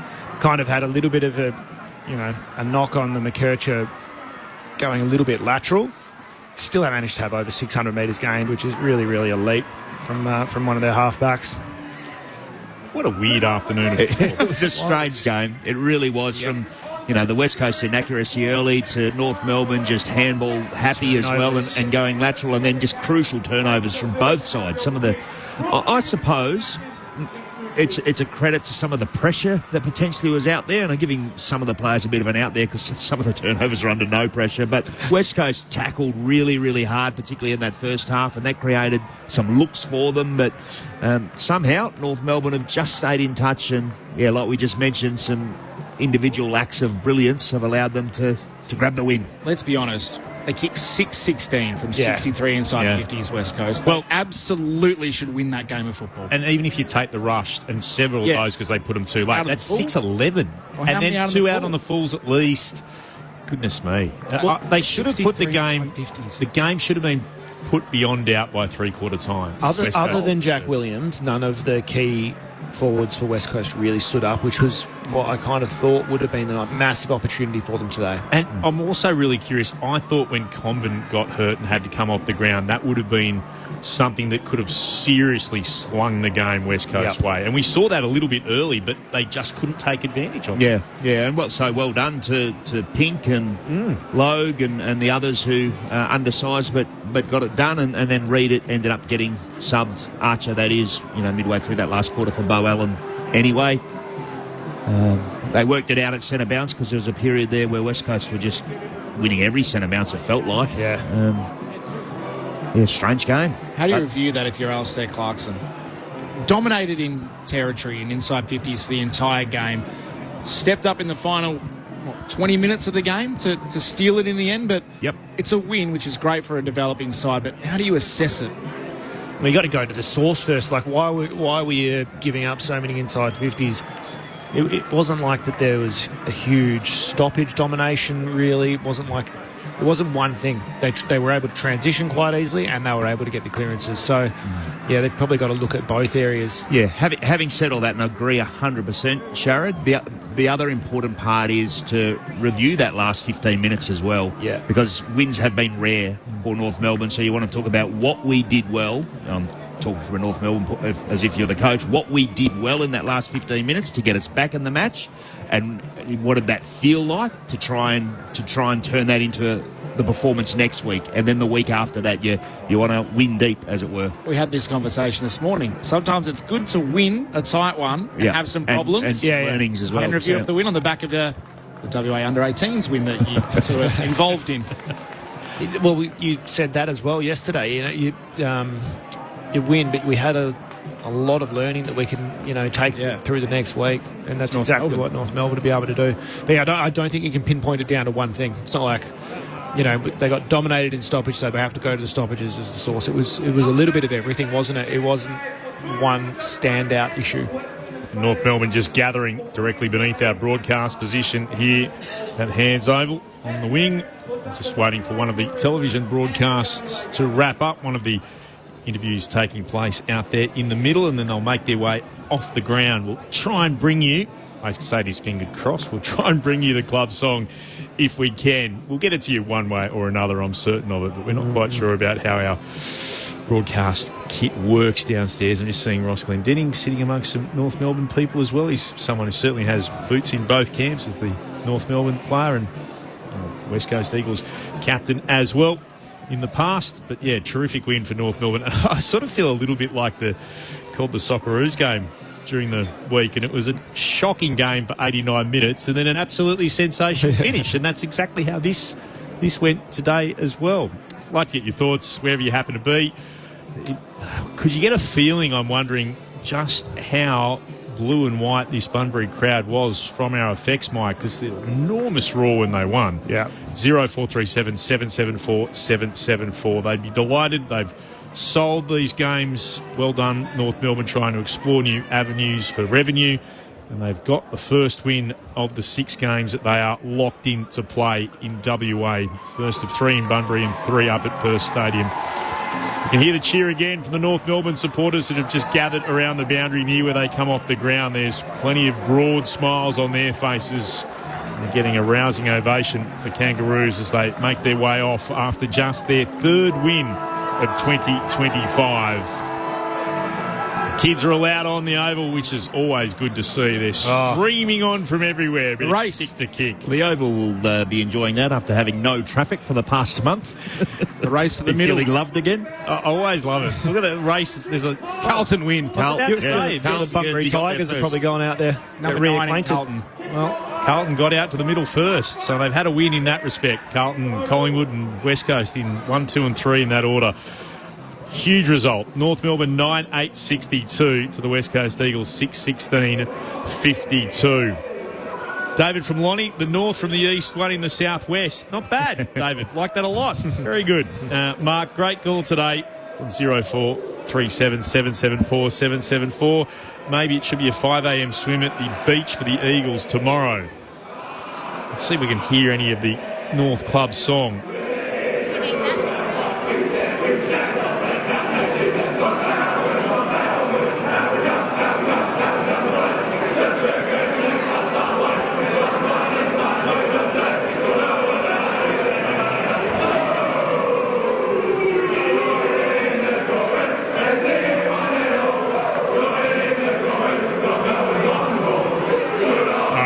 Been told we should leave this. We were doing our best for you. We'll try and get it to you a different way downstairs if we can. So we'll just fade that one down. I obviously haven't heard that before. Not that song, but the producer coming through the ear headphones. Oh, it doesn't sound. And I was like, is that going to air? You were freaking out.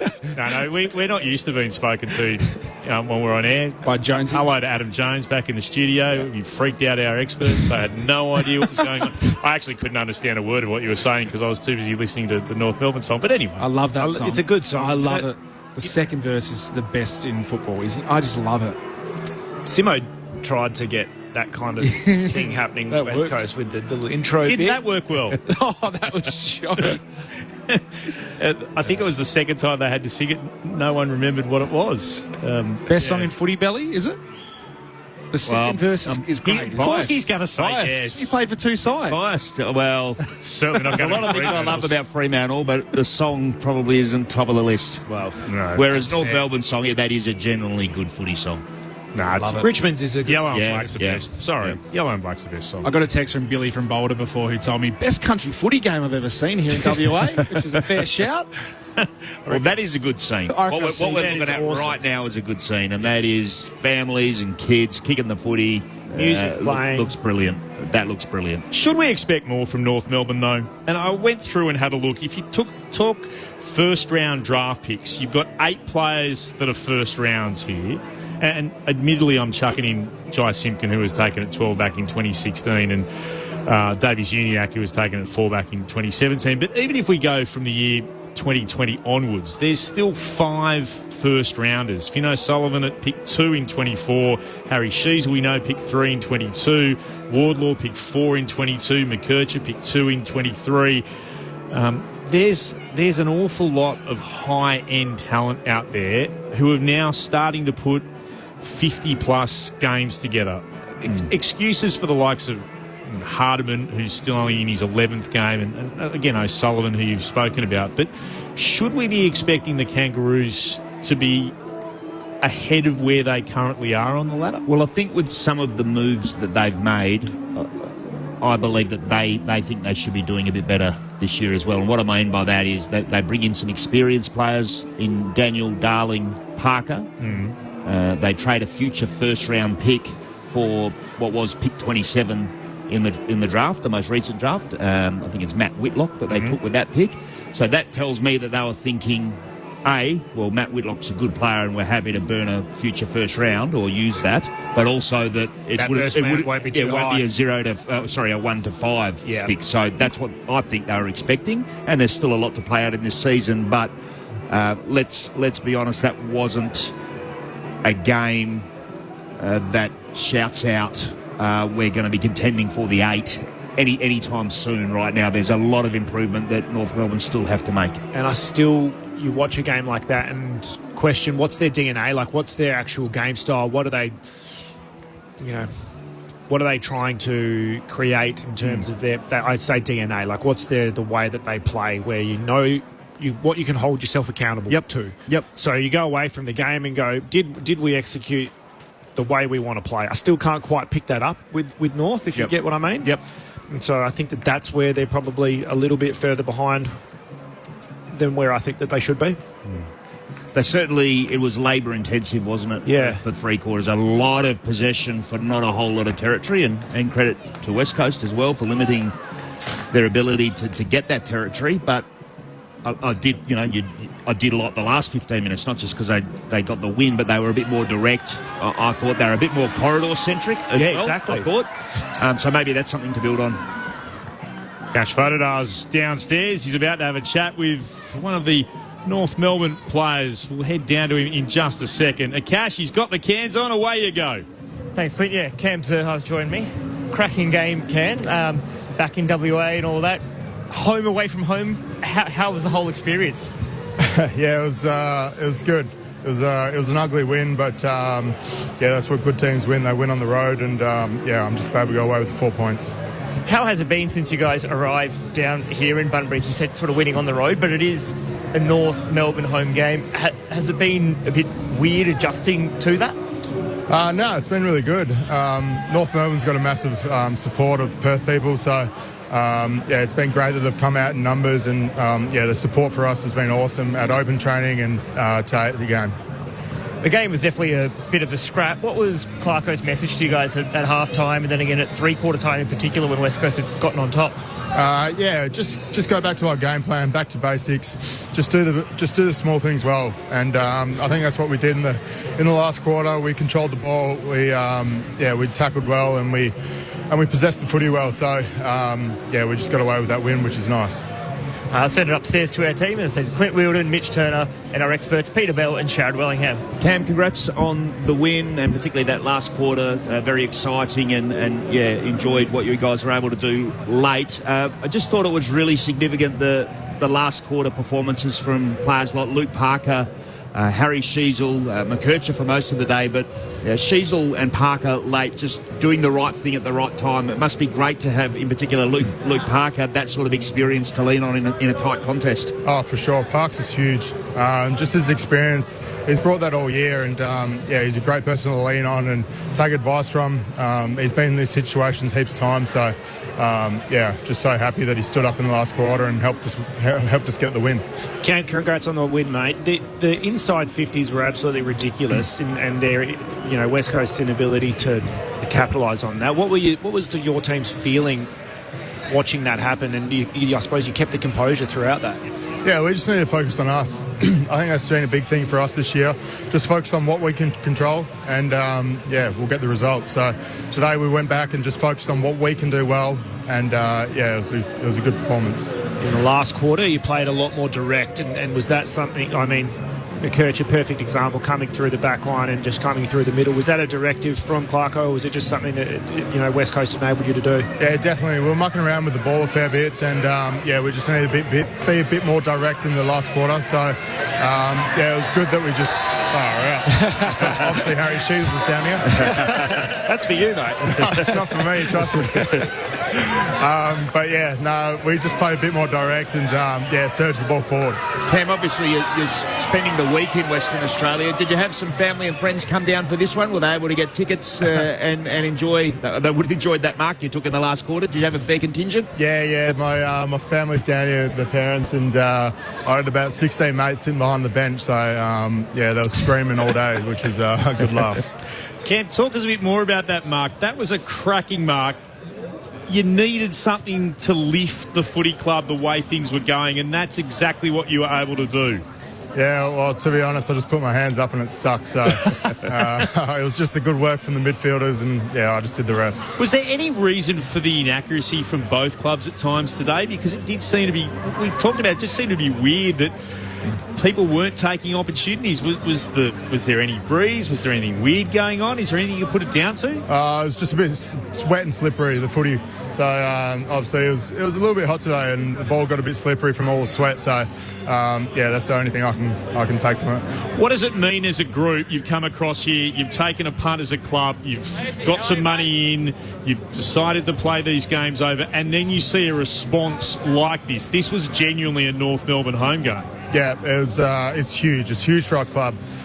we decided to sell the game, and I think it's worked in our favour. Getting the result as well has been massive for us. So it's just a big step forward, and bloody proud of the boys. And from here, Cam, do you travel up to the city tonight? What does the next few days look like? Yeah, I think we'll jump in the water tomorrow morning, and then get the bus up to Freo, and then stay in Freo for a couple of days until we verse Fremantle at Optus. Do you get a chance to have a couple of days off, Cam? You get to catch up with family and friends away from the footy club? Yeah, it'll be like a normal week that we have in Melbourne. So we'll have the one day off during the week, and I don't think the weather's too flash hot here. So I was going to go to Roto, but I don't think that's going to be happening when it's pissing down with the rain. No. Well, we hope it's still nice over there when it's raining. Yeah, I don't think so.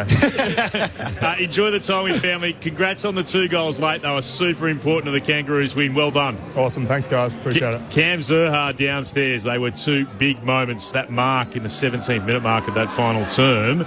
And that brought them back to within 1 straight kick, and then he really did kick another beauty later on as well to give them that lead by 3 points before Jai Simpkin kicked the sealer right near the end. North Melbourne, who led by 15 points at quarter time, by 7 at the break, and then had to fight back from trailing by 11 points at 3-quarter time, and they were down by as much as 17 and around the 8-minute mark of that final term. Came back to win by 10 points over the West Coast Eagles. 9-8-62 to the Eagles, 6-16-52 in front of a crowd of 12,715. Coming up, don't forget, around about 12 minutes' time, we'll take you to the MCG for the second of our double-header games today. Carlton versus Essendon, 2 clubs absolutely desperate to pick up 4 points. Matt Clinch will lead the team there alongside Ben Cameron, everyone's favourite WA weather presenter, Brett Delidio, Mark Murphy and Lauren Borden. And, of course, tomorrow at the MCG for the Big Freeze and the Kings' birthday game, Melbourne versus Collingwood, with Corbin Middlemass leading the way. North Melbourne, by the way, for the Kangaroos fans, will be delighted to know that they've jumped up to 16th on the ladder, leapfrogging Richmond with their win today. They go to 14 points, 3-1 for the season. West Coast remain where they are. West Coast next week, they've got Carlton at Perth Stadium. This won't shock anybody, a Sunday game. North Melbourne have Freo in what is a North Melbourne home game. That's on the Saturday at Perth Stadium. And that will be a strange feeling in Perth, having consecutive games at Perth Stadium. 2 games on a weekend. Anyone would think you live in Melbourne. Belly, it'll be so weird, but tremendous. I do hope, and certainly the North Melbourne fans will be turning up, but I hope Fremantle supporters, although they're giving money to North Melbourne by paying for their tickets, turn up in big numbers, because it is one where you want to make sure, I would argue to any WA footy fan of the 2 clubs here, you want to make sure these things continue, because you want to make sure that your team gets a chance to have a month where they don't have to travel, so they can be like all the Victorian teams. What a bonus that is for the 2 WA clubs. There's a month where you don't have to get on a plane. When I say you don't have to travel, yep, I know you had a 2-hour drive down to Bunbury, but that's fine. You don't have to fly and lose the day that you do in preparation when you do fly. So I imagine they will. I reckon they'll turn up, and it'll be a really good turnout. And it'll be interesting again to have one of those, which again, 50, well, it won't be 50-50, but sort of more evenly balanced crowds here in WA. Yeah. It was the one plus of COVID to actually go to a game where it wasn't completely one-sided, which they tend to be. So that'll be a great experience. If you haven't been to Melbourne to experience that, I recommend you get along next Saturday for North Melbourne's home game against Fremantle at Perth Stadium. Mitch Turner has headed down to the Eagles rooms. We'll bring you an interview from West Coast if we can squeeze it in. If not, we'll send it across to our team at the MCG. I'll have a look at some of the numbers for you meantime, though. McKercher with 35 disposals. He led both comers. Powell with 30, Daniel with 29, Sheasel 28, and McDonald and Simpkin both with 23. While for West Coast, Duggan with 23 disposals, Hewitt with 22, Graham with 22, Jewell with 21 and Baker 20. Total disposals, North Melbourne 377 to West Coast 312. They had the kicks 198 to 181. They had the hand passes 179 to 131. Uncontested possessions are interesting. North Melbourne 222 to 172, and they won the contested possessions in the end 2 by 3. 44 to 141. Marks inside 50s, West Coast 12 to 7. The inside 50s absolutely lopsided to West Coast, 63 to 41. The hitouts went the way of North, 37 to 29. Sherry with all 37 of them. The clearances to North as well, 42-24, which wasn't the case throughout some of the game. The tackles, West Coast 81, North Melbourne 66. The free kicks went to the Eagles 26 to 16. And the one thing that really matters most of all, North Melbourne 9-8-62 to West Coast 6-16-52. Thoughts on West Coast, Peter Bell, Sharad Willingham? What does this mean for Andrew McQualter and his side? He'd be really disappointed. The inaccuracy is one thing, and they kicked themselves out of a strong position in the game, and who knows with the psychology of sport what that might have done if they had taken more chances early, and they'd be disappointed that North Melbourne were better at key moments in that last 10 minutes. That'll be something that his team will learn from. Just seizing those opportunities as well, being clean when it matters in particular, but North Melbourne were just that little bit better in that last little phase. Yeah, I hope that he doesn't get too hung up on the accuracy, and because that kind of fuels the number of inside 50s, because they were actually doing a good job of turning it over, and instead of it going back to the middle, it's an in-out in-play, or do you know what I mean? So it's almost like double because they were inaccurate. So if they can kind of strip that back and actually identify where the key areas for improvement are, and that's definitely one of them, is being able to stand up in moments and game sense, like what needs to be done at certain times. I think that they probably went a little bit too conservative a little bit early, and tried to save the game instead of trying to win it, if you know what I mean. And so, yeah, maybe just that game sense coaching and making sure that they're aware of what's needed. And then, obviously the moments is a massive part of football these days. Being able to do it in the moments is what's most important.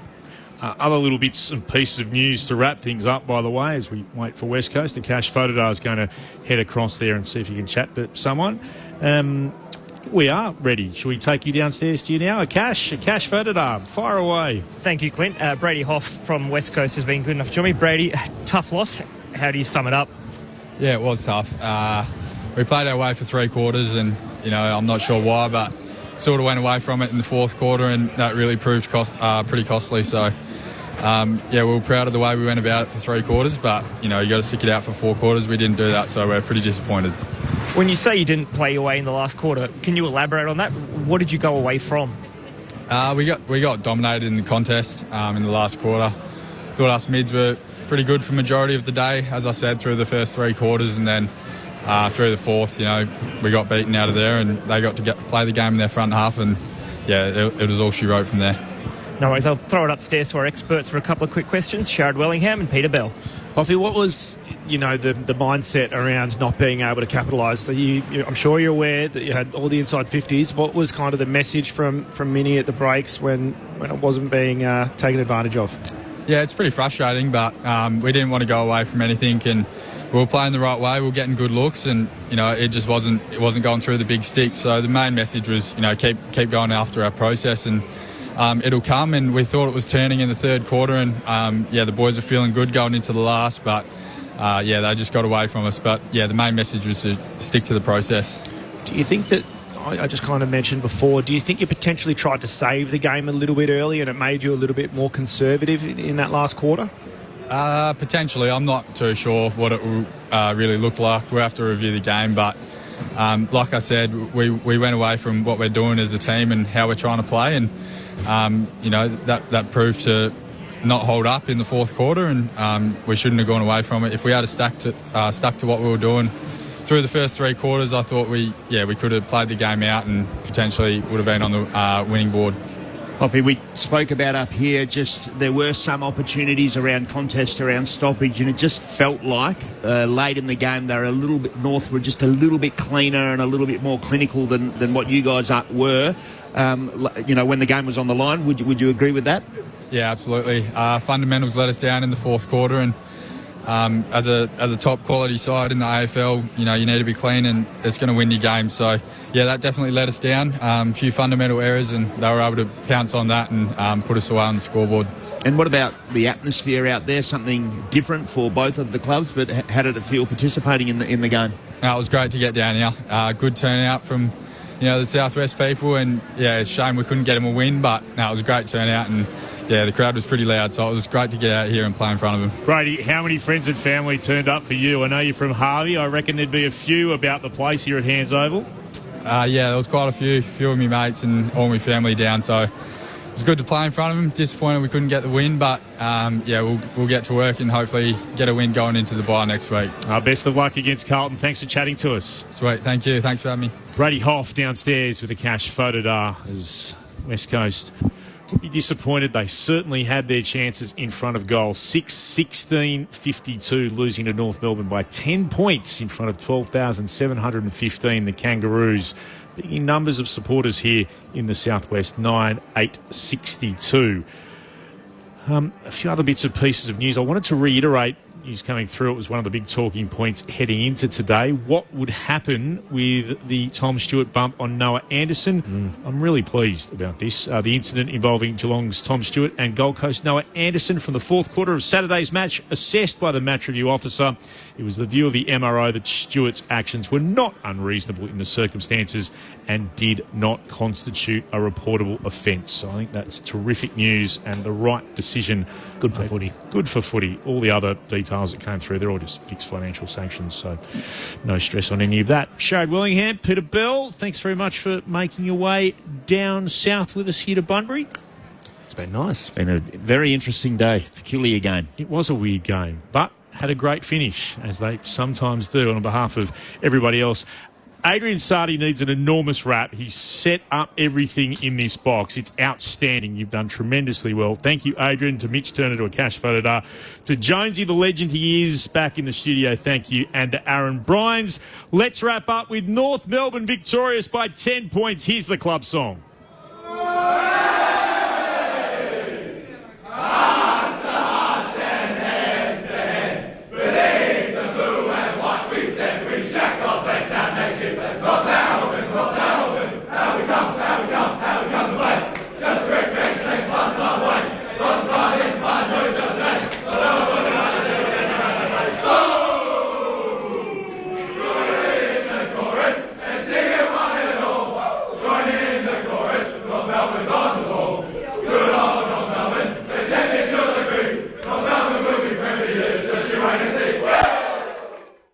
On the ABC Listen app, hear the latest true crime podcasts. Binge the full investigation on Someone Knows Something, Unravel, and Mushroom Case Daily. True crime on the ABC Listen app. The ABC Listen app has it all. The British and Irish Lions Tour of Australia, Wimbledon, the World Test Championship, and West Indies versus Australia. Oh, and did I mention we're doing the footy every weekend? ABC Sport on the ABC Listen app.